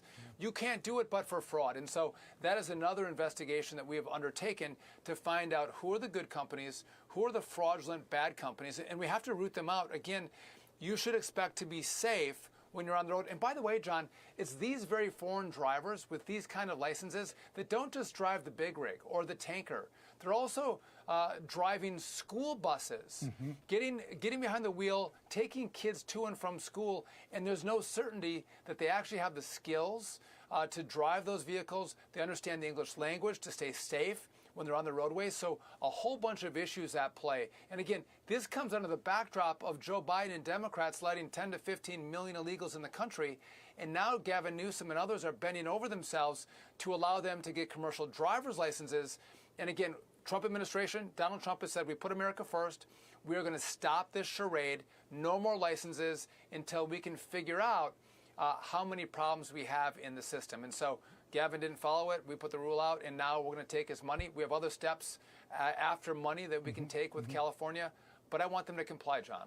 Another big issue I'd like to take up with you briefly, Mr. Secretary, and that is the looming massive travel season and what's going to happen at airports. You were at the Philadelphia airport earlier today because coming up on Tuesday, air traffic controllers and others will not get their first full paycheck. Axios talked to one air traffic controller in anonymity who said, quote, eventually people are going to have to make human decisions. The second one, missed paycheck, will likely be where people can't last any longer without money coming in.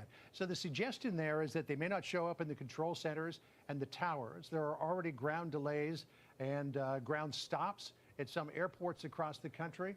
If the government doesn't reopen and these air traffic controllers and others don't get paid, what's going to happen as we head into the Thanksgiving and Christmas travel season?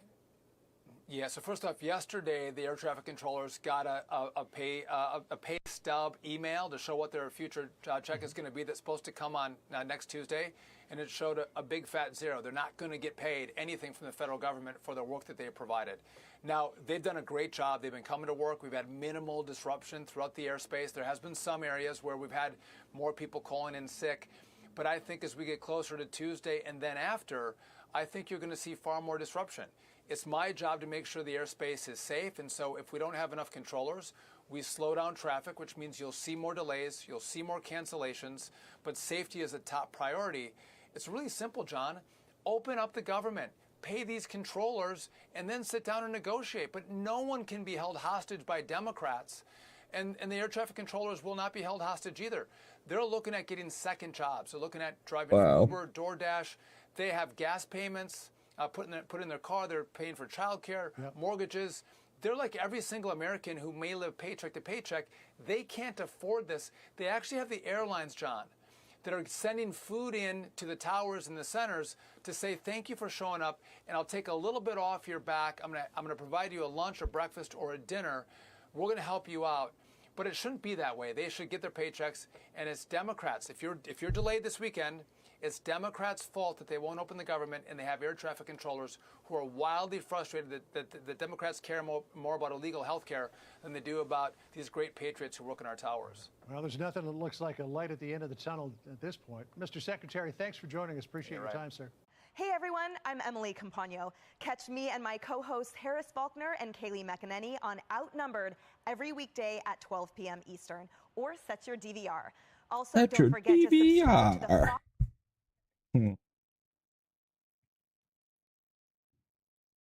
I want to talk about a big story that came through Fox News earlier today and is still a major story when we're talking now about the Trump administration once again taking on these narco terrorists.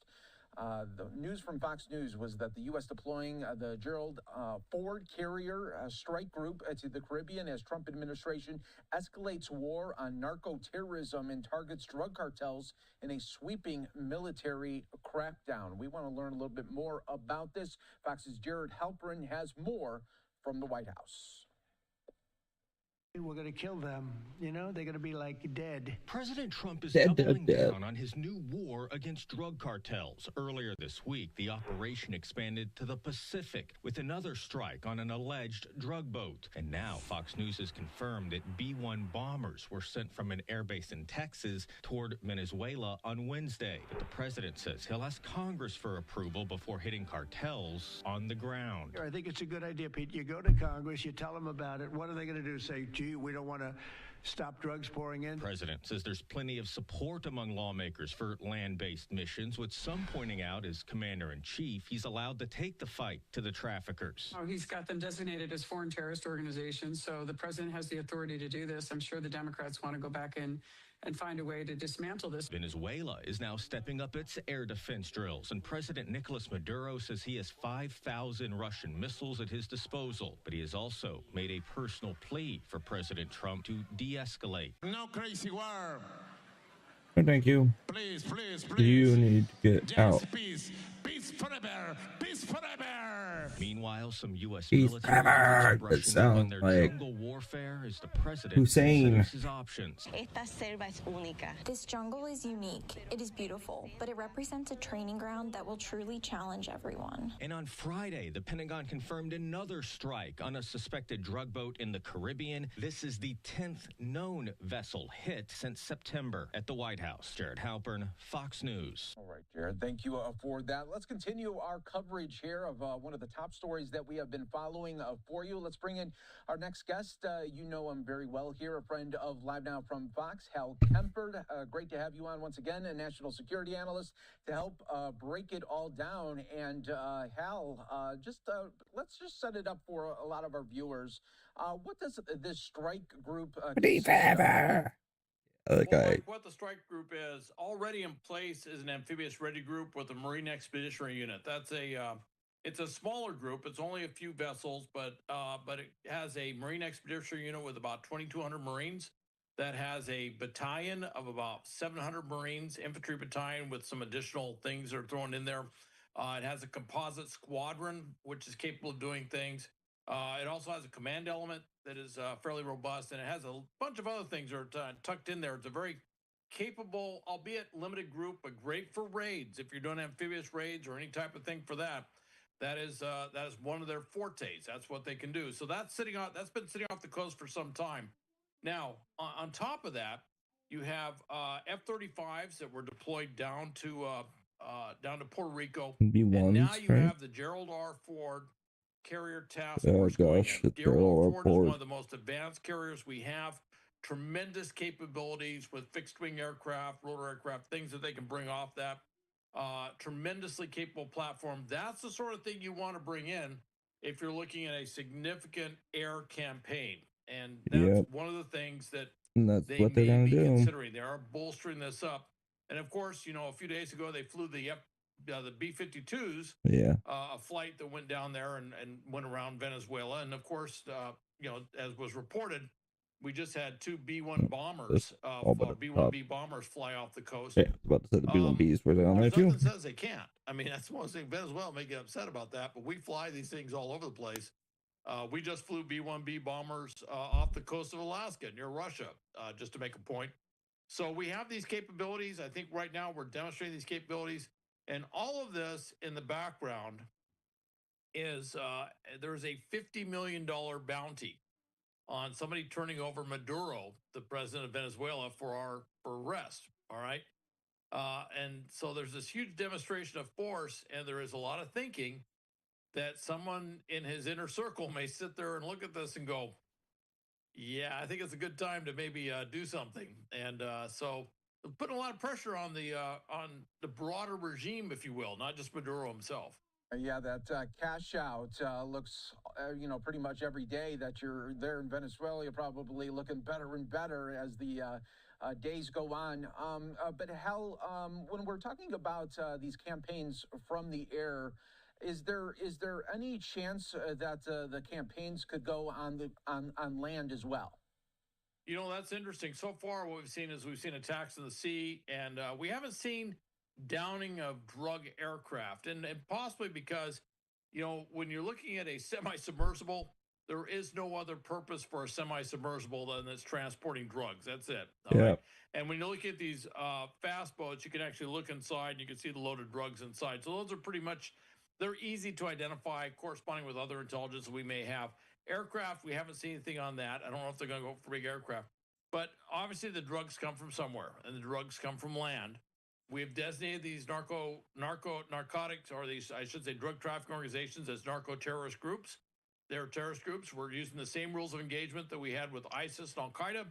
which is if we spot them, we target them. And President Trump has made it pretty clear that he's looking at, he's kind of saying, we're kind of considering it. It's one of those things we may think about. He's made it pretty clear that he's thinking about doing strikes. Now, if we do a strike on the sovereign territory of another nation, technically that is an act of war. However, the thing with Venezuela is, how would they respond back? They're not going to attack the United States. I mean, at least not in any conventional way they can't attack us, because they're all the way down the bottom of the Caribbean. So it's not like they're going to send an army in to invade the U.S. That's just not going to happen. They could maybe sponsor terrorist things, stuff like that. But we have such a capable force there that, frankly, if we were to put all that firepower into the country, if it did escalate up to that, frankly, there's a very good chance we'd see regime change down there before we see any sort of significant attacks coming north. Now, the only fear I really have on that is that they do have a lot of Russian anti-air missiles, a lot of what we call man pads, man portable air defense system, the stuff that they have on the shoulders. They have other more capable, larger air defense missiles. So they have a lot of those down there. And of course, the fear is if you're doing airstrikes, that one of those missiles would, overcome our defensive measures and possibly take down an aircraft. So that would be my big concern with whatever we're doing down there. But there's a lot of ways we can do this kind of, I don't want to say asymmetrically, but it is kind of that way. There's a lot of things we can do with airstrikes, small raids, stuff like that, that could completely upend and destabilize a regime.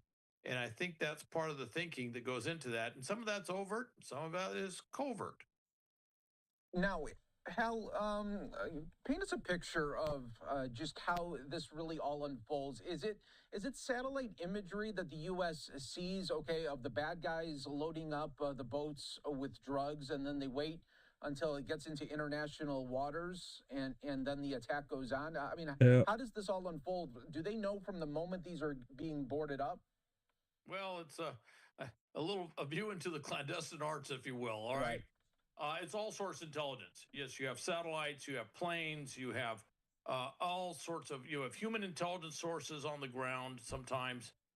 You have a variety of different means by which you fuse all this together, you bring it together, you collate all this intelligence feed, and you conduct an analysis. Now, it's different in this type of thing. In the United States, in the U.S. and domestic parlance, if you will, we normally say, if you take it to a court of law and they prove beyond a reasonable doubt that someone is guilty, that's not the same standard in warfare or global conflict or national security issues. When we have enough there that we can make a reasonable determination that that's what it is, then that's the decision that's made is, yes, that is a drug boat. It's moving dangerous narcotics. We have kind of upped the description of dangerous narcotics as posing something of a clear and present threat to the lives of the U.S. And we've changed our language. It's interesting when you see them talk about taking out a drug boat, whether it's a fast boat or a semi-submersible. They say, by the way, there's enough drugs there to kill 25,000 or 50,000 or whatever Americans. That really does change the context of the threat that those drugs portend. And you have to remember with things like fentanyl, I've heard numbers where they say 100,000 Americans die every year from fentanyl. So it's just a different way of thinking, a different way of describing the threat of drugs, and of course, changing the drug cartels from criminal organizations to terrorist organizations. And so by doing that, they're able to use our intelligence means that we normally use for military national security in doing something that goes after what was before described as a criminal group, not a terrorist group. And now we're doing things that you're probably more familiar with from our various things in South Asia and the Middle East dealing with more traditional terrorist organizations. Now, Hal, this has happened now, 10 takedowns so far out there in the international waters. Who's going to be the 11th one, and who says, okay, when they're chosen to be the 11th one in this boat, they feel pretty confident about it. How can they at this point continue to send them when they know pretty much they're going to be goners? Well, the drug trafficking organizations and narco-terrorists, they have no problem sending folks out to do stuff. Look, they sacrifice folks on loads all the time. I mean, it's as you know, I spent years working with DEA. At that time, it was called U.S. Customs, FBI, other organizations in the war on drugs. And we would constantly see them literally send out a mope, as we would call them, somebody who was basically a mule, if you will, whether they're driving a truck or whatever. And they knew full well that they were going to basically sacrifice them like a pawn, and that they would be taken up. And while we're busy doing that, somewhere else, they're probably moving a big load, while our attention and resources are diverted. In this case, what we've done is, and this is one thing we can do, we have tremendous capabilities to really track things in the maritime domain. And particularly when we put that type of intensity, the array of forces that we have with radars, aircraft, everything else, that if something moves on the water down there, we can pretty much get in there, identify, and then bring a lot of other resources to identify exactly what it is, and then correspond that to whatever intelligence we may have from other means to tell us if that is a drug trafficking boat or semi-submersible or whatever. By shutting down that conduit, which is a major conduit, some would say the biggest conduit of drugs coming from South America, by shutting that down, and we're not just doing it in the Caribbean now, we've just started doing those same sorts of strikes in the Pacific. The drug trafficking organizations, the narco-terrorists, are going to have to try and figure out other ways of moving the drugs north. They may go to aircraft. I think if we had solid intelligence that there was an aircraft carrying drugs, and and there'd be a lot of parameters on what else it might be carrying, where there'd be mitigating circumstances, we possibly might do something about that. They can try and move the drugs up through over land, but the problem is there's a in southern Panama, and I used to be stationed in Panama, an area called San Blas. It's got actually a newsroom now, but it's an area where a lot of people don't realize as you go down south, you can't take a road all the way into South America. It just stops, and that's where it stops. Yep. And it's this kind of wild jungle, marshy area, and very dangerous. A lot of things that will kill you naturally, but a lot of gangs and other things that will kill you. It's a huge conduit for people carrying stuff on their back and going up north. But it's difficult to carry large loads of drugs up there because there's just no roads. You can't put it in a big truck and drive it up there. You can't sneak it up on a railroad car or anything like that. It's just this very limiting terrain feature that they can't overcome. So it would force them to put more things going that way, and that is a very limited way of doing it, which is another way of saying it's really going to curtail the ability of the cartels to make money.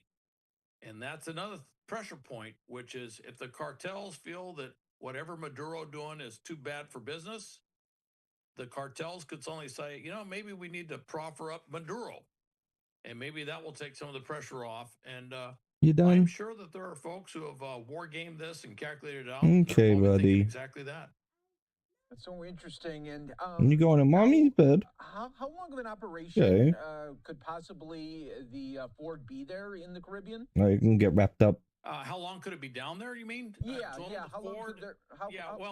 It could be weeks. No, that's okay. I think theoretically it could be months, but you're not going to keep it down there forever because there's other commitments we have around the world. One of the things that's kind of taken the pressure off our ships is what's happened in the Middle East. Now that there's a ceasefire in Gaza, and we're trying to see how that translates to what is happening in the Gulf of Aden and the Red Sea with the Houthis. That's been something that has taken up a lot of our resources, to include aircraft carriers covering that contingency. So as that diminishes, that frees up our ability to bring a carrier task force down to the Caribbean and potentially keep it there for some period of time. And we could do that. We'll see how long this takes. I mean, there could be things going on that we have no idea about that are going on, in a that are going on right now, covert manner that we just don't know about, the pressure points, if you will. And so things could change. And when things change like that, they can change rather dramatically. I can recall some big changes in, South America and Central America over the years where, Somoza and Nicaragua and stuff. And certainly we've seen, Allende down in Chile, and other things have happened over the many years where you know, all of a sudden there's a dictator or somebody who's in charge, and you say this is never going to change, and then boom, overnight it's all gone, it's all changed, and you go, well, I guess things change, and so that could happen, and that could definitely happen in Venezuela. And Hal, is this like the first time in a while that you can remember that a major carrier not in the Middle East right now? You know, that's kind of an odd thing. Yeah, it is. We've had carriers on station.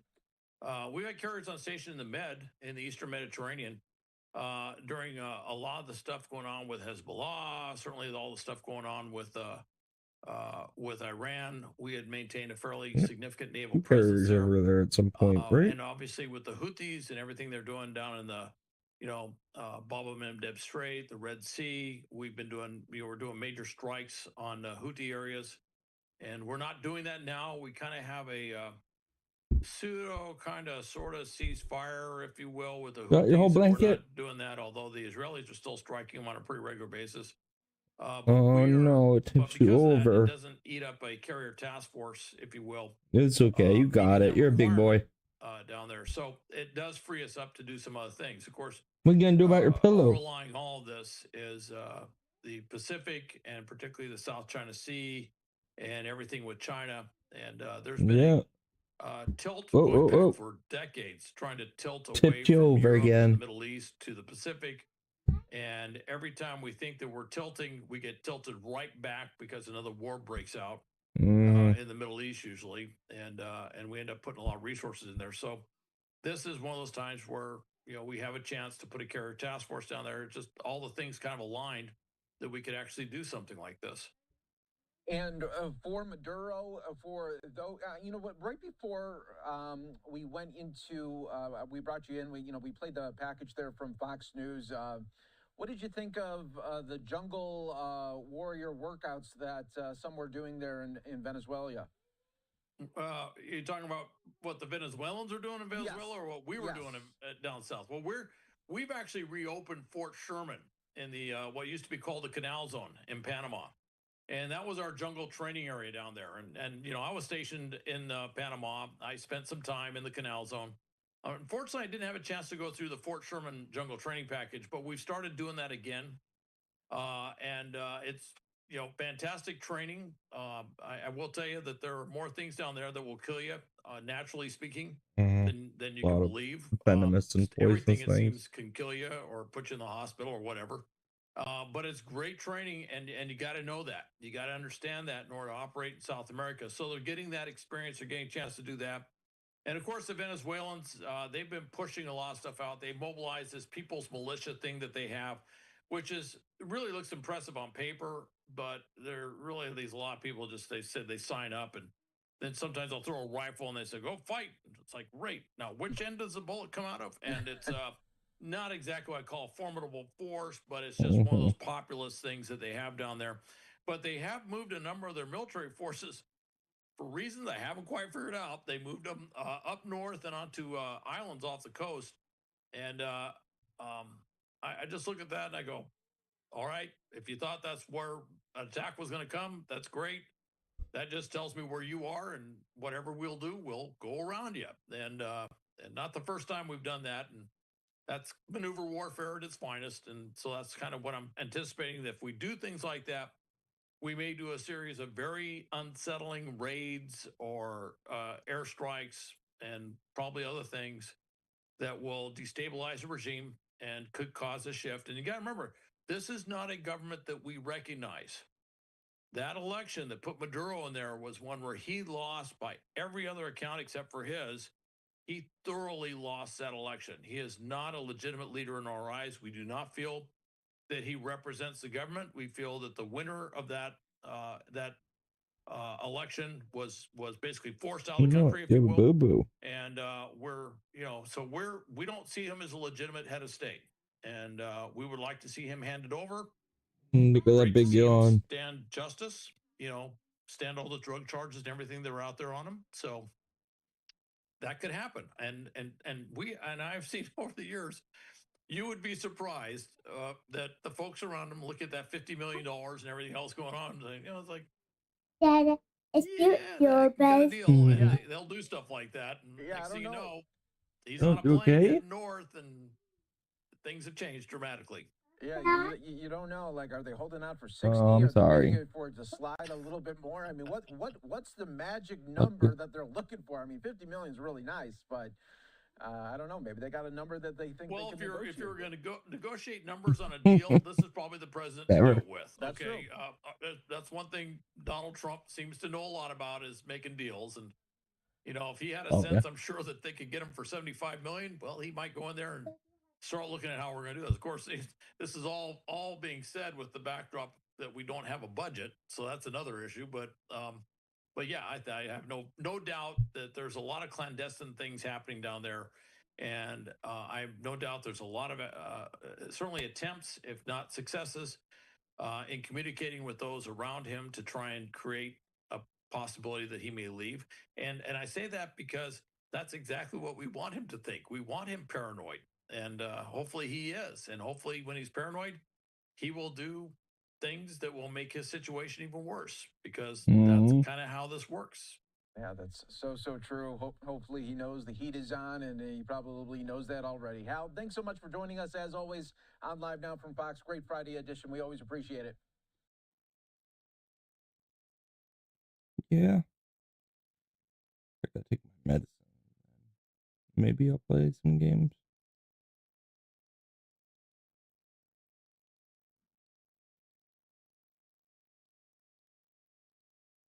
Oh, this one's probably trending, I'm sure.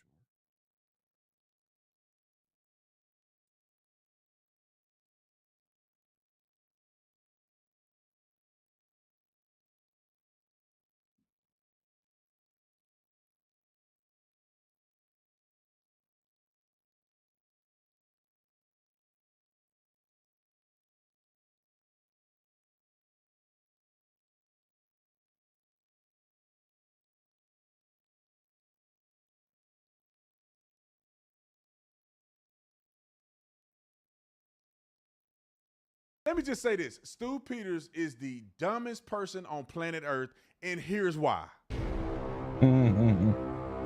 Charlie Kirk was not killed by Tyler Robinson. Charlie Kirk was killed by the Jew after he was betrayed by the people closest to him. After he was betrayed by his wife, by the board at TPUSA, by his security detail, by President Trump, who he himself has played his part in perpetuating this hoax since the day that Charlie Kirk was killed. If you have questions about evidence, that's fine. But for you to say that the Jews killed Charlie because he secretly was turning against Israel, secretly, none of y'all heard of any of this stuff before he died, did you? Nobody.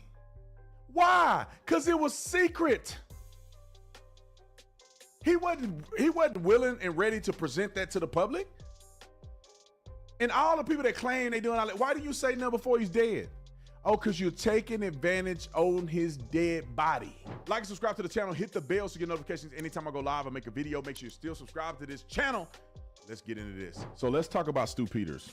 I literally didn't even have this on the list to talk about. And Nick decided to show me the stupidest clip I've ever seen in my entire life. I cannot believe this person has a platform. And you are an idiot if you believe anything this dude is saying. I just wonder. Let me give y'all some advice. You want to make some quick money with no morals? Get out there and do conspiracy theories right now. You will have 1 million followers by next weekend, and you will be making $10,000 a month in the first week. Just spewing stupidity. But anyway, roll the clip. What we've been told is that Tyler Robinson shot Charlie Kirk through the neck with his grandfather's .30-06, basically got away with it, only to later confess multiple times in different fashions to multiple people and then turn himself in, only to then recant that confession and plead not guilty at his arraignment before a gag order was put in place by the judge overseeing the case. A gag order that was very obviously installed because the court wants to make sure that it can properly railroad this patsy, this Tyler Robinson character. And when I say character, I really mean it. That's what Tyler Robinson is, if he actually even really exists. Tyler Robinson is a character in the Charlie Kirk assassination movie that we all see playing out in real time. But the American people are seeing through this movie, it would seem, hence the gag order, because we know that the story that we've been told is a complete and total line of BS. Charlie Kirk was not killed by Tyler Robinson. Charlie Kirk was killed by the Jew after he was betrayed by the people closest to him. Hold on. By the Jew. Tyler Robinson's not even real. He got killed by the Jew. What does that mean? He didn't even say the Jews, plural. He said the Jew. So now a Jew killed him. But it gets worse, y'all. It gets worse, bruh. It gets worse. He bring Erica into this. It gets worse, bruh. Roll the clip. After he was betrayed by his wife, by the board at TPUSA, by his security detail, by President Trump, who he himself has played his part in perpetuating this hoax since the day that Charlie Kirk was killed. And who's at the center of all of it? Benjamin Netanyahu. Charlie Kirk turned down a $150 million payout directly from Netanyahu's regime. Kirk stated in writing that he was leaving the pro-Israel cause. Kirk stated in writing that he could no longer be affiliated with the pro-Israel cause. Charlie Kirk was on the verge of J-pilling millions of young people all over the country who hanged on every word that he said. And then he was killed in typical Israeli fashion. Just like the exploding pagers, Charlie Kirk was killed by a weaponized microphone. And if just one thing is clear in all of this, it should be that Charlie Kirk was murdered for opposing the Jew. He was murdered for turning toward the truth, toward the light, and away from Israel. Charlie Kirk was murdered because he could no longer be bought. And that's what these people do. There's so much to unravel here. Let's start with the end first. He said Charlie Kirk could no longer be bought. So therefore, he's saying Charlie Kirk was bought to start with. As if you're making Charlie Kirk out to look. You're saying he was bought and paid for. And he decided he no longer wanted to be bought and paid for. That's stupid. Erica, his team, and his protection team betrayed him. I thought the Jew killed him. The Jew, not the Jews, or the Jew. I don't know what that is. I don't know if it's a floating, I guess it's a floating hologram, ghost-like figure that's the Jew that's killing people. The Jew did it. And then he goes on and he says they created a gag order to try to cover up the case, I guess. I don't know how stupid you got to be to listen to 30 seconds of him and think anything he say is real. They do gag orders in every major case that has any kind of international or national recognition. They do a gag order. I think that the militant trans issue really became familiar to the American people last month when Charlie Kirk was killed. I mean, you guys at breakneck speed found this guy, you identified him, you profiled the type of person that he would be, and that's incredible. Is there more evidence that you guys can offer to people, maybe video from that roof? Do you expect that there will be more to be released? I think the best thing we can do for Charlie, especially me as FBI director and our team, is to prosecute this case in the courts of law, wherever it is, in Utah, in the state of court of law. And what we're going to do is what we've done. Give them every piece of evidence we collect. Our cellular analysis systems are the best in the world, and that's what the FBI does, and that's what we flew in and did. That's how we led the manhunt and got him in 33 short hours. And every single piece of video or forensic evidence or witness interview, we've done dozens and dozens, gone on these platforms, found every single person. All of that material, and I know this is frustrating to the public, and I understand it, but I'm not going to allow the Charlie Kirk prosecution to be dismantled because we want to get over our skis and publicize information. That is the one thing you cannot do. We will make everything public in court. It just takes time. It does. Yeah, it always does in these cases. Is there any possibility that other people were involved? When you talked at the White House, I sort of got a little inkling that maybe you're looking at other people. We're looking at everyone that was there, that was online, and we're looking to refer these matters to the state prosecution authorities when there's enough evidence. But the reality is, again, with social media, when you have hysterical conspiracy theories filling the void, you're harming Charlie and his family and a rightful prosecution of his alleged assassin, who we have in custody, and rightly so, in my opinion. And if anyone helped him, do you think that we at this FBI are literally going to let them get away with it? Us standing silent in the face of growing conspiracy theories, that's what we do to shut down a faulty prosecution. That's what we do to shut down a system of justice that wants to be exploited by these same anarchists. And that's what they're doing. They're bringing it to social media. They're bringing it online for clickbait, and we're not going to take it. We don't care what you say about me or Dan Bongino or anyone in leadership at the FBI. They're just going to keep doing the work. A judge will hear arguments on whether Tyler Robinson can wear plain clothes during proceedings. Robinson's defense team is also seeking to limit media coverage of the trial, including a ban on cameras in the courtroom. Donna Rotano is a criminal defense attorney and Fox News contributor. My first thought is how difficult this is going to be for Charlie Kirk's family, for his wife, his parents, to go through this trial. But to have the defense seeking to allow him to present in plain clothes, what is the case they're making for him for that? Sure. Good afternoon, Sandra. How are you? So here's the issue when it comes to clothing. Obviously, the main purpose here for the defense is to try to get a fair and impartial jury. And if potential jurors watching news coverage of this on a regular basis are seeing Mr. Robinson brought out in prison clothes or jail clothes, then obviously they're looking at him as someone who is in custody.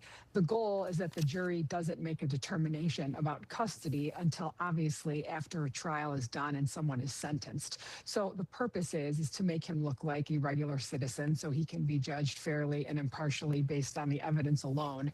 And although it seems like a small detail, you don't want him to look like someone who has already been convicted prior to having that happen. And some ignorant, stupid, deranged people are saying, it's 3,000 people on the gag order. They trying to make sure nobody talk about it. 1 billion people saw the video. 3,000 people were physically there.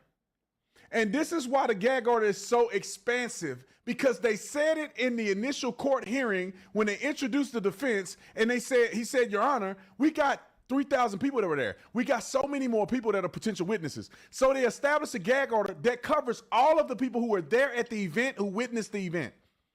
A gag order is not for people who saw something on TV, not some person online spreading conspiracies. A gag order is for a person who can be a material witness. That means that if you were interviewed by the FBI and you could potentially be testifying in the court of law, then the gag order is on you.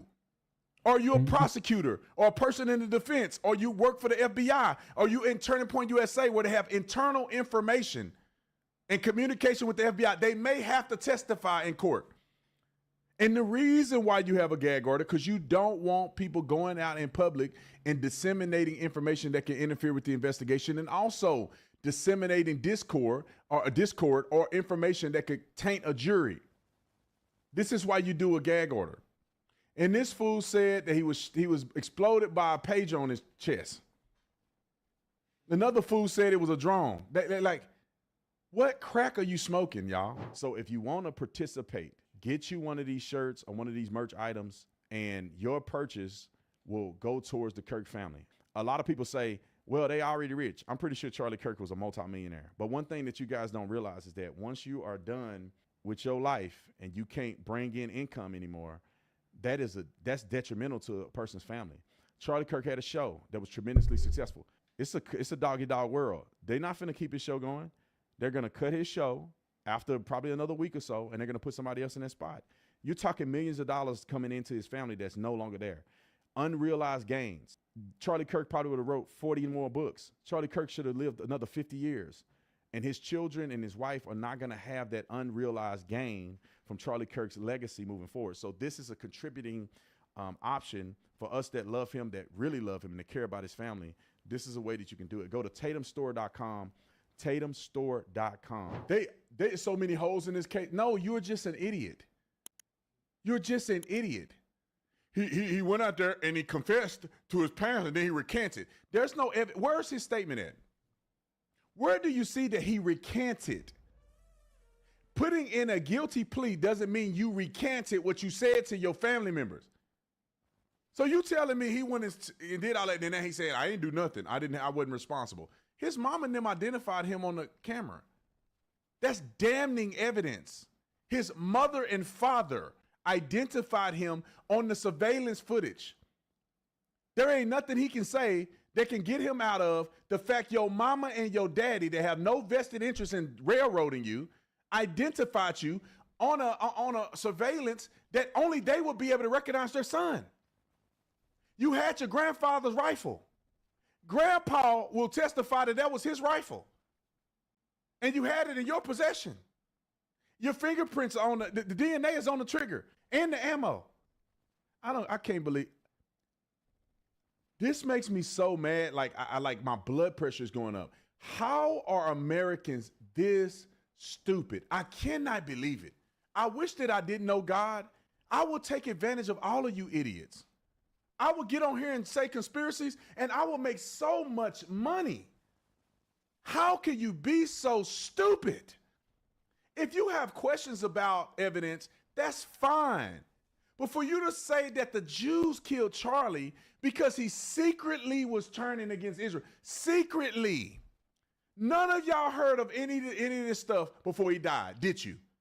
Nobody. Why? Because it was secret. He wasn't willing and ready to present that to the public. And all the people that claim they doing all that, why do you say no before he's dead? Oh, because you're taking advantage on his dead body. You didn't say nothing about Charlie before he died.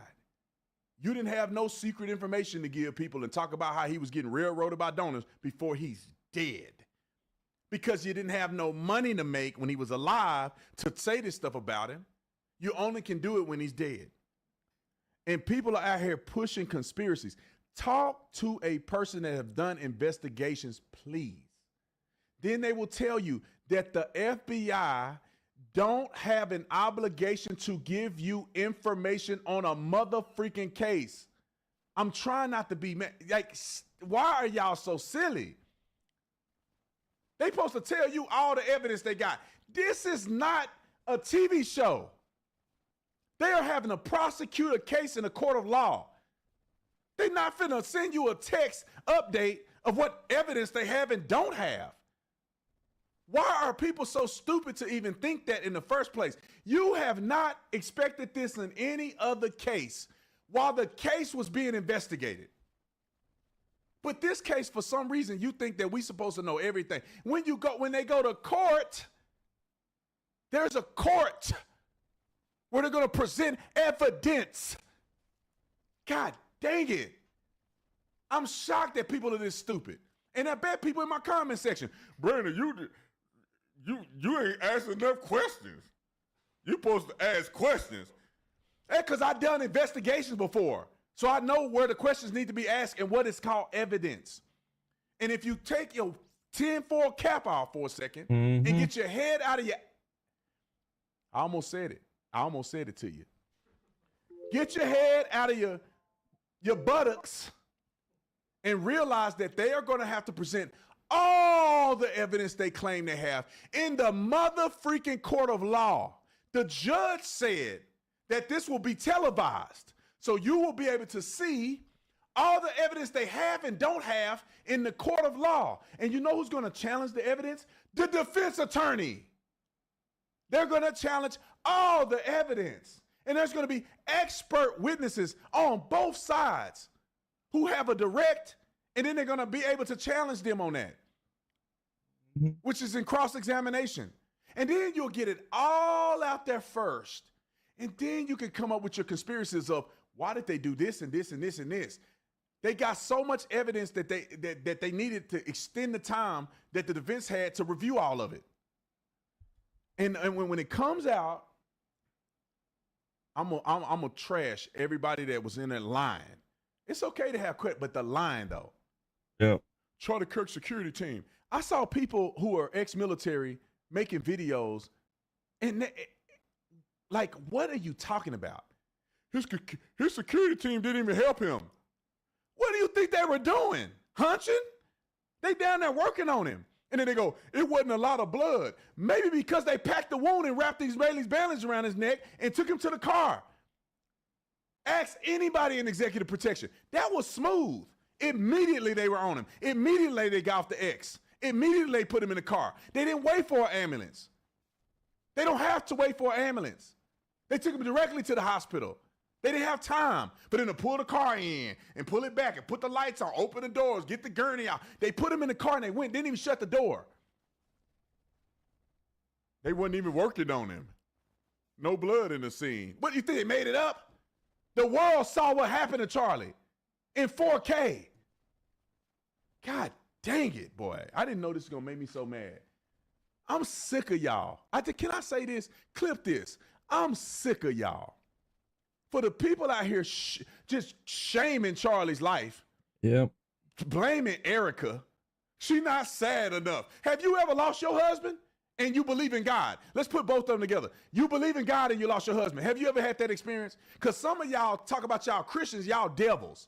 Mm-hmm. They ain't prayed in 45 years. Talking about you a Christian. And so when your husband die, you a worldly person. So of course you sitting up on a rock crying like this all day. Instead of understanding that God has a purpose that's bigger than your purpose. And you can't sit around whining all day because you got to do God's Absolutely. business. And you're married to a man that would want you to continue on. God.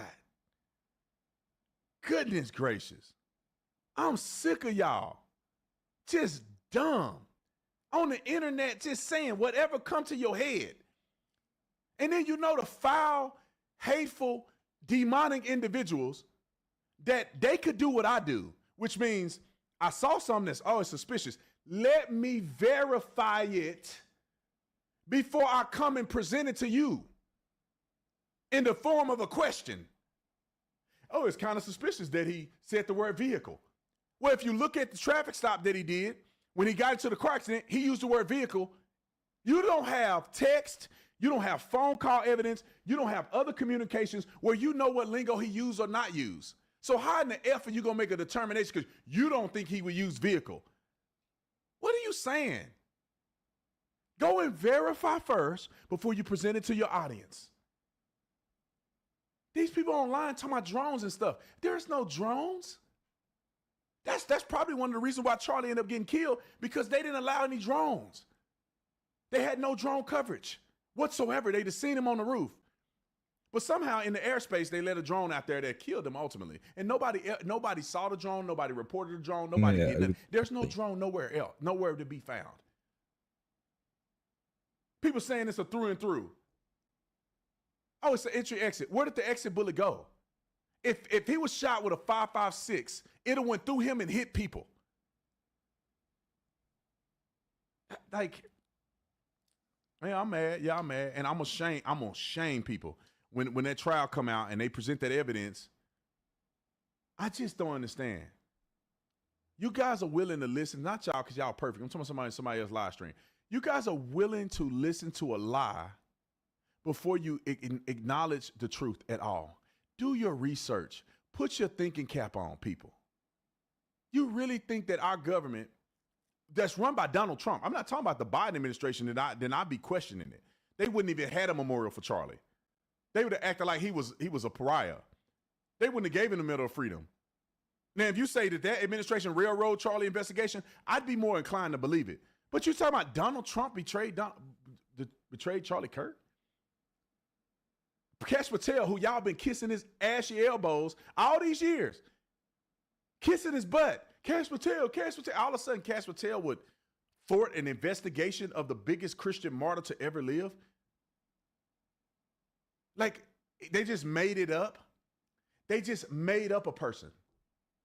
Tyler Robinson killed this, but they just made him up. It was 4,500 students, and they go, him. That's how they did it. They saw a dude at Dairy Queen and said, him. Why is he at Dairy Queen? He lived 200 miles away. He had Dairy Queen during the time of the shooting. And y'all, it couldn't have been him. He wouldn't know. That's suspicious. Somebody shot him from the left. Nobody even looked left. Everybody looked back at where the shooter came from. Some of y'all gonna end up going to hell with all this lying you're doing. Just influenced by the devil. Only the devil can influence somebody to lack wisdom enough to put this man's whole legacy at jeopardy because you want to push a conspiracy theory. Whole legacy. Nobody's going to remember in 15 years what Charlie stood for. It's going to be tainted by conspiracies. And forever, they're going to say, Tyler Robinson didn't do it. No matter how much evidence you got, no matter how many facts, Tyler Robinson didn't do it. That's going to be the mantra of Charlie Kirk's death.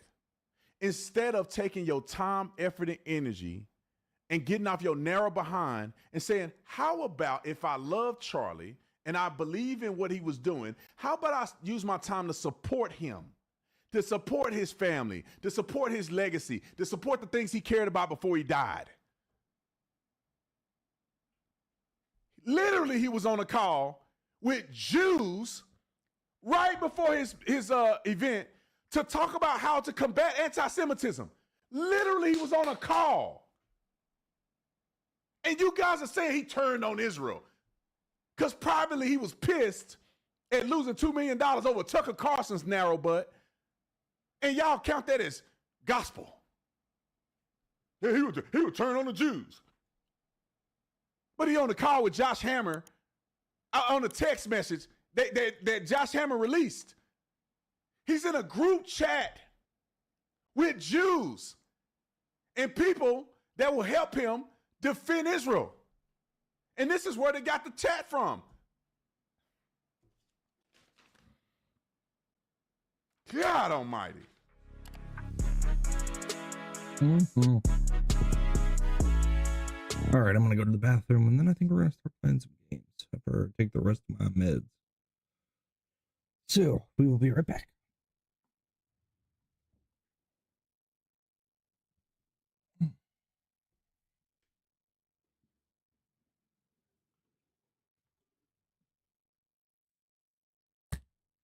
I hooked my camera.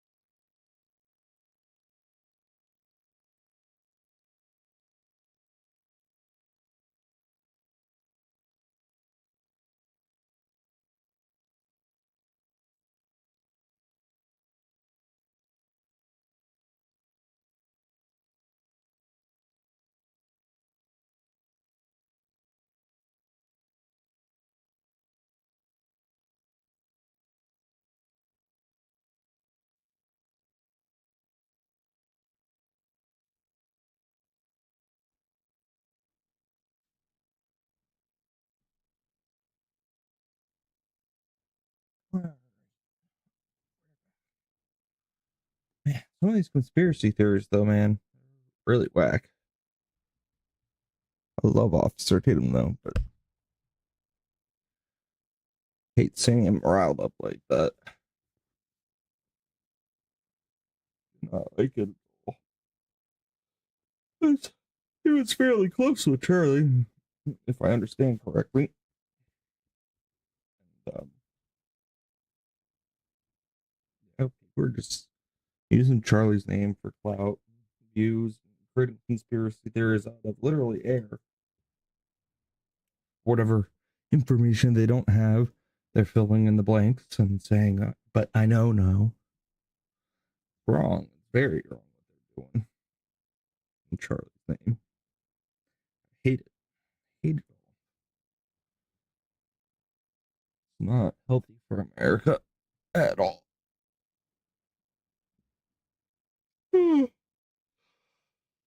Ooh.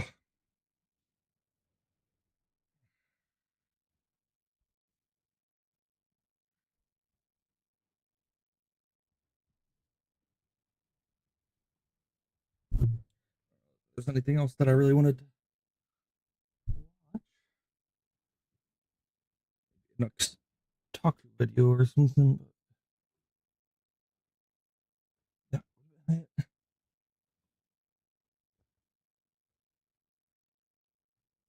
been it. Benny. Oh yeah.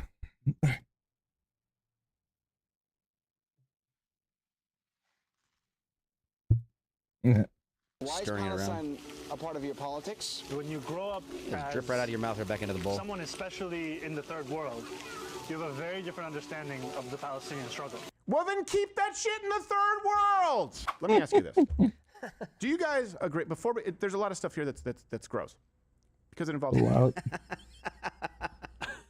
Are we allowed? Is the United States allowed to have a culture? Because that was one of the biggest criticisms, and I think this is actually there's some value in what we're seeing today. Because the left would always say, "Well, America has no culture." But yeah, we don't really have a culture. Oh, I love these cultural fair. Look at all these beautiful cultures of the world. And they say America doesn't have a culture. Well, now in complaining about standards that we have, it's become very clear that we actually do have a culture.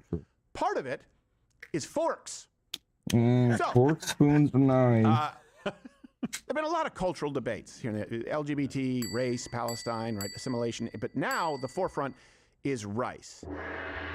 And more than you would think as far as rice, namely eating foods in a way that is unsanitary, unbecoming, and un-American, rice along with sauce with bare hands. So the third holy grail of taboos in American This was politics, June, and it's you have resurfaced. socialism, you have Islam, and then you have Palestine. And you are really going for the Name other trifecta. things I hate. Let's go, baby. Let's pick it up already. Tell me why Stirring it is around. Palestine And him eating with his hands is just disgusting. Right out of your mouth or back into the bowl. Someone, especially in the third world, you have a very different understanding of the Palestinian struggle. Well, then keep that shit in the third world. Yep. Please. We don't want to be the third world. Nope. My Swiss Army knife when I was a kid had a spork. It's both a spoon and fork. It's a miracle. When they send this aid to Gaza, are they not sending forks? Apparently not. No, because if you send them a fork, they're going to strap it to dynamite and mail it to a Jew. Sharpen it a little bit, use it as a spear. And keep in mind, it's the same. And of course, they do this to bait, and then to bait people who point out, we probably shouldn't eat that way. They go, oh, you're just ethnocentric. Keep in mind, this is the same party that demanded you wash your hands long enough to sing happy birthday, spray down your packages, and wanted you to be afraid of every microbe known to man. And it's very unlikely you're going to get it from packages, but we do know the virus can live on surfaces. For example, steel and plastic for up to 3 days. I've used a little glitter here for my kids to show you what the virus might be like. We know they can live on cardboard, for example, up to 24 So something hours. different. It's going to clean all the virus off here. Don't need to do too much. It's a pretty sensitive virus. And So a few weeks grab later, the they're like, you don't inside need to do off that. Here Yeah, exactly. And pull it over itself. And then I grab with my finger over here from the inside and pull that over as well. And I drop that into the dirty area also. Oh, I thought he was going to put it right in his Finally, I clean food. my hands one more time. So split the difference. Don't lie to people and tell them that they need to spray down their packages, but don't just, Crocodile Dundee with a coconut, just finger jab that can and eat it. Like, there's a middle ground. When I was a kid, I thought that was the most badass thing ever. It's pretty awesome. I think he also did it in that Flipper movie. In the Flipper, yeah. Yeah, because he had that boat full of SpaghettiOs. And he made the kid, he made Elijah Wood smoke a whole, pack of cigars while he was doing the yard. Yeah, right? that's a forgotten movie. You gonna smoke cigarettes? I'm gonna give you lung cancer. Into a piece of metal. Careful of that dolphin, mate. He'll rape you. They rape for fun, dolphins. That's true. So anyways, eating with their hands and I'm grossing you out on purpose. Gotta worry about Of course, them. President Trump, who's known to be somewhat of a germaphobe, was naturally disgusted, rightfully so. Did you see him? He has a news conference all the time when he's eating. I have never seen a human being eat in such a disgusting fashion. I'm always telling my young son, Barron, I'm saying, and I always with my kids, all of them, I'd say, children, small little bites, small. This guy takes a pancake and he's shoving it in his mouth. It's disgusting. Is he talking about me? What the hell? Oh, sorry. Yeah, the left will say, well, this shouldn't be a partisan issue. But it is. So why is it? Why is this split down party lines? I'll tell you exactly why. For the same reason the left is exclusively the party of democratic socialists. For the same reason that the left wants to grant citizenship to every third worlder in this country. They hate what America not only is, what it was meant to be. That's why you don't see leftists flying American flags. Try this experiment fly out. Mexican flag. You see an American flag on a car, or you see it in someone's yard, and you're able to talk with the person. Don't approach them, in a scary way. 8 out of 10 times, they're a conservative. Comment below if that's been your experience. You know it's true. I can't prove that empirically because no one actually wants to conduct the study. And so they have this knee-jerk reaction to defend anything that is on the opposite side of America, even if it's disgusting. And so Mamdani went on Mehdi Hassan's podcast. Anything to go always against have to Trump, play the really. victim, and he whined about people saying that it's gross for him to eat That's with what his I've noticed filthy from hands. representatives in It's Congress now and become whatnot. normalized on the right. I mean, I don't remember this in Trump's first term to just look at any foreigner and go, deport them. It is very dangerous. It's dangerous because it is the foundation of dehumanization. I mean, even the basic fact of me eating biryani with my hands is something that outrages Republican congressmen. It outrages the Republican congressman whose father-in-law, I should point out, is Dinesh D'Souza, an Indian immigrant who I'm pretty sure has eaten rice with his hands at some point. I did not even put the 2 and 2 together. Yes. Okay, full disclosure. I've eaten several meals with Dinesh D'Souza. Never once did I see him eat something wet with his hands. Is it because he had utensils? It's because he available? had utensils. Okay, I just want Is to he make sure. he's an immigrant, Dinesh D'Souza. He Yeah. came here from India. He is, yeah. And he uses assimilated stuff. Yeah. No, maybe he assimilated. No, my opinion's not dangerous. E. coli is dangerous. Hey, by the way, is there more food poisoning in India? If you visit India, hey, isn't that one of your primary you get so concerns? sick In from other words, eating in if India, they I don't think. have basic sanitary food practices figured out in the 21st godforsaken century, A guy that godforsaken in cooks India, food not the with United his States, feet. maybe not only should we not take cues from them, go the other direction, but none of it matters. We use forks here because we do. It's the United States. If you want to do it, fine. Just acknowledge that it's inferior. I'll tell you, I can do it. I often, what's some of my favorite guns are revolvers. I know that I give up capacity. I know that it's an archaic technology in many ways, and you're at an advantage with most modern semi-autos. There can be a case to be made, but I like them. I get it. They're inferior for most practices, but you're a long way from unarmed. I can say that. Why can't they just, it's probably not as healthy. It's not as good to eat with your hands. Yeah, when I come from it, so it's a habit. Old habits die hard. So this was... Yeah, as you speak this kind of by normal reignited a American debate. accent. And like I said, you ask yourself, why has it ignited? Right, really. He doesn't even exclusively have like along an party Indian lines. accent. This Vince Donnie Dow guy, and he's wrote trying this, to and it like has like 27 act million like he views. eats like that all the time. He wrote, as an Asian, I feel I have authority on rice. Eating rice with your hands is gross, strange, and barbaric. Nobody in my family has ever done this. He acts like utensils were never invented. Then there was this post from Raw Egg Nationalist. Eating with your hands like this should instantly disqualify you from running for office in every single country in the Western world. 6.7 million views. Fair as well. And then I love that the Asian guy came in. He was like, yeah, I'm Asian. I can speak about this. Yeah. And Lane said the same thing earlier. He's like, I've been to China. Not a single person in China is eating rice with their hands. No. In fact, they hate eating rice with their hands so much, they invented a utensil that made it harder to eat rice, the chopstick. Yeah. They're tiny. You can't pick up any rice with that thing. I know. That's what it's supposed to, rice is supposed to clump, I guess. Oh. I don't know. This whole Making it wrong. look. I don't like chopsticks. Sometimes I like chopsticks. Yeah. But I'm gonna tell you, it's just the I novelty like of it. I chopsticks. know it's inferior. I was literally on the border between Cambodia and Vietnam in a village that didn't have electricity, and they had utensils to eat food with. Yeah. Okay?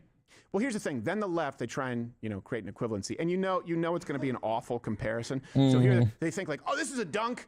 Hey, look, here's a post of President Trump eating with his hands pizza. Okay, let me explain to you the difference, dumbass. Oh, Evan loves Wolf. Good. He's an idiot. Bread. Okay, it's not wet, it's not saucy, and he's not taking a bite of pizza, carving it out of his mouth and putting it back on the rest of the pizza to eat it. That's not fair. You did not see, they didn't show the picture of when he was eating a lasagna. He dove right in that thing. Sure. Just got a little salad. Lasagna, right I'm there. coming. I got 5 fingers for 7 layers. Grab it. And then a bunch of it basically set off this inter-Asian race war on X. Someone posted, have always eaten rice with their hands. I've never seen it. Hold on, that's a Blue Sky account. Pull that back up. That's a Blue Sky guy. Yeah, of course. Yeah. Immediately disregard your opinion. But I don't care. I still okay, fine. Even if they do it in This guy China, has I no think they would authority. probably take issue with this. We don't do that here. Right. Okay? We're allowed to. Here, we don't fit a family of 12 and a chicken coop on the back of a Honda Cub. We have SUV. we drive cars. Okay? All right? We're allowed to have our thing. We used to take bets in Afghanistan on the craziest thing we'd see on the road. Yeah. At the beginning of the deployment, we said all of us had one thing we think we see, and mine was I said we're going to see a bus with another bus on top of it, and people in the bottom and the top of the bus. No way I thought that was going to happen. Absolutely. Absolutely. Like 3 months in, I was like, oh, you guys saw that, right? And it wasn't a double-decker bus. It was actually a bus on top. No, it was a bus, and another bus. It was a shorter bus. It was a little tiny like a shuttle bus thing, but it still counts as a bus. It wasn't a Volkswagen, okay? It was a bus on a bus. Do you think that was to segregate like other Afghani retards? No, I think that they had a bus with no roof, and then they had a big family or something. And then there's this post Funny. decrying Taking the racism. whole I've never village quite to the town understood for the this day. specific form of racism. America and Western countries have all sorts of foods we eat with our hands. Hamburgers, hot dogs, sandwiches. Buns. Those are all buns. Do I need to explain to you the history of the fucking sandwich? Please. You know what? I'm not gonna. I think you can look and go, hamburgers, hot dogs, sandwiches, and probably understand the through line. Like, see, I was just about to go explain. You sandwiches. were. No, Yeah. you know what? No, Look up pasties in Michigan. Okay, it's what people. We found ways. Not pasties. No, pasties is what they call them. Different thing. Yep. Yeah. They found ways to encase food that could not be eaten with their hands so that they could use their hands. Things like a burger, things like a bun, things like a pastry, baking it in. Burritos. Oh, hey, see another commonality? Popcorn, donuts. These are foods that were designed to be eaten with hands. They were made to be that. Here's the look, I'm just gonna make this really simple, okay? Pizza, burger, sandwich. Okay. If the meal that you are eating with your hands, outside of grease and oil, if it can't be cleared off your hands with 3 swipes or less, use a utensil. Okay? That's our rule. There's a little bit of bread. Maybe 2 swipes or less. A little bit of salt from the pizza crust. Good as new. But here's a montage of people being gross from worse countries. Why use your hands? Because that's how God intended us to eat. We'll push Which the rice, one? put into the mouth. It's wet.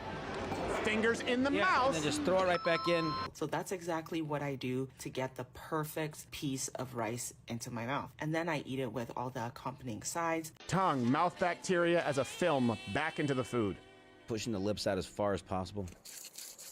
Oh, yeah, just stir it up. Yeah, just throw it right back in. They spent their blood, sweat, and tears making this shit. For you to come along and tell me to eat with a spoon, have you lost your mind? Wait, why is that unreasonable? So why is it wrong for me and all of America to say, yeah, we prefer spoons and forks, and not his indignance of, they prepared this food for you to use a spoon. Have you lost your mind? Well, hold on a second. Qualify that. Why would it be absolutely insane for someone to use something that keeps their hands clean and prevents the exchange, it's like a revolving door of bacteria? And none of this matters. None of it matters because this is the United States and we use cutlery in this country for these kinds of foods. Nope. It's just part of our culture. You want to be here engaged in that's enough. That's enough. I can make the case, and I keep saying that I won't, but then I just can't help myself. I know. Here's a montage of people eating other foods with their hands and see if you're like, maybe it's different. And I will do the crab rangoon pizza.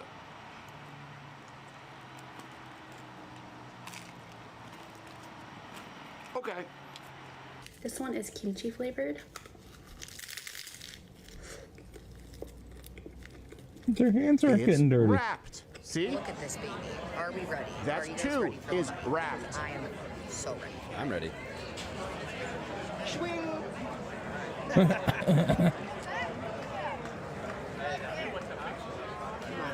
I didn't get much chicken at all, and the scoop of guac was pretty small compared to the boatloads of pico and cheese that made the chips a soggy mess really quickly.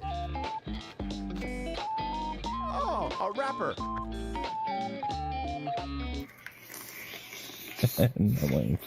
Holding on the bone. Yeah, I really don't see the issue with eating with your hands. I actually quite like it. Don't, Josh, don't do that with the soup. Okay. Jeez. It's quite good. Yeah. You see what we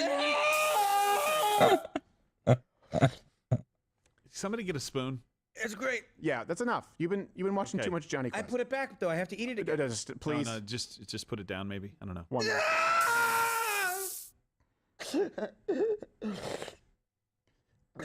Okay. All right. Okay. That's enough. All right. Sorry. I just got hungry. If you want one more bite, you can take one more. Okay. All right. All right. That's enough. Now, do you feel good about yourselves, communists? Do you see what you did to Josh? That's right. How dare you? 3 brushes. If that doesn't work, get the fuck out. Clip it. And let me explain to you too. It is a cultural thing. Do you know why they eat with their hand? It's not that they think it's superior. It's that, I'm going to say it, okay? Their barbaric, backwards religion in many of these cases tells them to. You know, in Islamic the countries, Quran tells them they to. eat with their right hand from the communal bowl. They wipe their ass with their left. And if you steal some, if you commit a certain crime, they cut off your right hand because it's symbolic. You now are effectively exiled from society. You can't take part in the communal practice of breaking bread. In the Hadith, Muhammad actually instructs his followers to eat with their right hand, and he actually forbade them from using that right hand to clean their ass because he was concerned about. He said, yes, hear this from Sunnah. He has forbidden us to face the Qibla at the time of excretion or urination or cleansing with right hand or with less than 3 pebbles or with dung and bone. I don't even have time to get into the pebbles thing. Didn't even know the 3 pebbles? It's like a... Nice. Yes. I guess it's like a sphincter exfoliator, you know, like a pumice stone. So Sharia law cut off your hand to punish you, so you're no longer a part of society. Here is a Muslim explaining the different uses for God gave you 2 hands for this express purpose. In Islam, we eat with our hands. He does like a little. Shuffle it like. And You also, mean like a we spoon? believe the left hand is for the bathroom. Dirt, like use your left hand. This hand's for eat, clean things. A right hand for the scoop, left hand for the poop. Scoop and poop. I think her manicurist budget just increased. The whole scoop and poop. Sanny. It's my favorite move. Sanitizer. So, hey, look, that's their culture. Yeah. And it's barbaric. we have the right to look, to examine objectively, and determine which one we think is better. So, on one hand, you have poop, a god.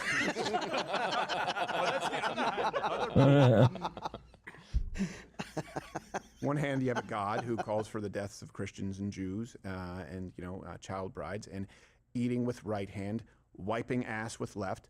In the Judeo-Christian society that left the world's greatest superpower one century to become the only world superpower the next century, we invented Charmin.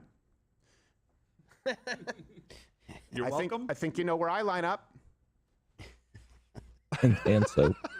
So Mamdani is doing this because it's the victim Olympics, right? So that there's no more valuable currency to those on the left than victim status. So they will bait you. And I know you're saying, aren't you taking the bait? Yeah. A little bit. Yeah. You know why? Because I don't like him. Okay, I don't like him, and I don't like that. I don't want to have to skip entire neighborhoods in the United States because it no longer feels like America. You add it all up, right? You go into a neighborhood where no one speaks English. They have chicken coops in their backyard in a suburban area, and they're eating rice and soup with their hands and wiping their ass with their left. So every single one has a hose installed in their bathroom, and they're holding hands when they walk down the street, even though they're two guys and they're heterosexual, wearing their weird ass robes. And I guess can see what? that. I just What's up with her?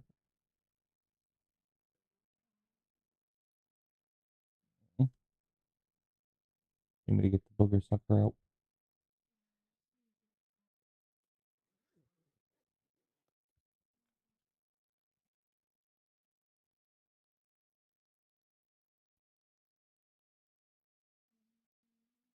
No,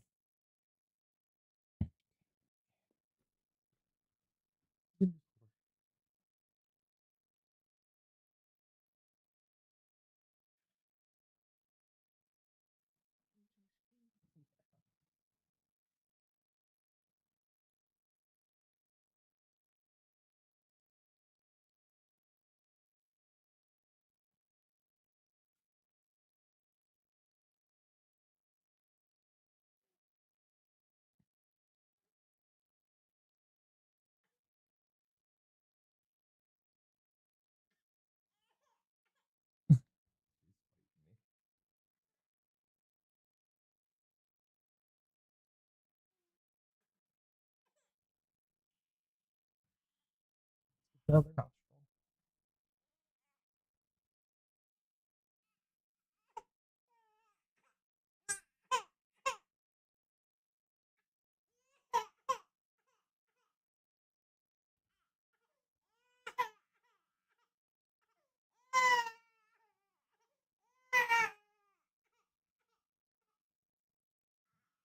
Definitely got a lot of snot, but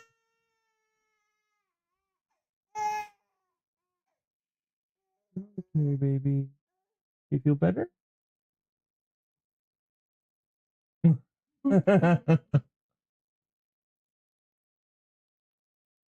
I'm sorry, love. Okay. I know.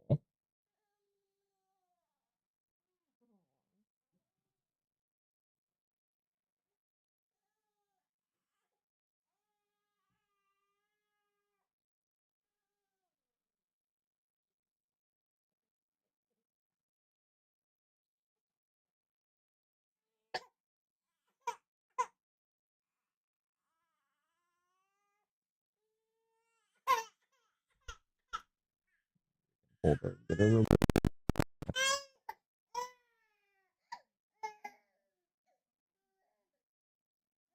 You're okay.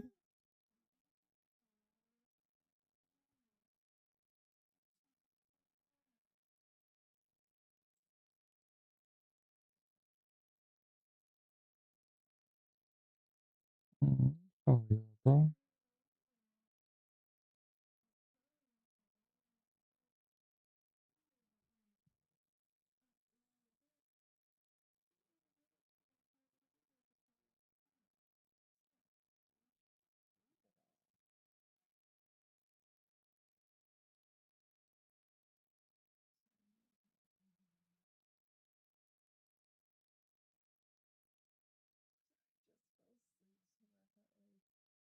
I'm not awake enough to say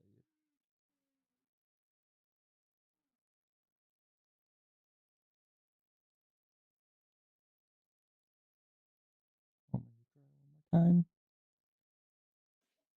Oh, never mind. She got it out herself. I know.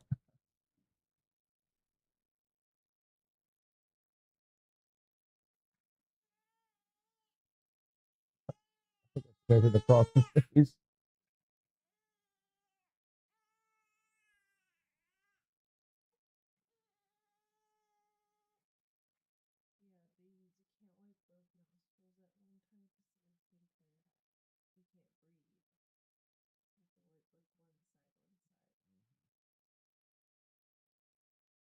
Feel better.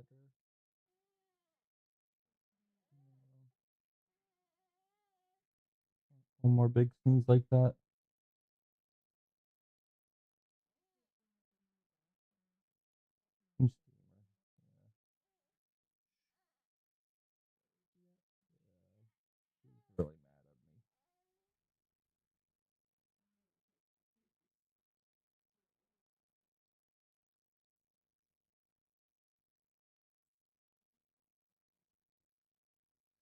put the cap back on for now. Unless you want to take this up and try to do it up there if you're holding her.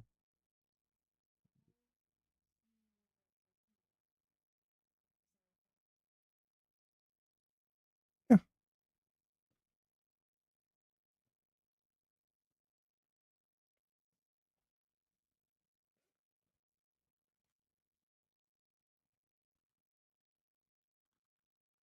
Booger cigar. It has everything.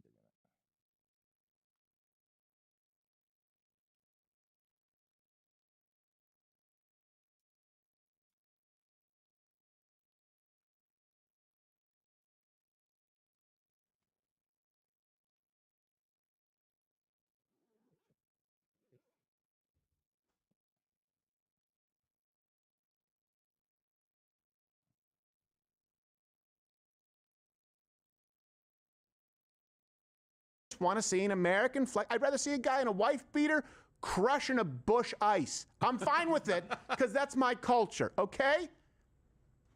You pick yours, we pick ours.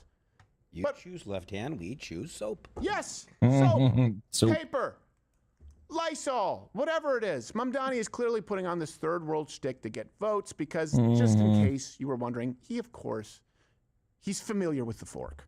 New York is suffering from a crisis, and it's called halalflation. Well. Today, we're going to get to the bottom of this. Oh, why didn't you eat that with your hand and then rub it on your expensive microphone? Exactly. Halal food is too expensive in New York. We're gonna get to the bottom of this. Oh, yeah. It's halal people. Yeah. Hey, also, that's not like the most pressing issue. You see that person behind you getting raped? Yeah. That's halal. Yeah, maybe deal with that. What? That's true. I don't know.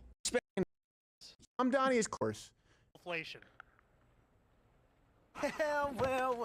Today, we're going to get to the bottom of this. Oh, why didn't you eat that with your hand and then rub it on your expensive microphone? Halal food is too expensive in New York. We're gonna get to the bottom of this. Oh, yeah. It's halal people. Yeah.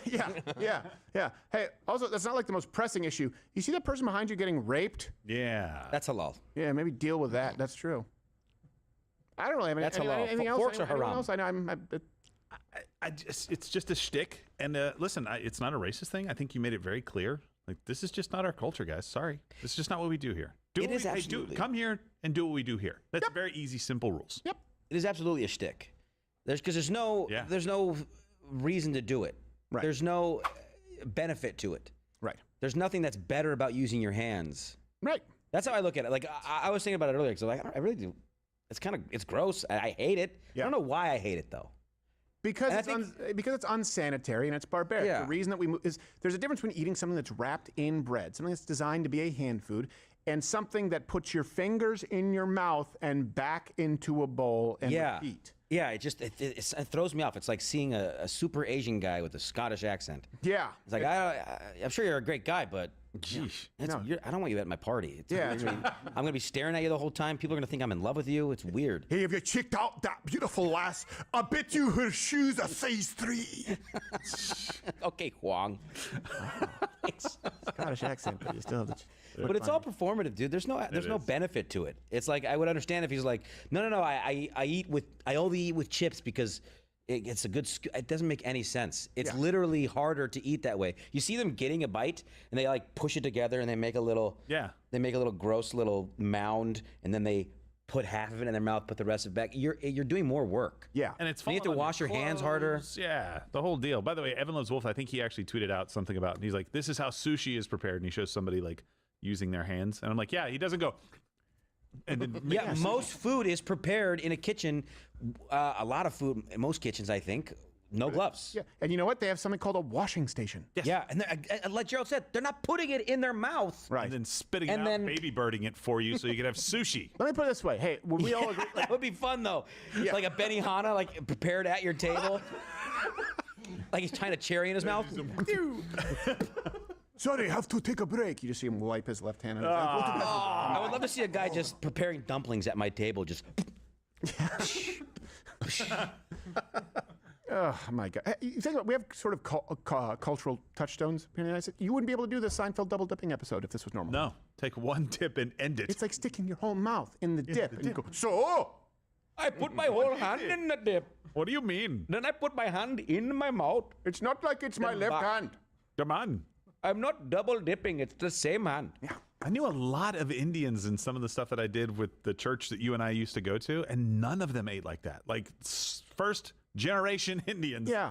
People don't eat like that unless they have don't. to. That's, Of course. That's the thing. I come from a third world. Yeah, I know, and that is how they eat there because you don't have easy access to it. You don't have You don't have plastic forks everywhere. Not everyone can afford to go get actual silverware. I get it. Right. It's different. Yeah. I thought it was a cool experience. The best chicken I've ever eaten in my life, hand to God, best chicken was in Kuwait City. They didn't have any forks. Right. It was delicious, but it was weird. I didn't want to be eating with my hands. I was wiping them the whole time. I had a whole plate of napkins and naan bread. It was Not to mention obnoxious. all of the auxiliary sort of accoutrement. They're not designed to accommodate this in a restaurant. They don't have they have cutlery. They have napkins that don't work with wet food. It'd be like someone coming over. Like, okay, great. I get that you were raised in Juarez, but you can't chase around a stink bug with a stick on a donkey on our freeways. You're not because they're made for cars.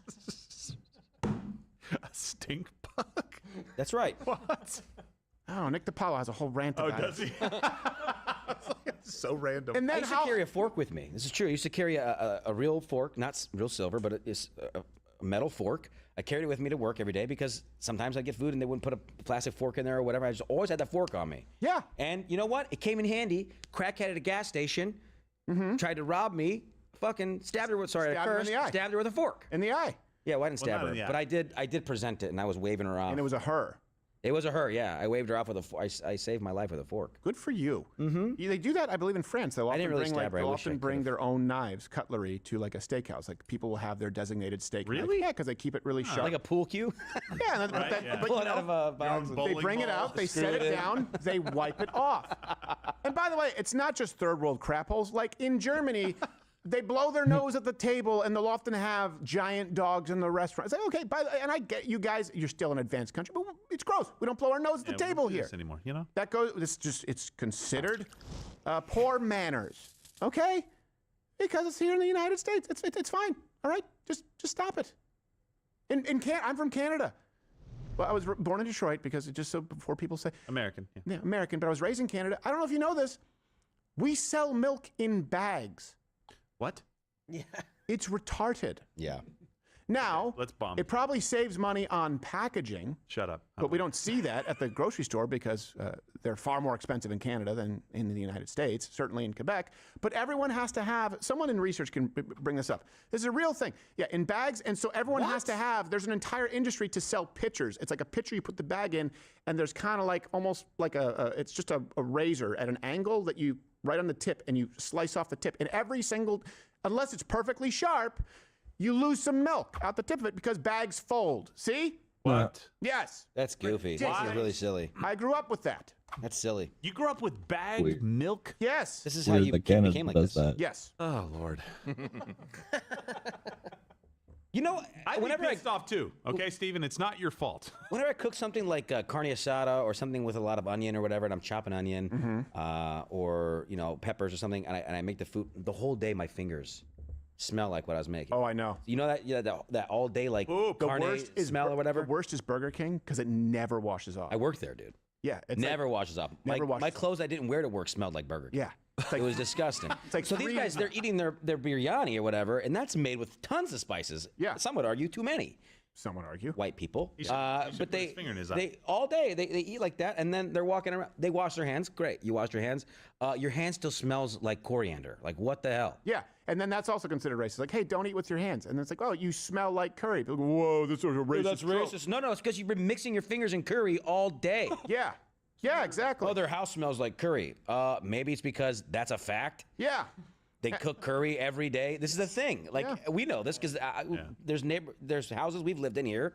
My last house that I was renting was owned by some Pakistani people, and they cooked curry a lot. It was obvious. It was in the walls. My parents had literally in the walls, the appliances, the vents. It's like it stays there. It's a problem for people who own properties and rent them. They have to like change out wallpapers and repaint. And my parents, the what do you call it? The fan, the vacuum, the vent. Is that what it is? Yeah. The vent on top of their oven. It was like we didn't realize until a while. It was like they thought it was a paint job. It was bright yellow. Oh no, dude! That stuff stays, man. Yeah. And by the way, I love Indian food. I don't like that I get ripped off all the time. Of course. I know that because I used a coffee scale to measure the chicken when they do 2 for 1. Turns out they just separate it into 2 different packages. Maybe for the same reason that 100% of Earth's credit card scams come from that piece of shit country. This is not an attack. That wasn't an attack on curry. It wasn't an attack on people making curry. No, it wasn't an attack on Make India. the curry. Enjoy the curry. But you can't tell me that I'm being racist when I say a thing that is a fact. Yes. I'm not trying to be mean about it, Yes. but your house smells like curry. Yes. Why? You cook curry all the time. You cook Is that curry a all the problem? No. I'm just telling you it smells like that. You have the problem. Yep, absolutely. Also, your hands do because you've been stirring it all day. Yeah, I mean, the Cajuns wouldn't have a problem with it. If you like, hey, did you use a Cajun seasoning or something? Sauce bon, I eat it all the time. They own it. Sauce bon. They own it. They look in their backyard, they see a swamp, and they see dinner. And I think it's weird, but it's part of our culture. Oh, you're still here? And you're still watching this on YouTube? You've probably noticed something is missing by now. I'm not here. That's because the Live Daily Show is now streaming exclusively on Rumble weekdays at 11 a.m. Eastern. Tune in there, where nothing is censored.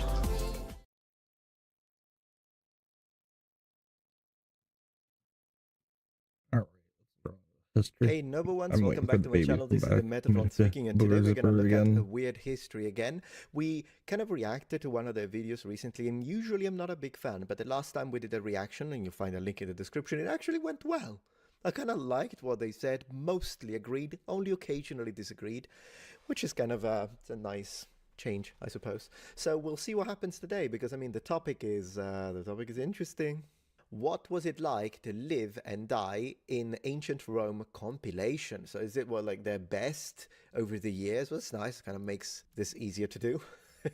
Slave labor was a huge aspect of Roman life, and the Republic depended heavily on free work from human beings who had no rights, no possessions, and were left at the whims of their masters to be worked to death, starved, tortured, and sometimes even killed for the sake of enjoyment. Sure, you may have seen... No, we're not starting strong. No, we're not starting strong. Let me comment on that. All right, so first of all, let's discuss these two things from an ancient Roman legislative point of view. Human rights, possessions, slaves have none. Well, first of all, let's look at the possessions, the easiest one to discuss, because for this one we need to go a little deeper. So, possessions. Is it true that ancient Roman slaves could not own anything? Technically, yes, from a legal perspective, but the reality of fact is that when you read the sources, you see that indeed there were workarounds. So, for instance, a slave could own other slaves, and that absolutely happened. He was still a slave, but his slaves were under him. So his slaves couldn't own other slaves, so there was kind of a tier system, if you will. So that's one thing, that a slave could own other slaves. Secondly, slaves actually found a way to make money. And this, of course, varied very much from slave owner to slave owner, and some allowed it, some didn't. Sometimes this was done behind the back, sometimes it was done with the full acknowledgement of the slave owner. But in general, slaves didn't, once again, legally own property, but oftentimes they could, particularly if they were very good at doing trading, or say that there were slaves that could count. Not all could, or the slaves that were literate. That's another thing, that sometimes would be a more expensive slave, but that happened as well. And sometimes slave owners, they would allow their slaves to still make a profit themselves, and even at one point buy their own freedom. This is something that is important to underline. It was still, please let me underline, since I understand this is extremely stupid that I have to say this, but there have been people, detractors of mine, that because I say something like this and I'm just telling you the facts of the history, then they make whole videos, Metatron is pro-slavery. This is how stupid we're dealing with. So let me make a disclaimer. I am not pro-slavery, and slaves were living in horrible circumstances. Happy? All right, the second one though, human rights. Human rights is a very modern term. So already we're using human rights from what frame of reference? Because it kind of feels misplaced here because it gives us expectations that are too modern for the period. But ditching that for a moment, even from an ancient perspective, slaves did have some judicial rights, depending on which emperor. These could be even increased. And the fact that he's just saying now this... Starved, tortured, and sometimes even killed for the sake of enjoyment. Absolutely not. There were laws that prohibited this in ancient Rome. Once again, it depends on the period. But if you were a slave owner and you just started to unjustly punish or tried to unalive your slave for no reason, you would be punished. The slave would be freed, and you could end up in prison.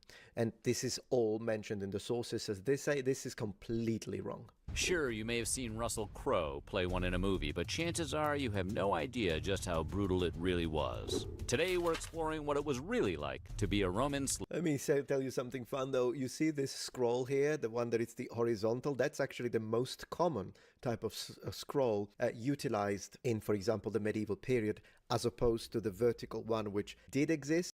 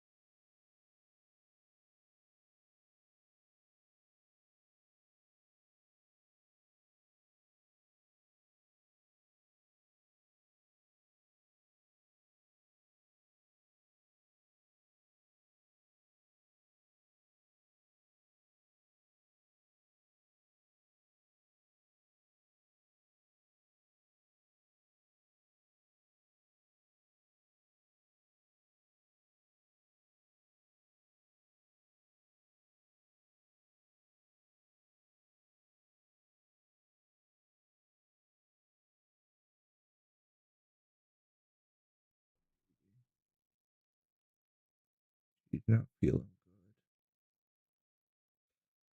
good. Tough,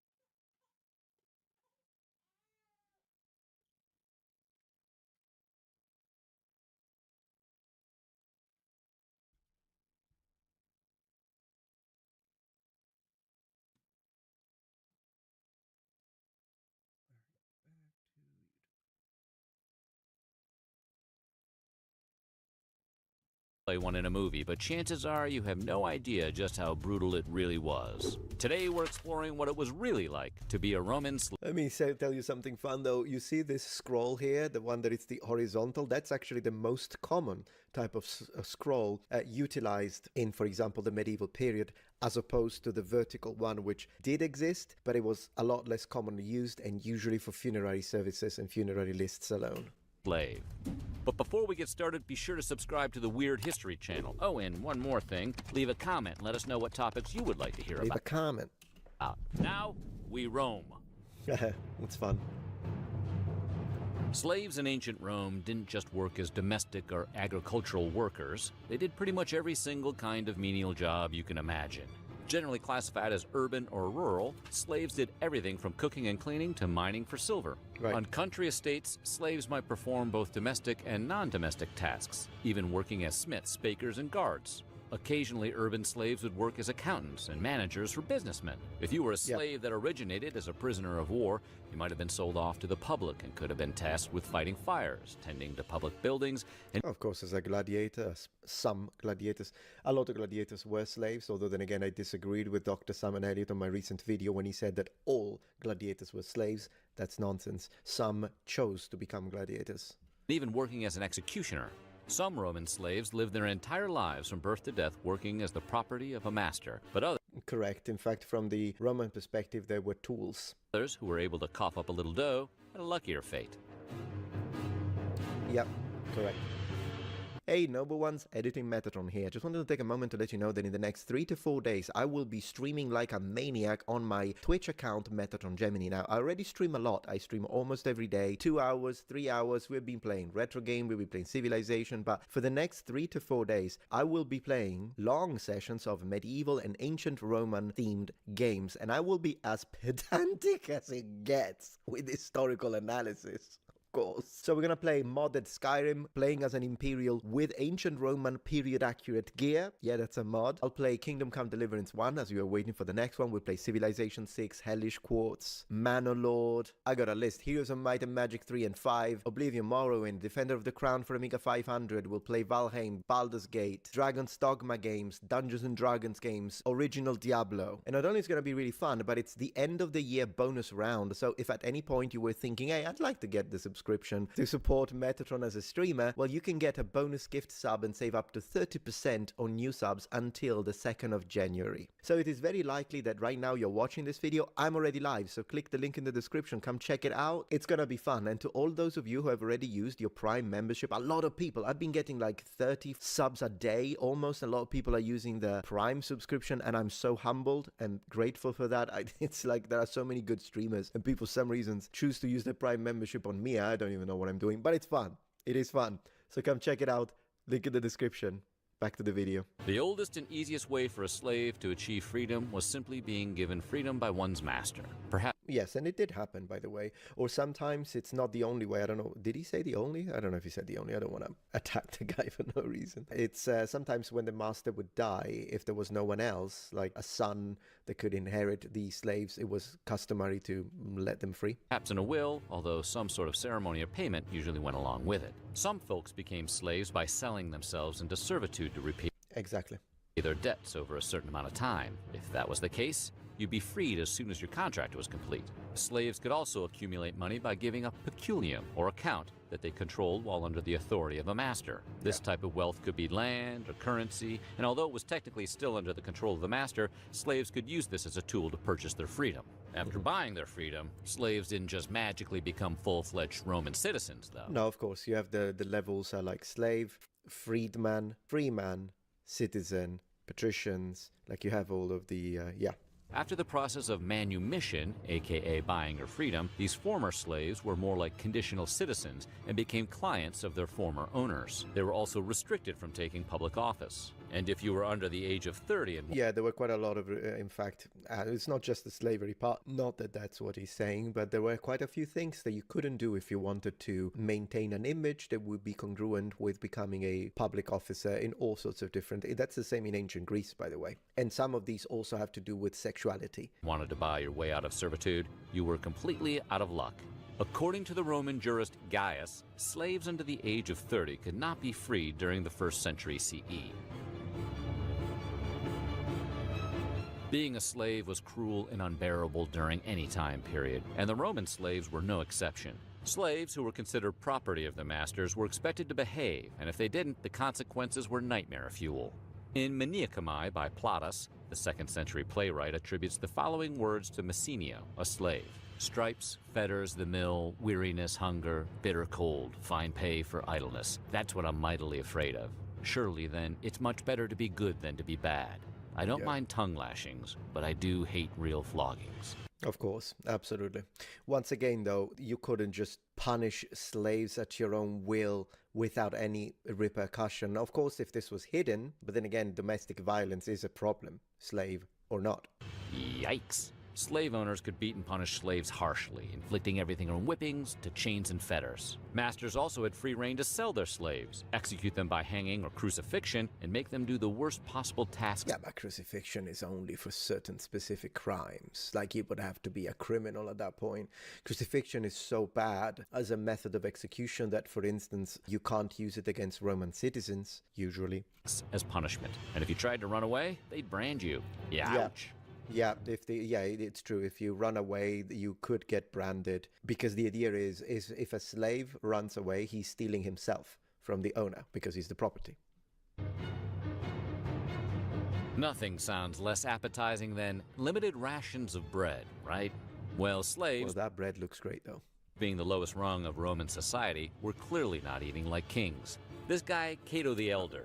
Obviously, they were not eating like kings. The majority of the population wasn't, free or not. Who was a soldier, statesman, and historian from the 3rd and 2nd centuries BCE, wrote about the daily needs of agricultural slaves, specifically what they should receive for food and drink.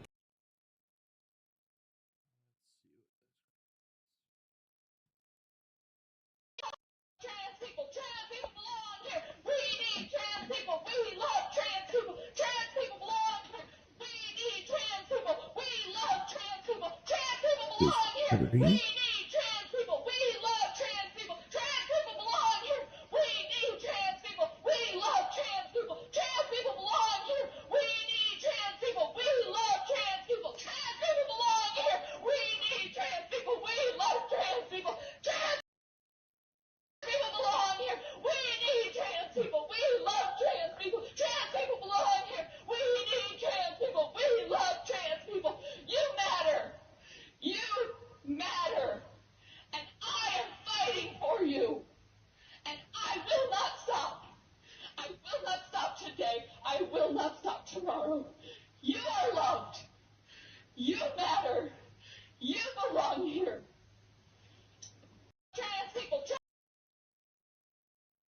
Just crazy.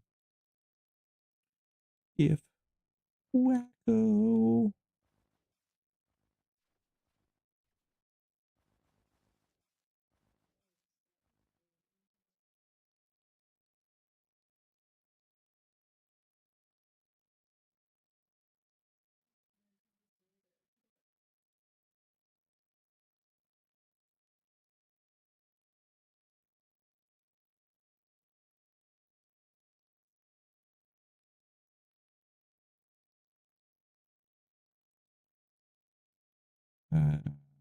Maybe I'm not giving him a comment though.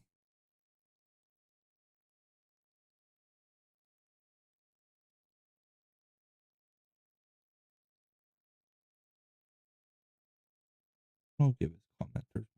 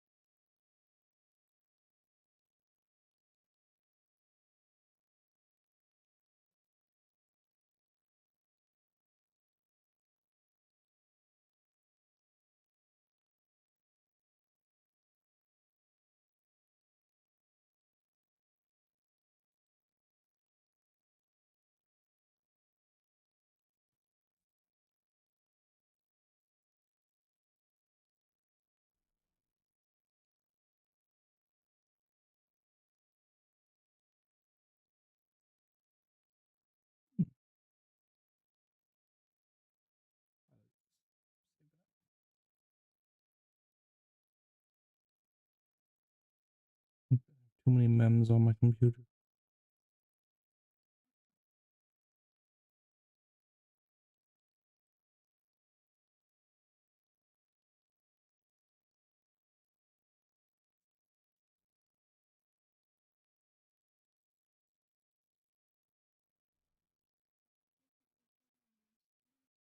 Yeah, why?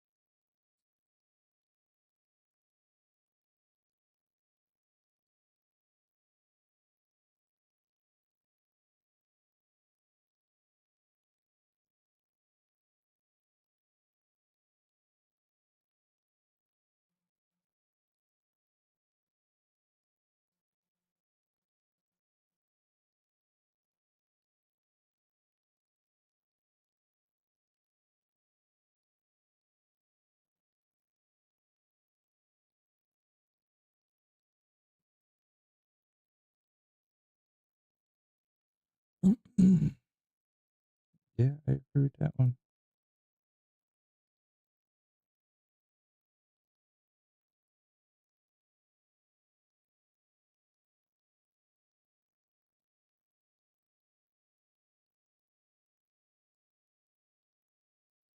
Wow, that one hit all of CNN's talking points.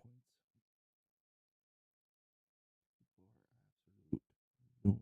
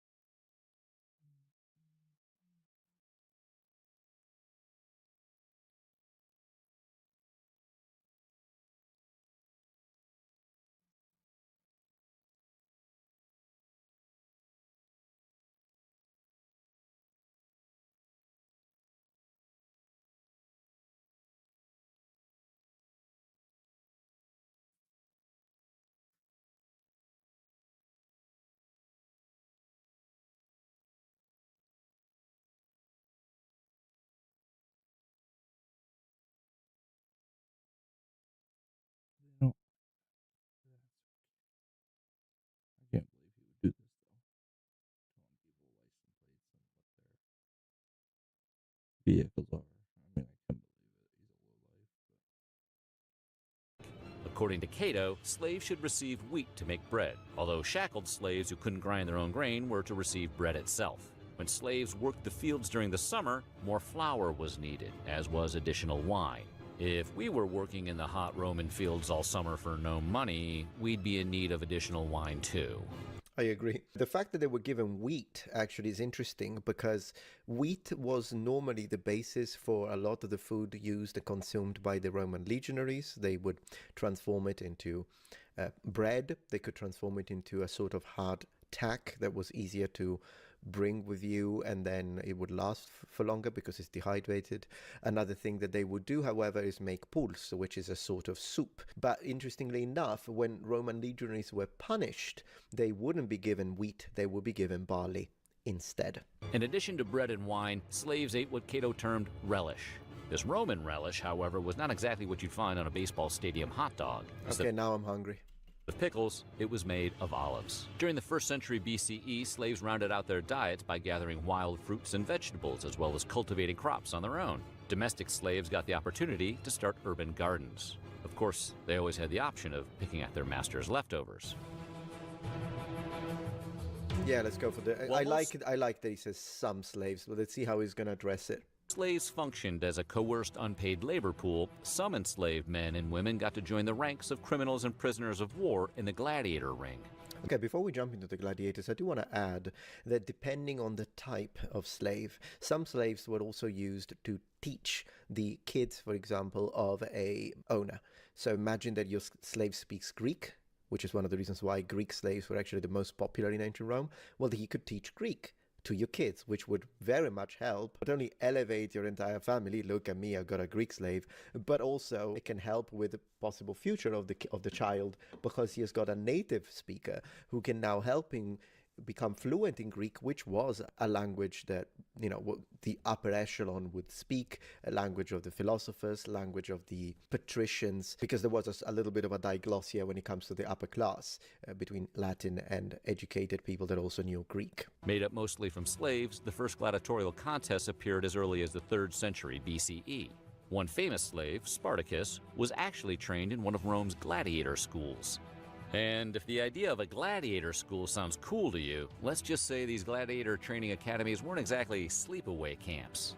Important to say, though, that when you talk about the very first, the earliest types of gladiator combat and gladiator spectacles, they were very different to what you would imagine. So when he mentions the first happened in this period, do keep in mind that they would have looked nothing like what you expect gladiatorial combat and spectacles to be. We're not talking about games. Gladiators do not start as games. They start as funerary fight shows that were put up in front of the statue of someone important who had just passed away, and often resulted in death. In fact, I want to say always resulted in death. While that wasn't a case once gladiatorial combat becomes a game, I am producing, however, a dedicated video on the truth and origins of the gladiators, so that will be posted soon. So I'll go into the details on that one, because we'll look also at the Etruscan forms of gladiator combat and compare them to the Romans. Gladiators in training were treated more or less like prisoners, but did receive food, medical attention, and specialized apparatus training. More like investments than human beings, these performers weren't slain very often. They were too valuable, according to archaeologist Wolfgang Neubauer.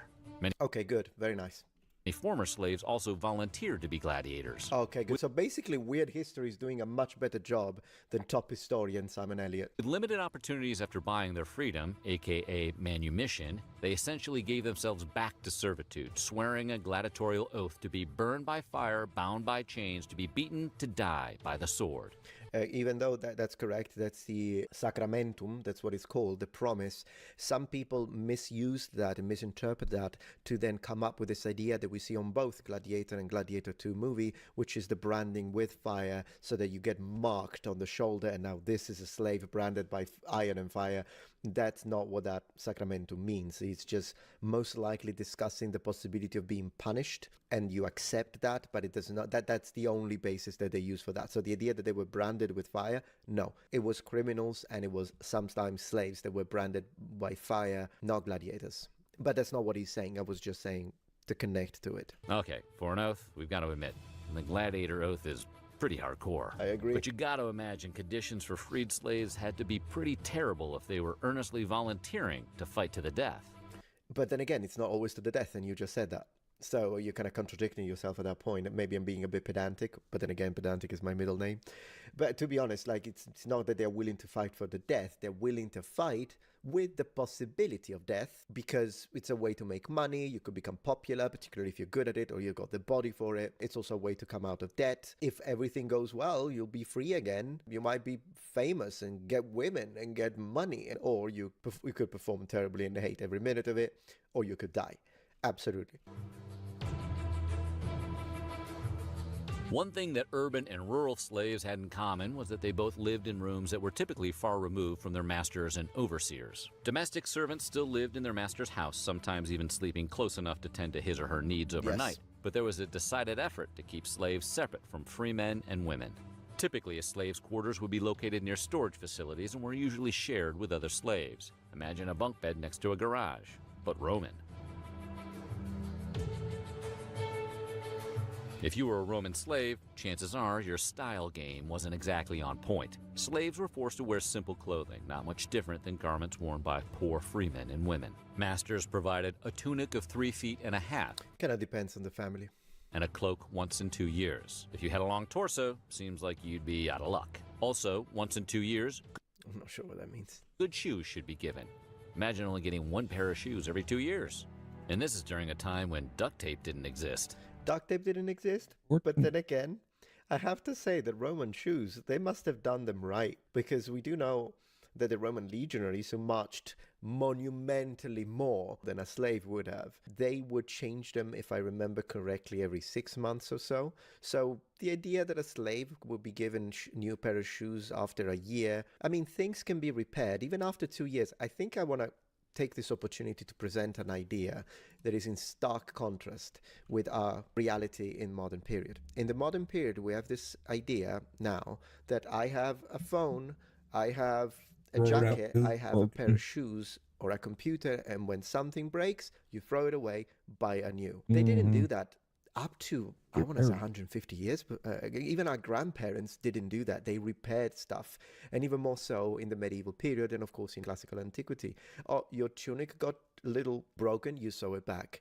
Oh, your shoes are getting detached, you connect a new strip of leather. So it's not that they are mistreating the slaves in this case. Oh, look, they only give them. No, it's because at the end of the day, if it's still serviceable and it just needs a little reconnecting or resewing or rebasing, then you just do that. And the ancients, all the way up again, as I say, maybe 100 years ago, we still had this idea. It's just modern consumism that taught us, it kind of spoiled us in a way that now the moment something is wrong, you just throw it away. T-shirt, oh, it's got a little hole in the t-shirt, throw it away. Socks have got a hole, throw it away. But our grandparents didn't do that. You got woolen socks, they're perfectly serviceable. They got broken because you forgot to cut your toenail, then sew it back. And we knew how to do it. And that's actually something I very much admire. I don't admire the slavery part. Again, I have to speak the obvious. But I do admire this. This has been looked at from the wrong perspective. Because in fact, I think it's much better not to consume or waste stuff that can just be easily repaired and put together because of this continuous mass production that we have now. Also because it creates a mass accumulation of waste, which I don't think they would have had, at least not at the same level. To add insult to injury, male slaves weren't allowed to wear the one quintessential Roman fashion garment, togas. Female slaves were also forbidden from wearing stolas, a dress worn over their tunic. According to Seneca, the Roman Senate once considered instituting a uniform for slaves to more clearly distinguish them in society. They ultimately decided against it to prevent slaves from knowing just how many of their ranks existed. Bone-chilling. Why would the Roman Senate be concerned that the slaves knew how many of them there were? Well, because there were a lot of them. I mean, a lot. Yeah, absolutely. Percentages vary once again throughout time, and also because at the end of the day authorities wanted to make sure they could maintain population control, and there have been slave riots, not only Spartacus, but you've got the rebellion in Sicily that were a problem to quench. Sheer number of slaves in Roman society resulted in tension and fears about revolt. Yeah. Romans had a right to be worried. Slave tensions were rising in the Roman Empire, and it was only a matter of time before large-scale revolts began to bubble up. Aside from minor skirmishes, there was one famous large-scale slave rebellion that truly posed a risk to Roman society. Remember Spartacus, who we talked about earlier? The slave who was sent to train at gladiator school? Well, that same guy grew up to lead a slave revolt that included around 70,000 slaves and supporters fighting the Roman army. Now those are some serious numbers. Yeah, not to I love that. I love that. I really liked that animation right there with the sound. Very cool. And not to mention, but do keep in mind that there is a chunk of these that are gladiators. And gladiators know how to fight. Spartacus and his forces fought against the Roman military several times from 73 to 71 BCE, defeating them 3 times before being slain. According to sources, Spartacus fought valiantly to the end. Wounded by a spear thrust in the thigh, but went down on one knee, held a shield in front of him, and fought off his attackers until he and a great number of his followers were encircled and fell. While Spartacus and his army may have lost in the end, their fight didn't amount to nothing. Concerns over future uprisings prompted some legal action to ensure, or at least encourage, better treatment of slaves. Foreign groups made up the majority of them. I'm going to watch this as the last part because, as usual, in my reacts, I don't react to the whole thing, so as to encourage people to click the link in the description or the link in the pinned comment to go and finish the video if you're enjoying it. But let's watch this one. Unlike other historical forms of slavery, Roman slavery was not dependent upon race or ethnicity, and the number of slaves varied at any given time. After the Punic Wars during the 3rd and 2nd centuries BCE,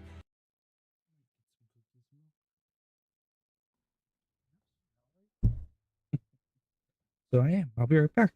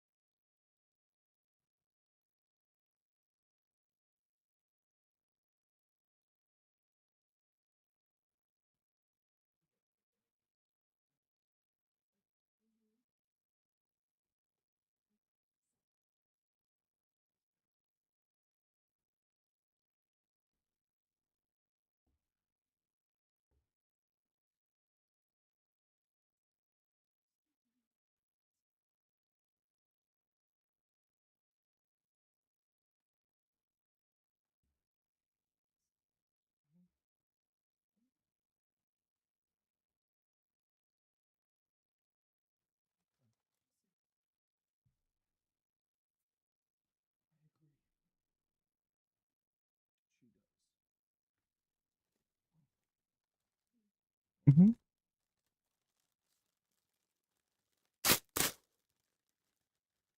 Oh. Where do here?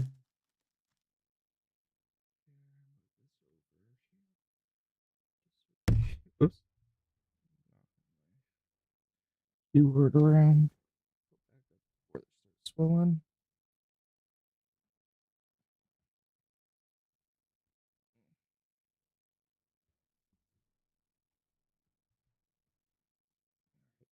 thousands of men and women were enslaved, many of whom served as artisans, craftsmen, and agricultural laborers. As the empire expanded, Rome took more and more prisoners of war, and tons of non-Romans were enslaved, including individuals from Greece, Egypt, North Africa, Gaul, and Asia Minor. Yeah. Apparently, Rome was an equal opportunity slave nation. Yeah, pretty much. The Romans weren't racist in the sense that they hated everyone equally. Guess? Okay, good stuff. Yeah, no, not a bad video. There were a few things that I did not like, but he has a section on what the Romans ate. So that's something I would like to check out. But today we're going to leave it, I'm going to do it in portions. Today we're going to leave it here for the slave section, and do finish it up if you want by clicking the link in the description. Thank you very much for watching, number ones. Goodbye. If you're enjoying this video so far, please take a moment to check out my page.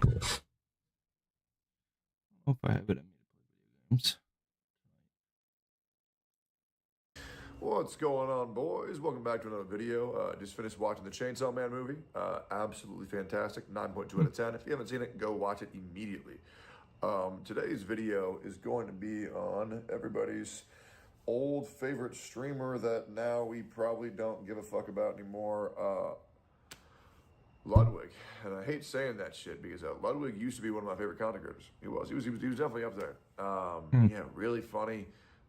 Just a good, chill dude. But man, I kind of regret this whole how much I broke out into the mainstream streamer circle. I kind of wish I always stayed like an obscure streamer because, man, the more I find out about like the inner workings of streamers and the inner workings of every clique, it's just a scum fuck cesspool of fake motherfuckers. And maybe it's fucked up for me to wish that I just still lived in delusion, but I mean, like all of y'all, I was just a viewer once, and then now, man, there's so many people that just suck ass. It's insane. There are so many people who are just willing to lie to get 5 extra viewers. It's just like, good Lord. I mean, how pathetic do these people get? It's honestly like quite depressing.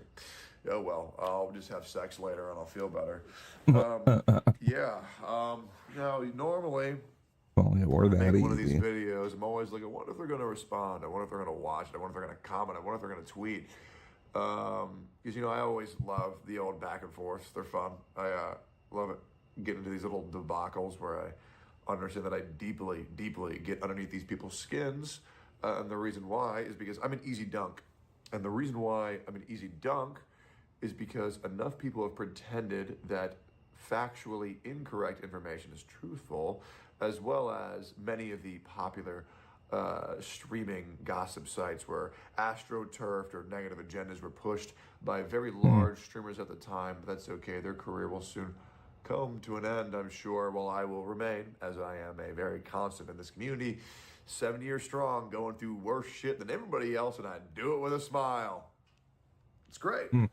But Ludwig has gone on record saying that he would sooner kill on people's himself than mental. watch one of my videos. So, Ludwig, if you ever respond to my videos, that means you watched it, which means you know what you got to do next. Anyways, don't do that. I don't want any streamer to ever hurt themselves. I just want to make sure that's very clear in case you're in a dark spot. And that includes you too, Hassan. I don't ever want any harm to come to you. I don't want any harm to come to any streamer. However, I would love for people to Good lose, on their otherwise good rep by being exposed as the pieces of shit you are. Can't believe Hassan is moving away from Collargate by just lying enough and getting enough of his friends to lie enough, which is where we are today. Ludwig was pretty critical of you only one time, actually, which is why I don't understand why you're so upset. Ludwig, we were pretty good. You invited me to your Fortnite tournament, and you were kind of gassing me up quite a bit. And then I'm slightly critical of you enabling an alcoholic to near levels of where a man almost died, as well as many women were being sexually harassed. And you got upset at me for what? Being a good person? Do you want me to lie? Do you want me to lie for my friends? Do you want me to cover up for my friends? I don't do that. I will always be a straight shooter. Always. I've called out Asmongold. That's always appreciated. And I don't really think I need to go any further than that because that's pretty much the only person that people consistently use my name in the same sentence with. So there's not really going to be a name that tops that. But I've called out Asmon many, many, many times when he is fucked up, and I will continue to do so because that is what people do. Especially people with consciences, especially people who try to be good friends, because you will be even more critical of the people you care about because you want them to grow and succeed as people. That's so true. Unlike other people where they say, I was this guy's friend once, and now I'm just trying to help him, and then just say a whole bunch of lies, which is just very productive. Ludwig. I get that point, too. That kind of hits close to home for recent every time, because I root for you, events. I really do. I don't understand how every time you finally score a W, very rare these days, very rare W, like, Jesus, like, astronomically low odds of actually scoring a W, but you somehow managed to do it. You escaped from the collar of Hassan. By the way, if you watch this year's Streamer Awards, I won't be nominated for anything because I don't stream. But also, I guarantee you, dude, last year there was like One of those 3 nights. jokes about me from people who I don't Once even you know. So over the entire I always time. find it funny when people say they have no idea who I am, yet almost every single streamer talks about me. It's kind of insane. So, anyways, Ludwig scores a W and finally tells the fucking truth. Good for him. Love that shit. And he says that he is 100% positive that that collar is a shot collar because he's seen what's been posted on the internet. He's seen what we have all seen. He used his eyeballs and he said, wait a minute, these things fucking work. A lot of things that, for some reason, a lot of people in LA don't seem to have as functioning eyes, even when Sasha Grey herself doesn't even have a functioning ears or a functioning brain, because when she was quite literally told by QT that it was a shock collar, she goes, oh my, I don't want to see that. And it's just kind of pathetic. But Ludwig, you called Hassan out, and you said that is 100% shock collar, a thing that everybody on Earth knows. You lasted maybe 13 hours. Maybe 13 hours. And you completely folded on yourself, you absolute spineless coward. And then you have these people in your audience that I know get under your skin. I know what makes you so mad, because I know what makes streamers mad, and I know you're uncomfortable. You want to know why? Because you were calling these people who said, uh-oh, gonna get the call from Hassan, and you're like, you guys are so pathetic. And you want to know why you got so upset? Because you knew it was true. Right. And you know that you are horrified of that man, and you are horrified of that community. A community that I've been dealing with for well over a year now. And yes, there's a lot of people, and yes, they will make your life a lot harder than you might desire. But people like you aren't like people like me, where you will do what is necessary. You will tell the truth, even at a detriment to your own well-being. I'm going to glaze myself a little bit, but you have to understand how easy of a position I was at. I was connected with so many streamers, and you know, a lot of people like to call me a social chameleon. A lot of people like to call me, a lot of people say I have no principles. A lot of people say I stand for nothing. These are what the haters say. Yet, do you understand how easy it would have been to go to all these streamers and stroke their ego? Like, I know they want me to, and say, oh my God, you're the best. Oh my God, I love being on stream. Brother, I literally went on Ms. Kiff's stream during Camp Canoe, not once, not twice, but 3 different times, and told him that his community sucks fucking ass and that nobody wants to fucking be here. When all I had to do was just smile and say, let's go, Mizzy Wizzy. More viewers. I know how streamers work. It's not easy. They're all simple-minded. You just glaze the fuck out of them and you say, yes, very cool, very good, I really like this. And then all of a sudden you're collabing nonstop. And then you donate to charity. That's all you gotta do. Just be nice to everybody, say you're the best to everybody, and donate money to charity. Congratulations. Your viewerships will start skyrocketing because, dude, it pays dividends to be a fake-ass, dick-sucking yes men in this community. And it's pathetic. And I refuse to be that shit. Absolutely not. But not you, Ludwig. You felt 1% of Hassan community's anger, and you folded like a fucking omelet, brother. You folded like an omelet. And you sat there like NMP with his little soy hands. And he went, well, guys, you know, upon further consideration, I had a call with Hassan, and maybe I should have said 99% because, well, I just don't think it's actually a shot collar after all. Brother, are you now telling your community to doubt their eyes as well? Jesus fucking Christ. You either got duped, or you're spineless, or you're an idiot. Pick one. I mean, good God. Good fucking God.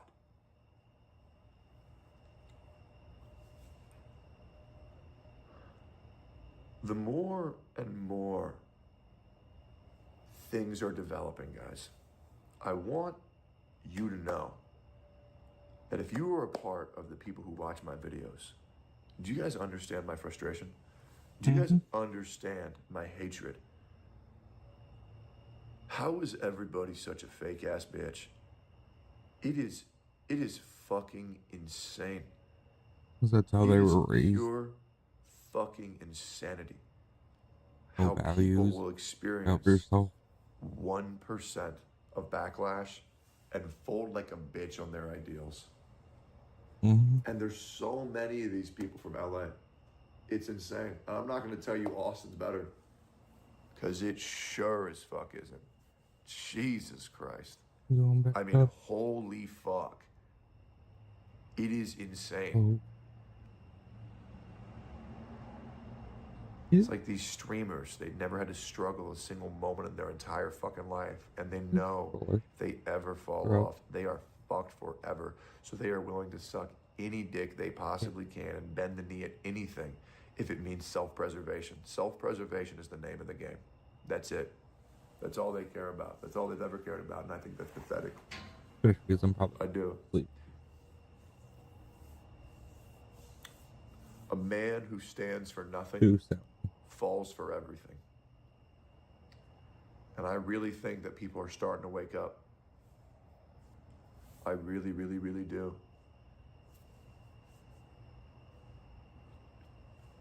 I hope that shit was worth it, Lud. Because now people see you for who you are. You are just a guy who is just going to say what everybody wants to hear. And if anybody gives you any backlash, you're going to fold immediately. Just like Valkyrie. Valkyrie fucking apologized for merely talking to Asmongold. Which is ridiculous. What the I fuck can't is believe that? that happened. Jesus. I mean, holy crap. Did I look like a pussy when I drink out of that straw? I always feel like I look like a pussy when I drink out of that straw. I look bald today, too. I just looked in the camera. Weird. Anyways. Got this new water. Tastes really fucking good. It's like clean. I don't know. It feels good. I'm trying to get off soda, but it's hard.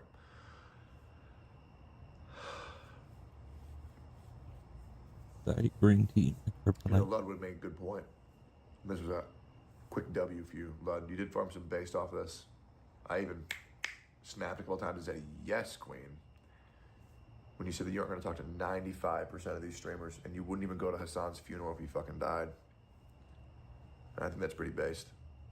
Good for you. I'm glad you at least acknowledge that all of your relationships are fake. I don't really waste my time with too many fake relationships. I don't. I don't really waste my time making streamer friends. I don't.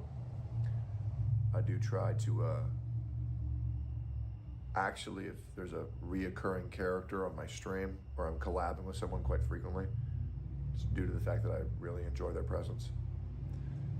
But every day I learn that's not how you get ahead in this world at all. When they were doing that podcast together.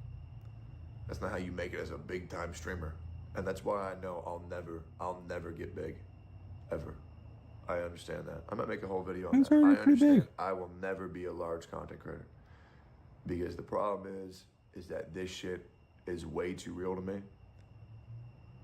to quote every black woman ever, I'm a real ass bitch in this fake ass world. Yes.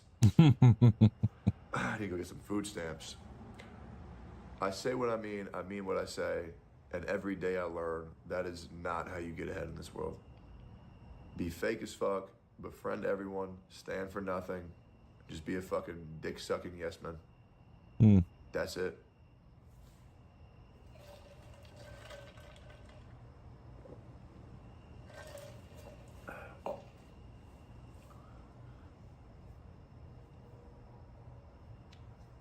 There's a lot to think about.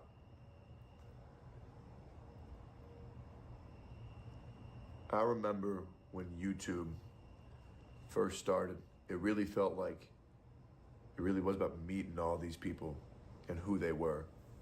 But now, more and more often, these videos just feel like people trying to convince you of this image that they aren't, and they really want you to convince you that they're who you're going to watch and not just letting it happen. Everything's so corporate, everything's so fucking fake, and it's just disgusting. And then even worse, you know what? I don't want to go down that rabbit hole.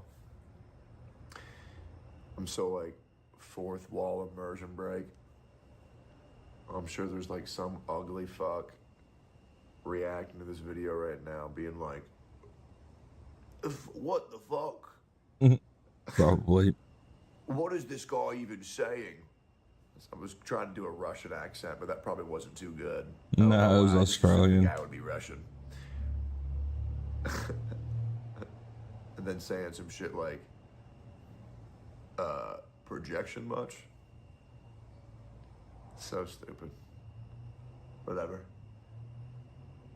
The streaming world, guys, it really does suck ass. It really does.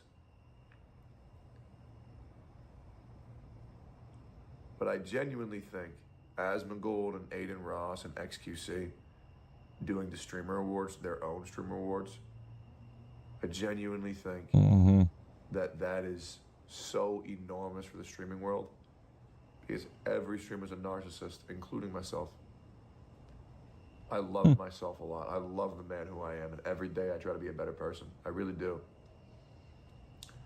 I think you have to be a narcissist to even be a streamer. To think that you're probably even worthy of anybody watching you is insane. And that goes for any low self-confident streamer as well. I think Sekuno, for sure. Shit, Emmy. You know, fuck what, 5 Up. You know, like, you have to be so arrogant to think that people would, like, deserve, like, you know what I mean? Like, to think that you deserve thousands of people watching you, to even go live, I think you have to have a little bit of an ego. You have to. But I think I guess that's all like streamers hard want is to recognition sometimes. for their hard work. And the Streamer Awards gives them that, to where people are willing to do anything to dick suck that circle. But now there's a new circle. And that new circle, oof, it's full of people that you're not supposed to talk to. But I know if there's awards on the line, there's going to be a lot more people talking to them. The Friends Awards are over. And maybe we can actually get people winning awards off their merit and not who they know. We will see. Have a wonderful night. Bye-bye. Hopefully.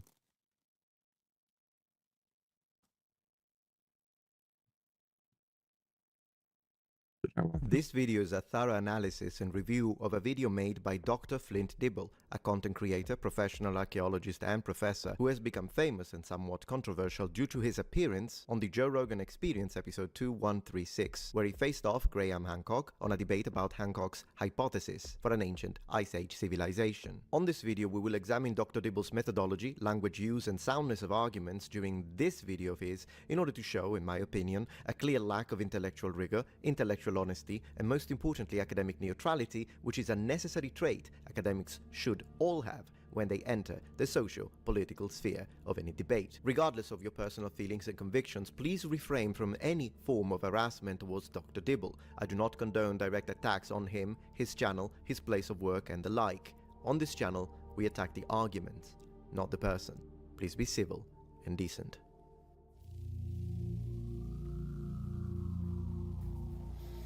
Hello noble ones, welcome back to my channel. This is the Metatron speaking, and today we have got a lot to talk about, my friends. What we're going to do today is pattern analysis, and it's gonna go deep. We're going to go deep down the rabbit hole because I noticed something, and when I notice something I investigate it and go deeper and deeper and deeper.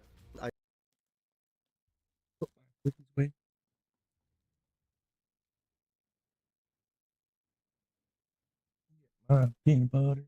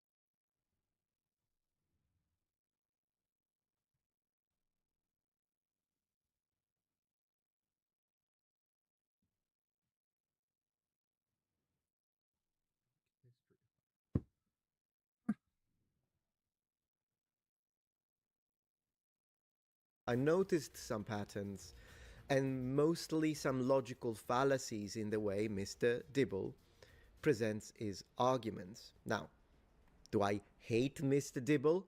No. Do I hate his rhetoric up to this point? Yes.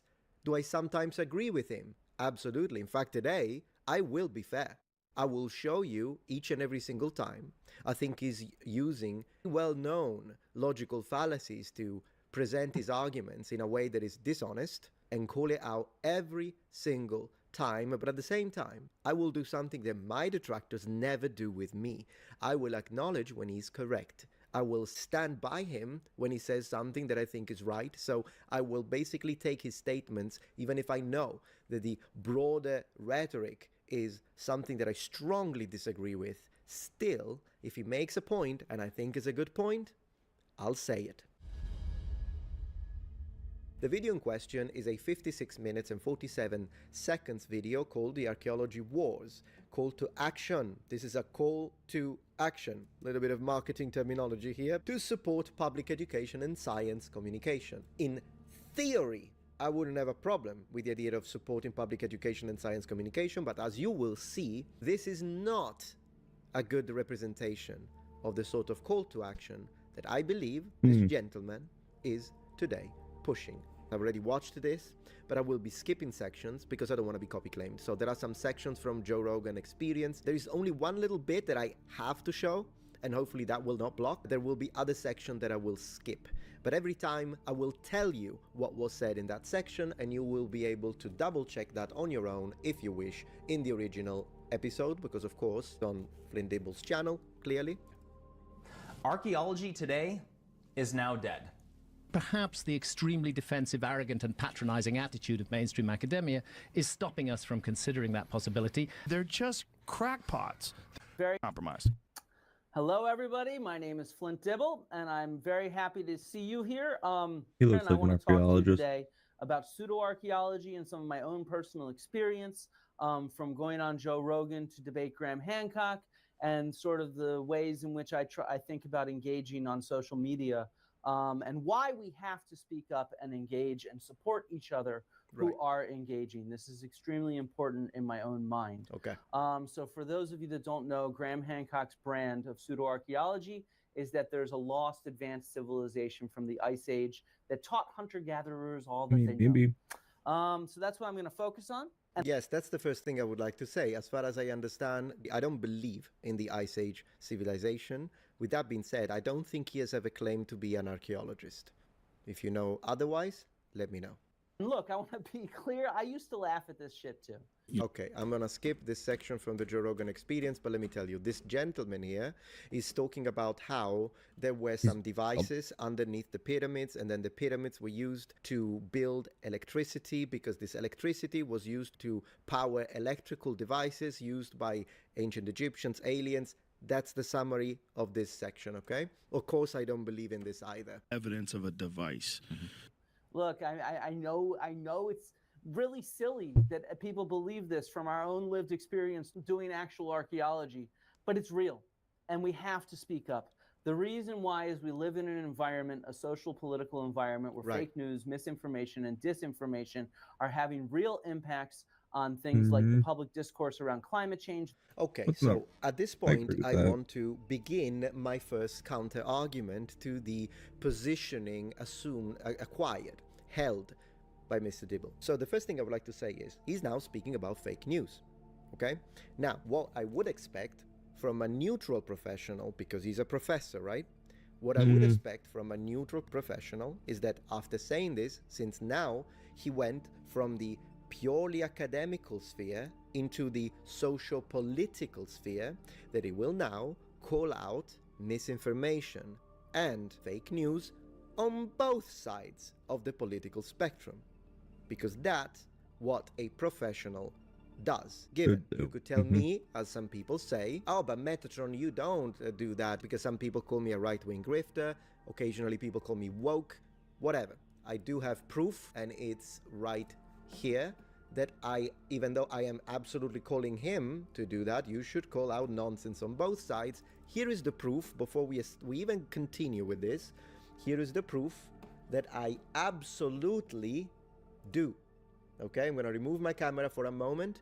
The videos on the left are videos that triggered left-wing people, and videos on the right are videos that I made that triggered right-wing people. Because the reality is that I do not care that if something is nonsense, it doesn't matter where it comes from, it doesn't matter that I myself have my own personal political leanings, I'm very moderate, I'm not an extremist, but regardless, on some things I lean right, on some things, maybe a little bit on the economic spectrum, I lean left. It doesn't matter, because I take it and I put it aside.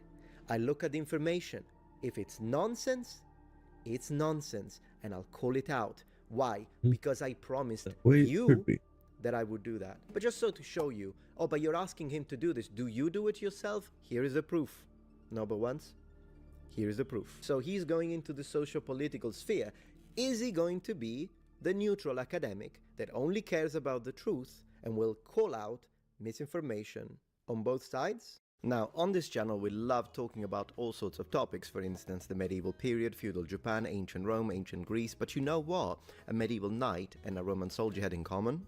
Neither would go to a battle without a helmet. Why? Because there are all sorts of threats that occur during war, and you want to make sure you have got enough protection. You know what else is a battleground? The internet, my friends. And this is why I would like to mention now the kind sponsor that made this video possible, NordVPN. NordVPN has a mission in their own words. We strive to make the internet better than it is today. It should be free from online threats, censorship, and surveillance. Considering the fact how much time we spend online, I mean, look at you. For instance, phishing prevention. Threat Protection Pro is a certified anti-phishing tool, which NordVPN offers. Anything on which reach change news that and turn on get and vaccination, higher education, research institutions, all the things that we really care about and that make our world good are under threat right now, and archaeology is part and parcel of this public discourse. Over the last several decades, pseudo-archaeology has become increasingly popular, with shows like Ancient Aliens on the History Channel leading the charge.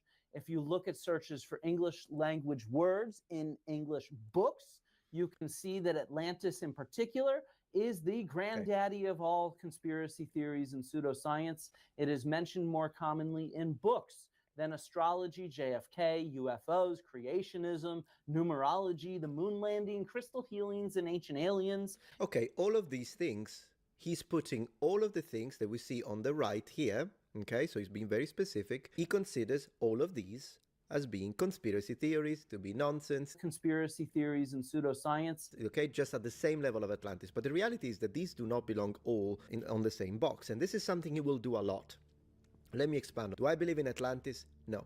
Cupping? I don't know what it means. Do I believe in astrology? No. JFK is a very controversial discussion about the reasons behind Kennedy and how he was. I think it's about the assassination of Kennedy, unless this is about JFK Jr., but then there would have been a junior here. So I believe this is about the assassination of Kennedy, which is a very controversial topic anyways. It's not like any of us who are in the freaking, we can discuss, but it's not like any of us really knows. Do you think we know what happened? The political underpinnings underneath that? I personally don't, so I don't think that I would put this in the same as astrology, because to me, astrology, yeah, I don't believe in it. If you love it, my mom loved it. My mom would open the thing, she would read it and say, look, your sign says you're gonna get a lot of money this month. And I'd be like, hey, if I get a lot of money, it'd be great. But you know what, I don't believe it, whatever. But I wouldn't put it with this, because these are two completely different things. When it comes to UFO and at the bottom, ancient aliens, I personally, one, believe the aliens do exist, but I don't know if aliens have ever reached us, and that's unfortunately something that I don't think we can completely and categorically state it never happened. I don't know. I think it would be fascinating. I'm not convinced by the evidence of the idea of ancient astronaut theory, but I do leave a little window of possibility, because I'm thinking, who the heck knows? So I wouldn't put it in the same position as alpha male. When it comes to creationism, I'm a Christian, so I would appreciate you wouldn't put me into the conspiracy, because I'm absolutely a creationist. I do believe there is creation given. I'm an old earth creationist. I'm not a young earth creationist. I think young earth creationists, I respect them as fellow Christians, but I don't think they're right. I think they're wrong. I can make a dedicated video about it if you want. Regardless, I personally wouldn't put it here. Maybe you would, because maybe you're atheist. I respect you as well. I respect everyone. Freedom to everyone. I'm just saying numerology. So like when you see number 16, you have to do 6 + 1, which means 7. And this is a connection. I mean, numeral crystal healing, moon landing again. It's a lot of stuff that belongs, in my opinion, to different tiers. Regardless, let's continue. It's also mentioned more commonly in English language books than Pompeii, the Sphinx, the Acropolis, and Stonehenge. Yes. Well, that is because, to be fair, I love Pompeii, but when you give me a good story of ancient aliens, it is fascinating. These are real challenges that we face, and this has been documented clearly as well. Polls out of Chapman University show that about 50% of Americans believe in Atlantis or a similar lost advanced civilization from the Ice Age. So this is pervasive, and we cannot blame our fellow Americans and citizens and people around the world for believing this, because it is presented as legitimate in mainstream sources.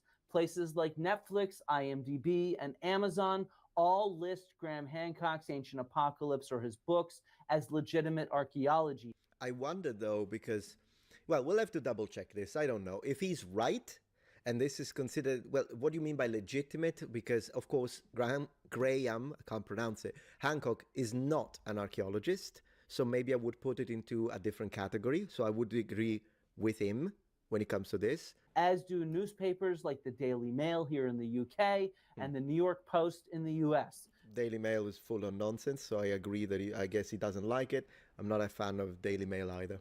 So we cannot blame ordinary people who have not taken any university level classes on archaeology for believing this stuff. Right. And so we have to speak up. And there's also this clear relationship between Graham Hancock and other pseudoscience influencers and politics. Right. So for example, Graham Hancock is one of the top guests on right-wing political podcasts and YouTube shows. We can see him here. He's in the list with all these other right-wing individuals. So there's a clear overlap and relationship between politics and pseudo-archaeology. I would like to make a comment on this, because today is going to be a really spicy one, guys, and I'm just going to say what I think. I'm just going to go all in. I'm not going to censor anything. I'm not going to try to be like, oh, I don't want to say that because it could offend people. You know me, I'm just going to say what I think. So he just made a statement, and, you know, I like the fact that I can present an opinion from a moderate perspective. So he says, Graham Hancock tends to be invited or is invited by right-wing influencers, right? That's what he said. I would like to add a little factor to this, though. I wouldn't mind having Graham Hancock here as a guest, just like I wouldn't mind having him here as a guest. I don't care if you're left, right, center, apolitical. You can, if you want to talk, you can come here. So at the end of the day, I guess, would he think that now because Graham Hancock is on my channel, then automatically that makes me the furthest right on the planet? I don't know. I don't want to put words in his mouth. But I do want to ask this question, Mr. Dibble. Do you think that the correlation, the causal link between Graham Hancock and right-wing podcasts is due to the fact that Graham Hancock is a right-winger, or that right-wingers love Graham Hancock and his work? Or do you think that maybe it's because usually people on the left call him a white supremacist? So, how about we test this theory? Let's find a left-wing podcast or a left-wing channel that talks about history, and that channel doesn't call him a racist and a white supremacist. Let's see if then Graham Hancock will agree to appear on said podcast. Because if the answer is yes, then I think there is a factor that needs to be taken into consideration, whether you're left or right. You're gonna give me this, and you would be like, yeah, Metatron, but are you sure that it's true? You will show you. You know that I have 9 tabs up there? Oh, I'll defend this point. I will defend this point, because we need to consider all the factors that lead to a result, to be thorough about this. We need to see all the factors. Why is this thing happening the way it's happening? He's presented one possibility. Oh, it's because right-wingers love the stuff Graham Hancock does. Maybe, but maybe we should also factor in how usually you're pushing white supremacy. Oh, he doesn't come to my podcast. He only goes to the podcast on the right wing. Well, maybe ask yourself why, is all I'm going to say here. But please, Mr. Flint, continue.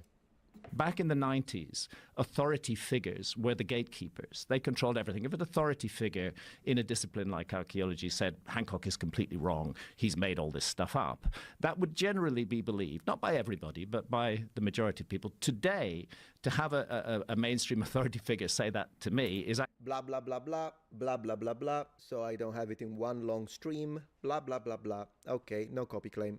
Actually an advantage, because people are so distrustful of authority, and rightly so, because we've been lied to by authority figures in all fields for so long. The bullshit has been so enormous that people are finally waking up, and we can't trust what authority figures say. And okay, so let me comment on what, because this little section was presented by Flint Dibble to show us how bad Mr. Hancock is. This is still coming from someone who does not believe what Mr. Hancock proposes. But what he said right now, he was absolutely right. Spot on. Spot on. Okay, I don't have any personal feelings about the man. I don't care. Like, completely. Whatever. But what he said now is real. He's right. So how is it going to Flint? Literally, what are you going to say to this, Mr. Dibble? That is wrong? That currently, that in the past, academia would say something and everyone would be like, oh, yeah, you're right, blah, blah, blah. But now with the advent of social media, with the advent of the internet, the access of more and more people to information in the massive information age, we know that we're being lied to by mainstream academics and professors. I do this all the time. And guys, I can prove it. I've got them all here. You'll see this is a fire stream. So what he said, that we cannot, that doesn't mean everyone, by the way. Of course, there are academics that are fantastic, they do follow the law, the rule of academic neutrality, that they just look at the facts, that they don't push politics, that they're not here for a message, they don't virtual signal, they don't do dog whistle. Of course they exist, and I love them. I have plenty of contacts within academia, my team included, that are fantastic. But you also have the horrible professors that are using there, and that's a fact. That's a fact. And they lie. And now we don't trust them. He's 100% right. 100%. So how is Flint Dibble going to respond to that? Replay this little bit. So, because we've been lied to by authority figures in all fields for so long, the bullshit has been so enormous that people are finally waking up. And we can't trust what authority figures say. And sometimes we can, but in general, you want to use your critical thinking. He's correct. He's correct. Just as there has historically been a clear relationship between pseudo-archaeology narratives that strip indigenous people of their credit for their own heritage, and colonialism as well as white supremacism. I've got a lot, guys, about this specifically. I'm going to let him finish this little section. This is well documented in articles published by the SAA and elsewhere, and it's something that should motivate us to speak up. Colonialism and white supremacy, right? Are you ready? I want to show you now some sections from videos of mine where I've reviewed mainstream professors and academics. And let's see if there is a connection. I'm also putting Professor Dave, even though he's not a professor, but I'm still putting in here because I want to show you. It's really quite racist, actually. Conquer their sexuality, white supremacy. In normative society, racist and imperialist implications, identity politics, coming to political action, binary gender, capitalist, gay,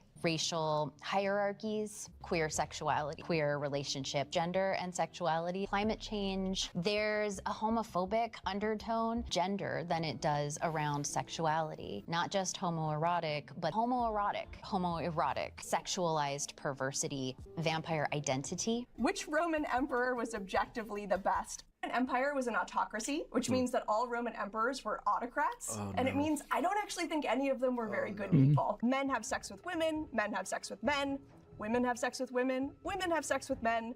And so much like today, it was really a spectrum. And so much like today, and so much like today, and so much like today. The first bust you see is a bust of Septimius Severus, alabaster white. When it was in real life in the Roman world, it would have been painted as he was, a man from North Africa, a black man. What does Professor Dave say? What is it that Professor Dave doesn't like about Ancient Apocalypse on Netflix? Is it the lack of historical Evidence? It's racist as shit to pretend that indigenous people were idiots who can't possibly have developed the things they definitely did develop. So they must have had them given to them by white people or aliens. You make racist people even more racist. Misogynist, white supremacy. Ooh, I'm starting to see a pattern.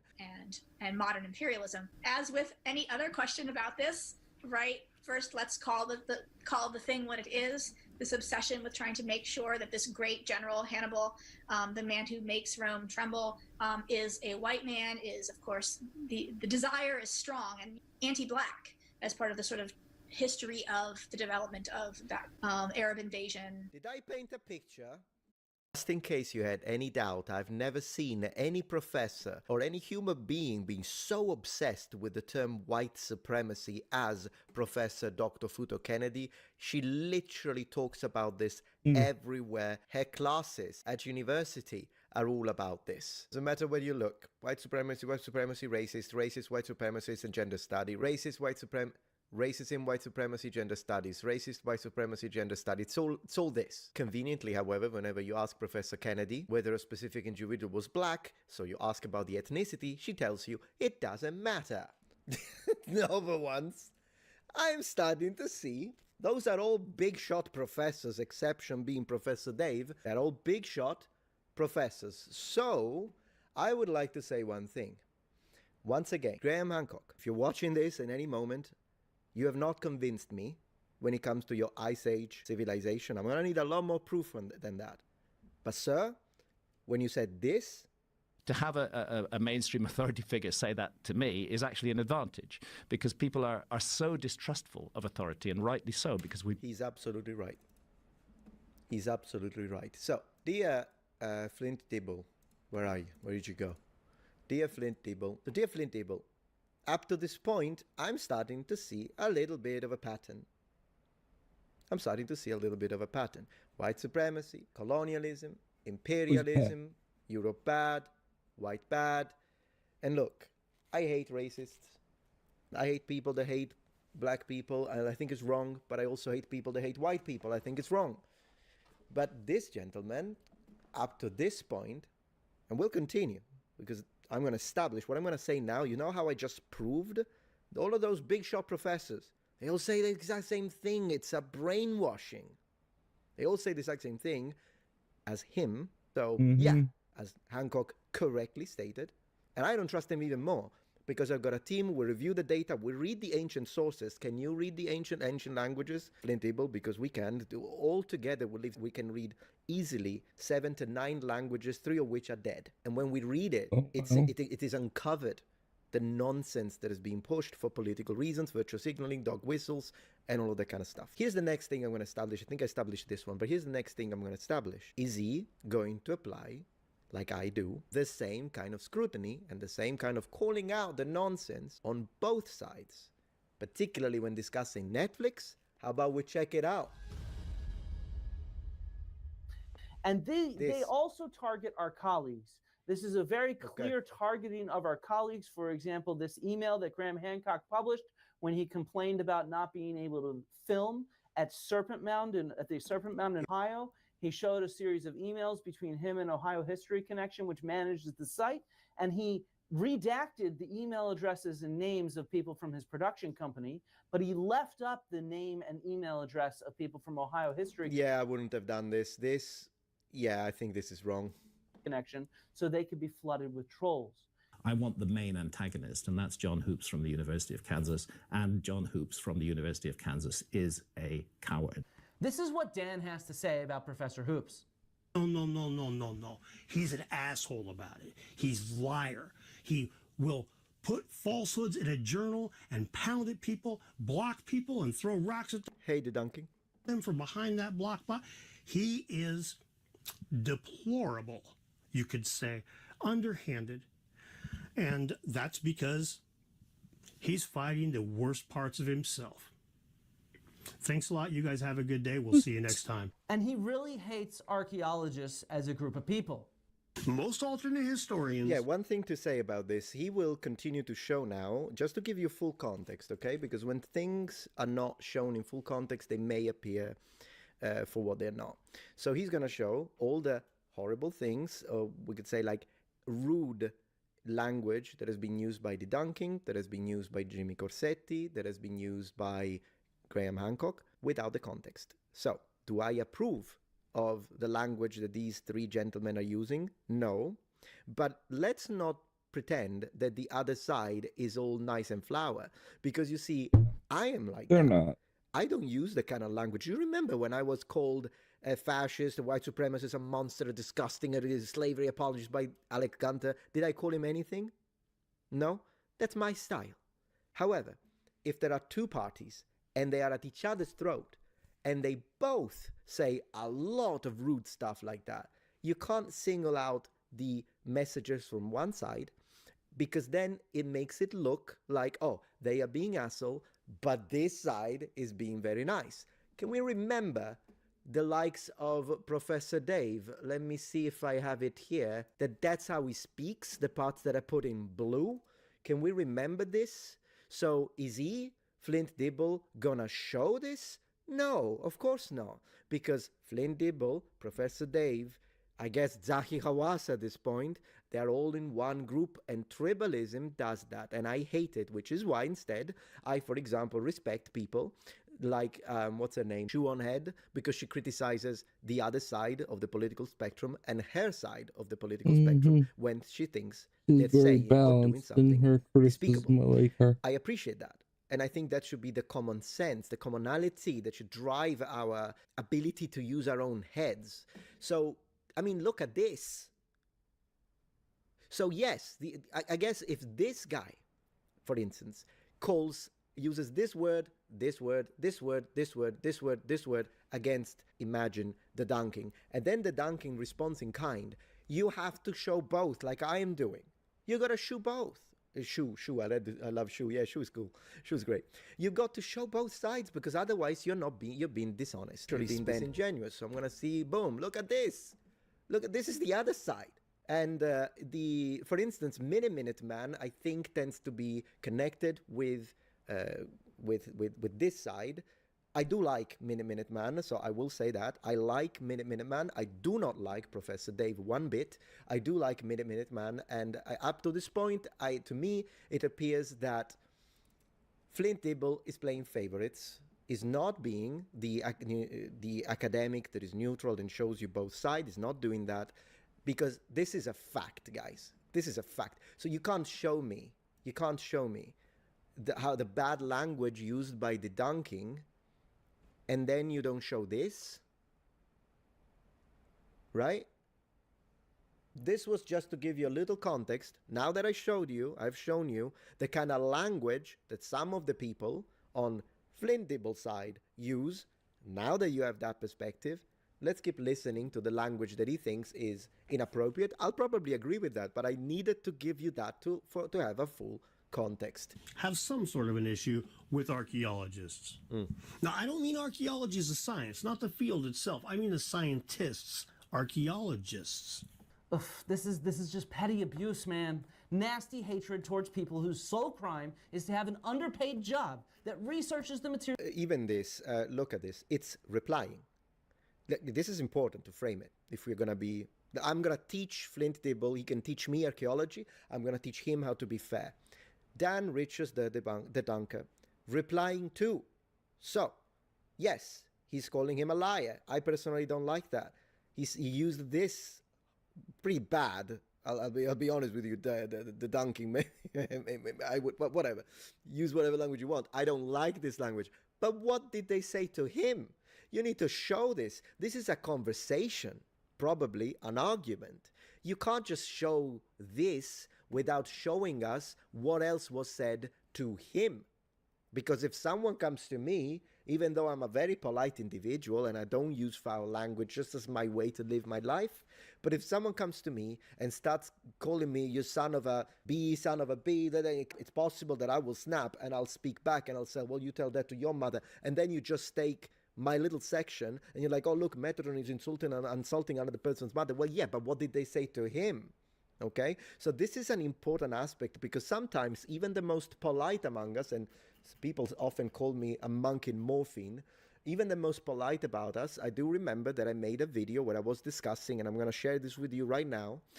First time that I say this publicly, but I made a video about Hannibal Barca, and I used evidence, reason, and logic to demonstrate that it is more likely that Hannibal was Semitic, with some Italian ancestry rather than being black. Now, this upset an Afrocentrist so much that he had to come into my comment section under not that video, mind you, but the video where I announced the death of my mother when she passed away from cancer, and he left a comment writing, ha ha ha ha, may she burn in hell, you deserve that, she deserved it because you're a white supremacist.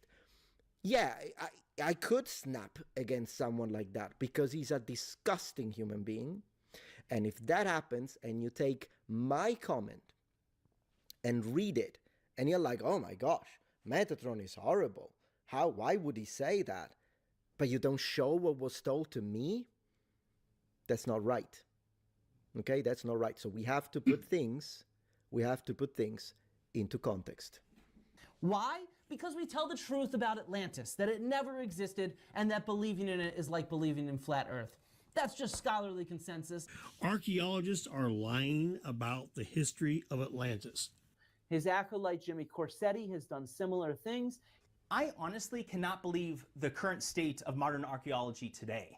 It appears to have been corrupted, or at best, totally mismanaged at such a level that is now preventing us from actually learning information about our ancient past. He has, for example, after the SAA Alright, I published think a I should letter fall about denouncing ancient I'm starting to fall apocalypse, asleep. Jimmy I'll probably Corsetti keep replied listening by to this though, doxing but the entire board you of all, the thank you SAAs, for their coming out, names, their photographs, and and their have a good emails. night. Yeah, God bless. so let me show you what doxing is. But